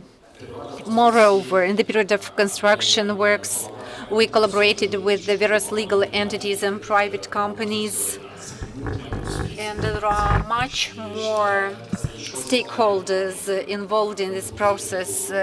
It's the process of economic development, and it contributes to economic development of the Republic of Moldova.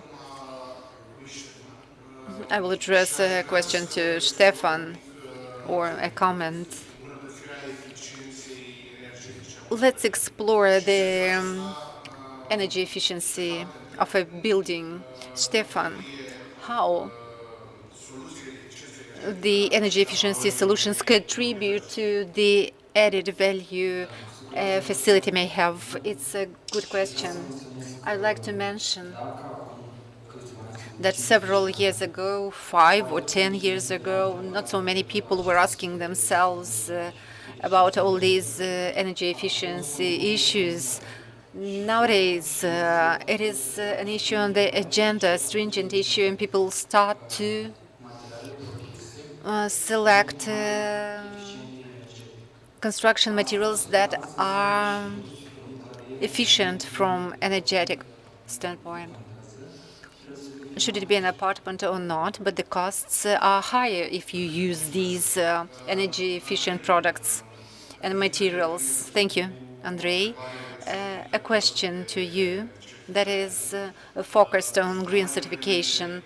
We talked about green home certificates prior to this discussion that are available on the Romanian market, and how these certificates, how the international certificates could be adapted, or how the local certificates could be reinvented and adapted to the local and regional circumstances.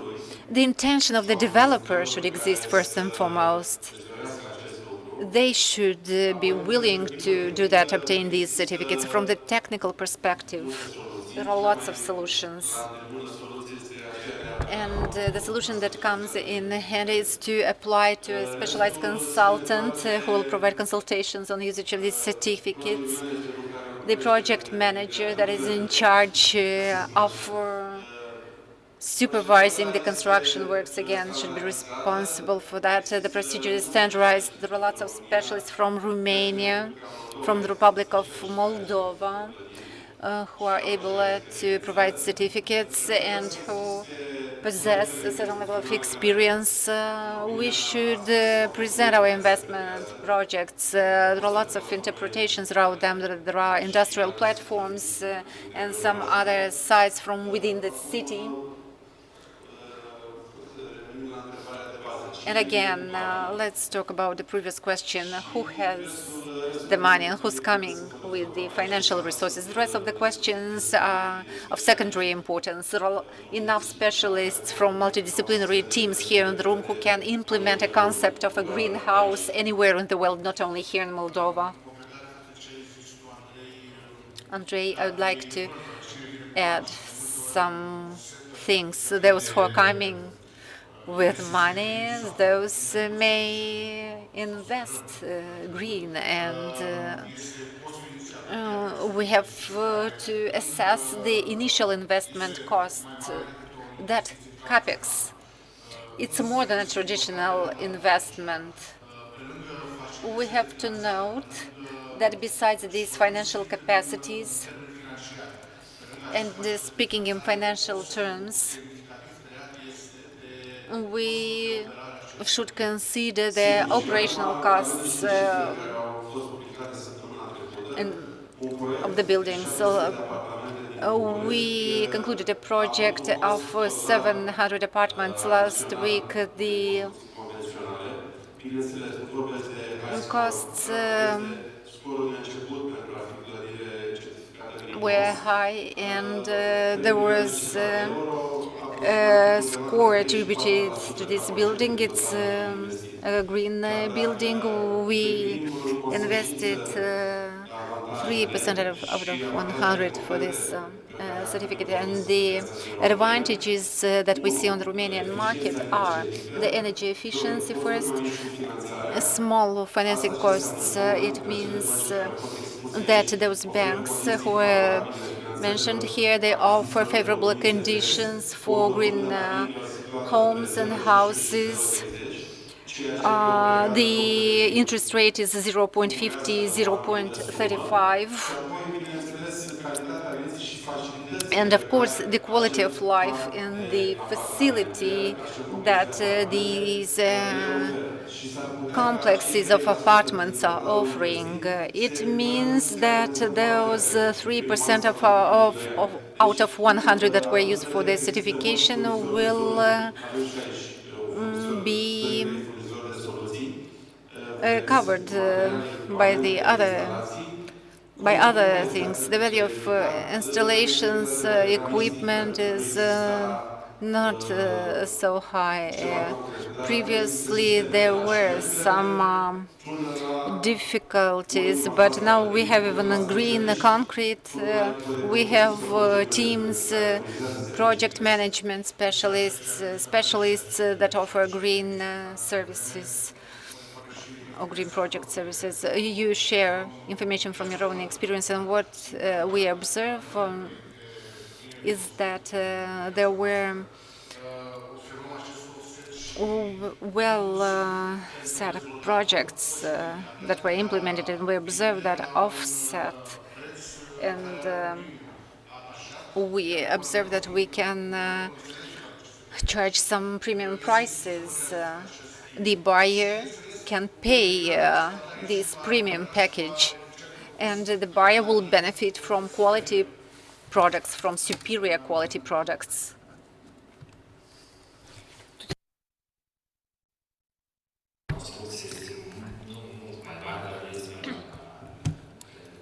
In the field of construction in the Republic of Moldova, we also try to analyze this idea.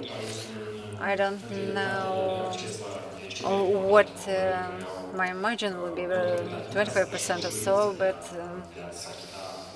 we try to find the customers who will be able to pay the full price per square meter that is charged by the green companies. I hope that during the upcoming years, all the legal framework will be set in place.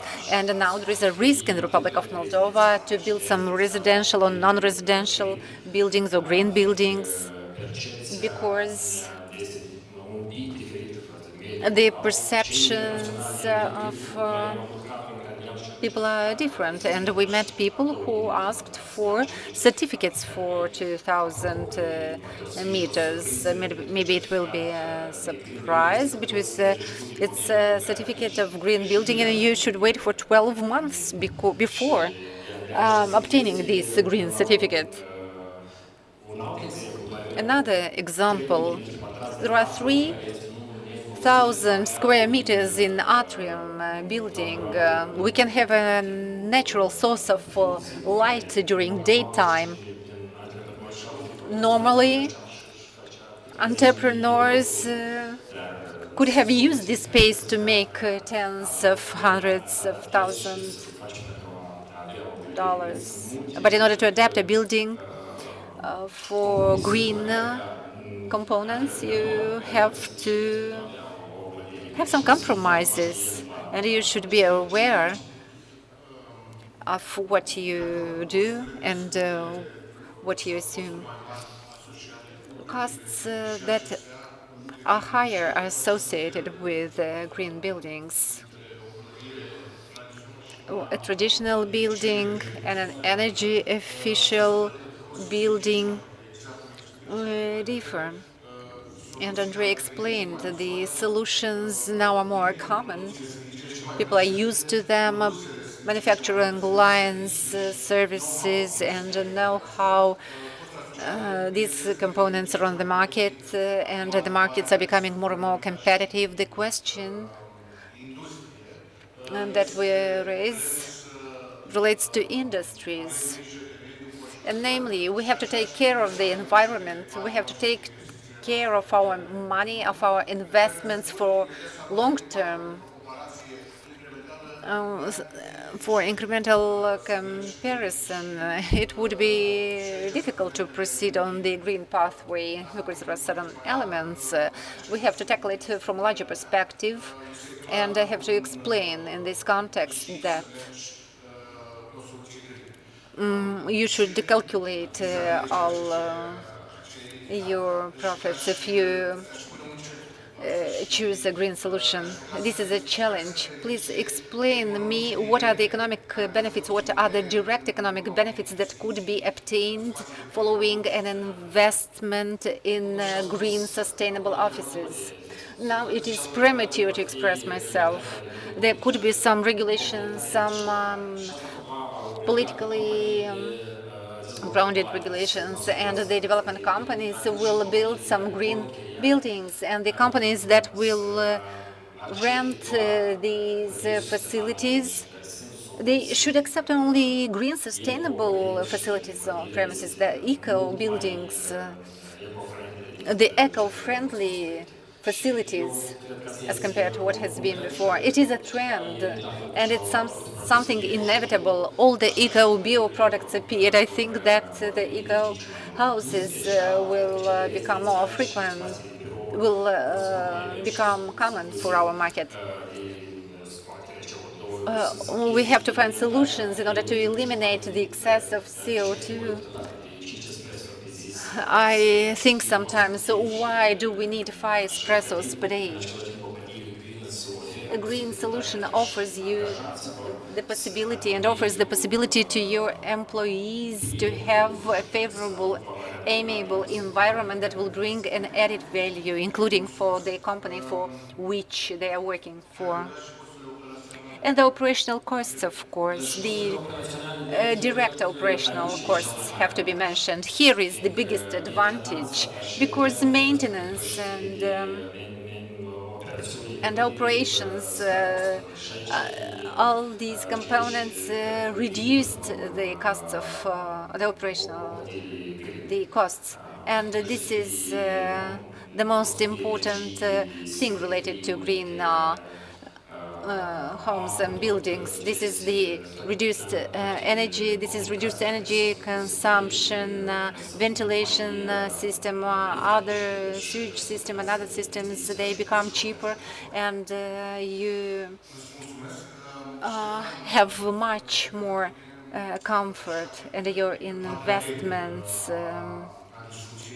are on a safe side. What are the new energy efficiency technologies you consider are the most propitious for the Republic of Moldova? I would say that the most efficient or necessary are the ventilation systems, the cooling systems,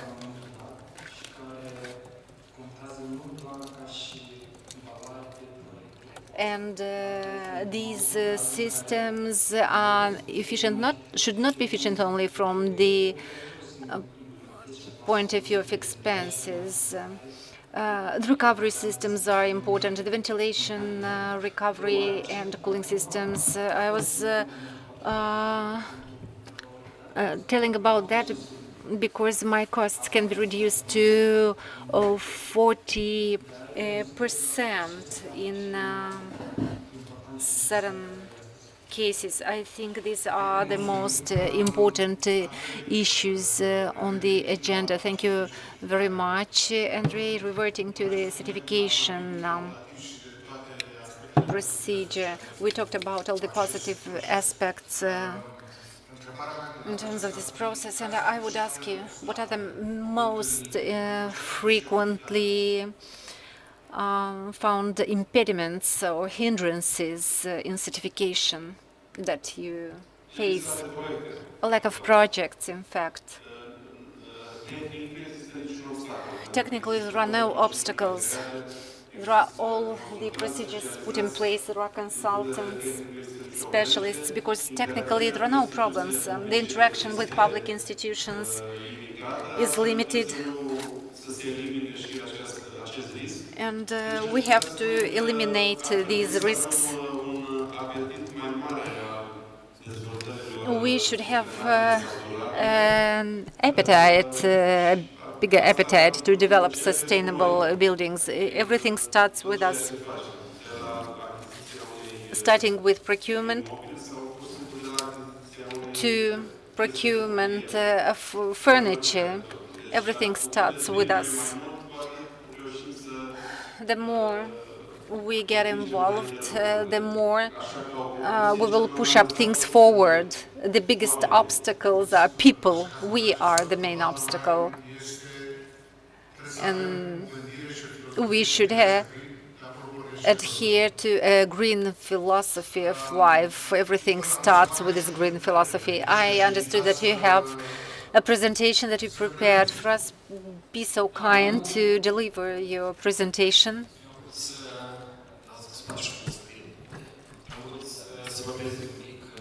I would like to display this presentation. I think its building is one of the most sustainable. It's one of the non-residential buildings that is one of the most sustainable buildings in Moldova. We have many more expenditures than in other countries, 3 times more than in Germany. It is for heating of residential and non-residential buildings. This building offers you a possibility to reduce costs as regards maintenance, climate, ventilation, heating. So the costs are 3 times lower. as compared to what we have on the local market. Stefan also can attest this thing. All the facades and all those glass-made walls, windows offer visibility and its reduction in costs. Not, of course, all the windows made of glass are meant to attract additional sun and provide some additional heating facilities, but still it is warm inside during summertime.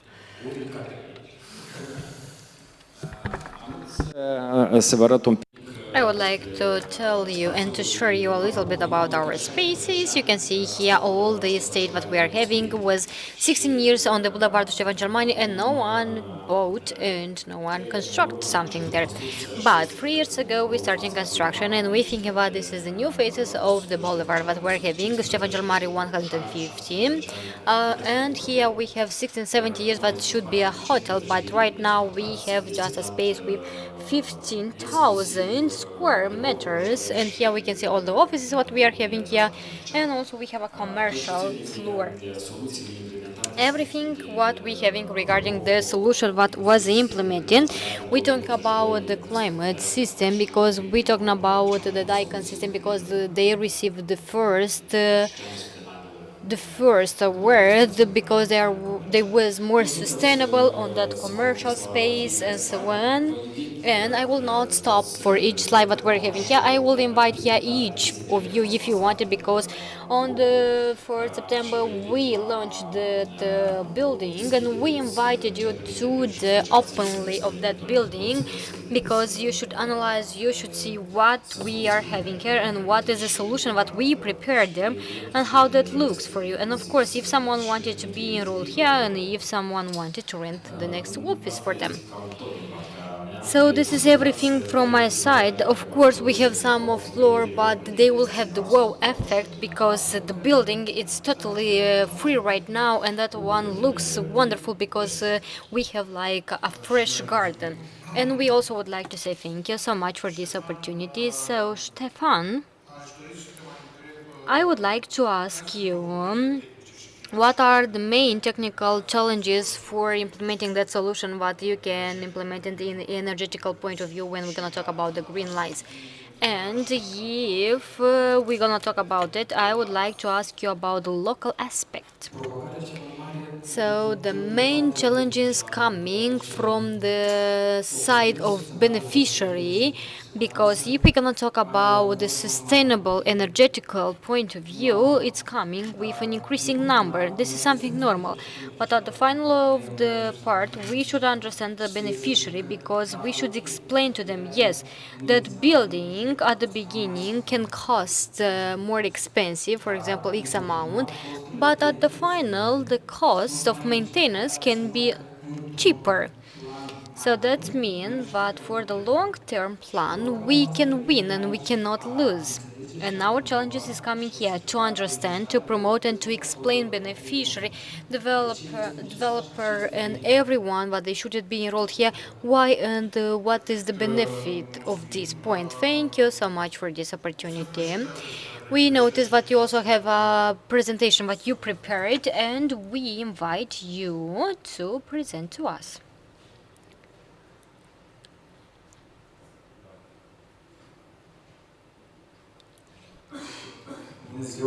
All right. Hello, everyone. Thank you so much that you give me opportunity to speak in this opportunity. My name is Vladyuk Stefan. I'm the representative of Akülnstadt. So our topic for today is very interesting, and every time we try to implement efficiency solution for the energetical buildings.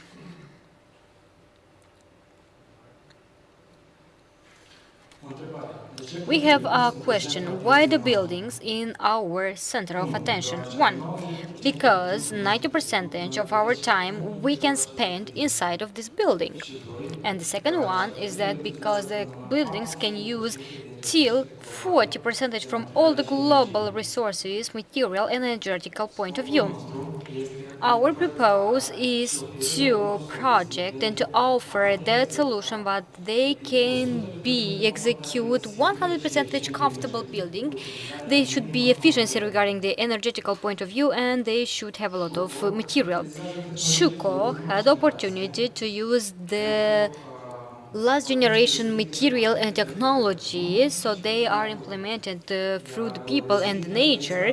And also we had opportunity to took into consideration the environment, and we implemented here energetical and efficiency technology. The political point of view, it's supported and approved by a lot of partners from the whole world. And if we're gonna talk about the sustainability, I would like to mention that Shuko is the leader regarding the process cradle to cradle. This is a process we had so that can be recycled and implemented in a new life. That means that that profile can divide another profile. So in this case, we can implement that for the new life. And here I would like to say that the Shuko system, we have 61 from the Shuko system. They have, for example, gold and silver. As we talked with you in the previous discussion, it's very important at the first step to pay attention for a lot of elements that we are having. First of all, you should take into consideration the security point of view, automatical point of view, and also you should implement here the door and rhythm system. And if we're gonna talk about sustainable windows, just one second. I would like to mention here one of our system that we are having. We have 75 ASI Plus, but they are corresponded with all the requested that we are having, and also we have more advanced, optimized one that can correspond regarding the passive house.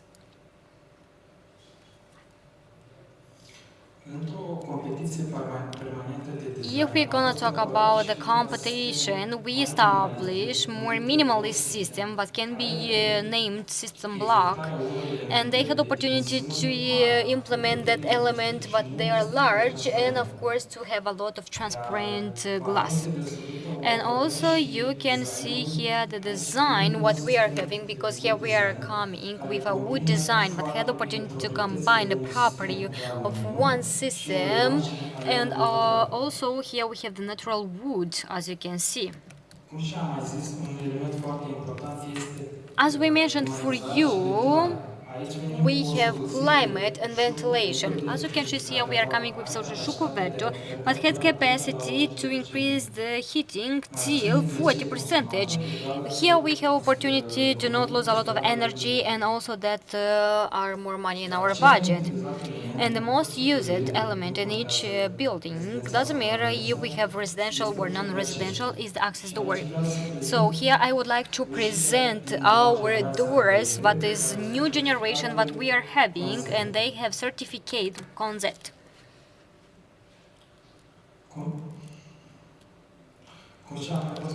As we mentioned, the biggest surface of the building represent the heat part. So as you can see here, we have the advantages and disadvantages of that.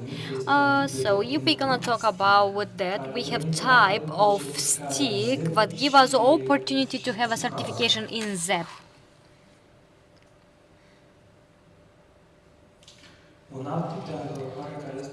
Another one that we can use it oftenly is our chair, I don't construction, that have a visible 50, 60, 70 millimeters, that had opportunity to implement the elements that had a large dimension, and also we can implement them.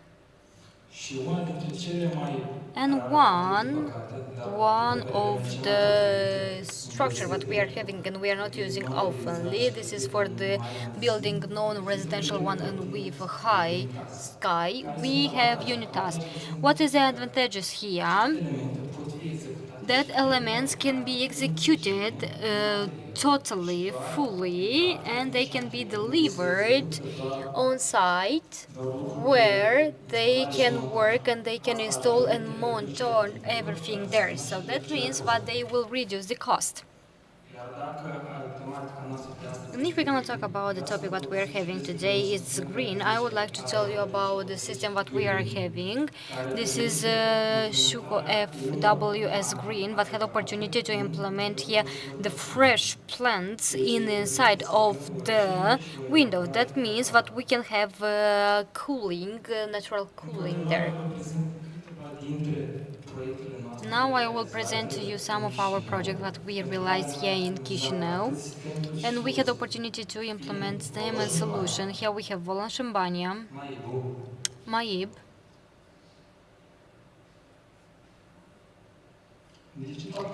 Digital Park also, Avenue Office and Lifestyle, Mikle Office we have, Royal Tower we have, and of course the cycle that we are having, our national one. So Shuko every time had the opportunity to establish something new, and we try to implement something that will be offered to the needs of the people what they needed and for the criteria of the building. And we from the Althul we are here with you because we try to help you in this kind of project. Thank you so much for your attention, and we invite in our office from the Chisinau city. Thank you so much, Stefan. It's very clear because the most losing part what we are having is regarding the doors, the windows, etc. And of course, when we're gonna talk about the quality and the quality in the building, is that what we should implement the efficiency of that building. Also, we know that we have a time, and we saw that we do not have a lot till the end. I would like to open the floor for the question. If someone wanted to ask something, please, you have the floor. Till someone will thinking about it, I would like to say thank you so much from our perspective, Romania Green Council, that is a member for the Romania Green Council, and also the risk group that also is a member, and maybe you can become the next member, why not? And also I would like to say thank you so much for everyone that they had opportunity to stay till the end, because we understand this is a hot subject when we're going to talk about the green lights, and it's present everywhere. And if you have any question, you don't hesitate, you can ask right now, and that continues starting with now, and we can continue it till the final of the end.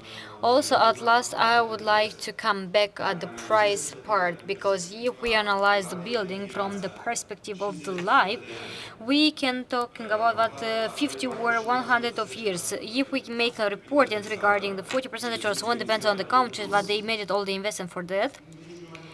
I would like to mention, but this doesn't matter regarding the efficiency what we are having and all the advantages what we are having. So we should delete this criteria of the price, because doesn't mean if we have a green building it's more cheaper what on conventional building. This should be the conclusion of this panel, because when we have a green building, we can see that that green building is more cheaper than another one. Thank you so much. I totally agree with you, Andrei. And if we have questions, so as we can see, no one have question.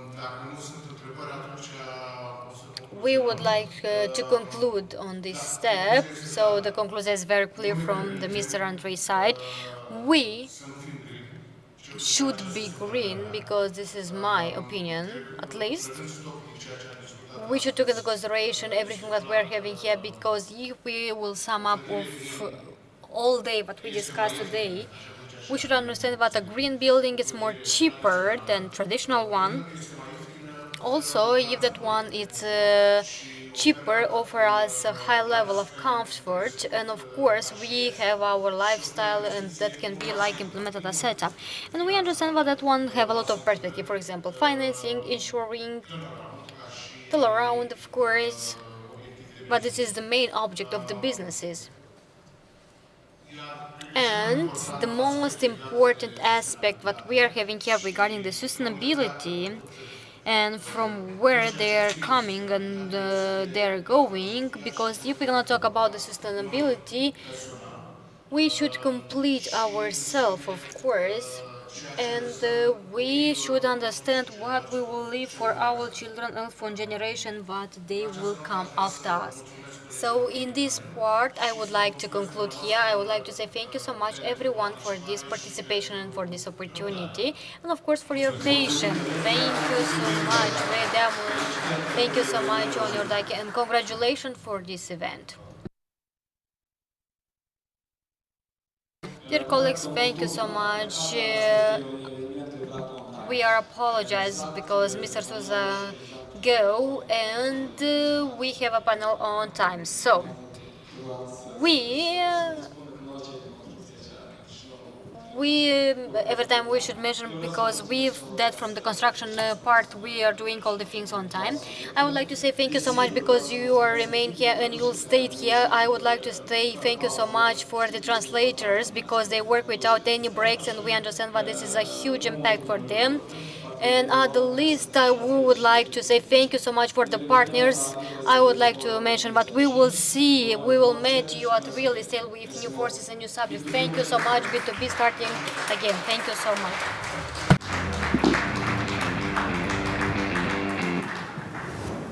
Welcome to Moldova, strategically positioned in Eastern Europe, offering unique investment opportunities. Be part of a new untapped potential. Discover our intensive development across Moldova, from commercial hubs to industrial powerhouses. 0% customs duty, 12% corporate income tax, and quick one-day customs clearance in special economic zones. Featuring state-of-the-art facilities, alongside flexible legislation and a highly skilled workforce. Invest in Moldova's potential, access a market of 450 million, enjoy free trade agreements, and benefit from strategic locations. Moldova's improving infrastructure includes restored roads, Danube River access via Port Giurgiulești, 2 airports for swift logistics and access to double gauge, economic zones, industrial parks, and multifunctional platforms offering corporate tax breaks, and 24/7 on-site customs services. Leading global companies have already chosen Moldova for their operations. Redia is a strong local partner for industrial investors, providing high-quality services.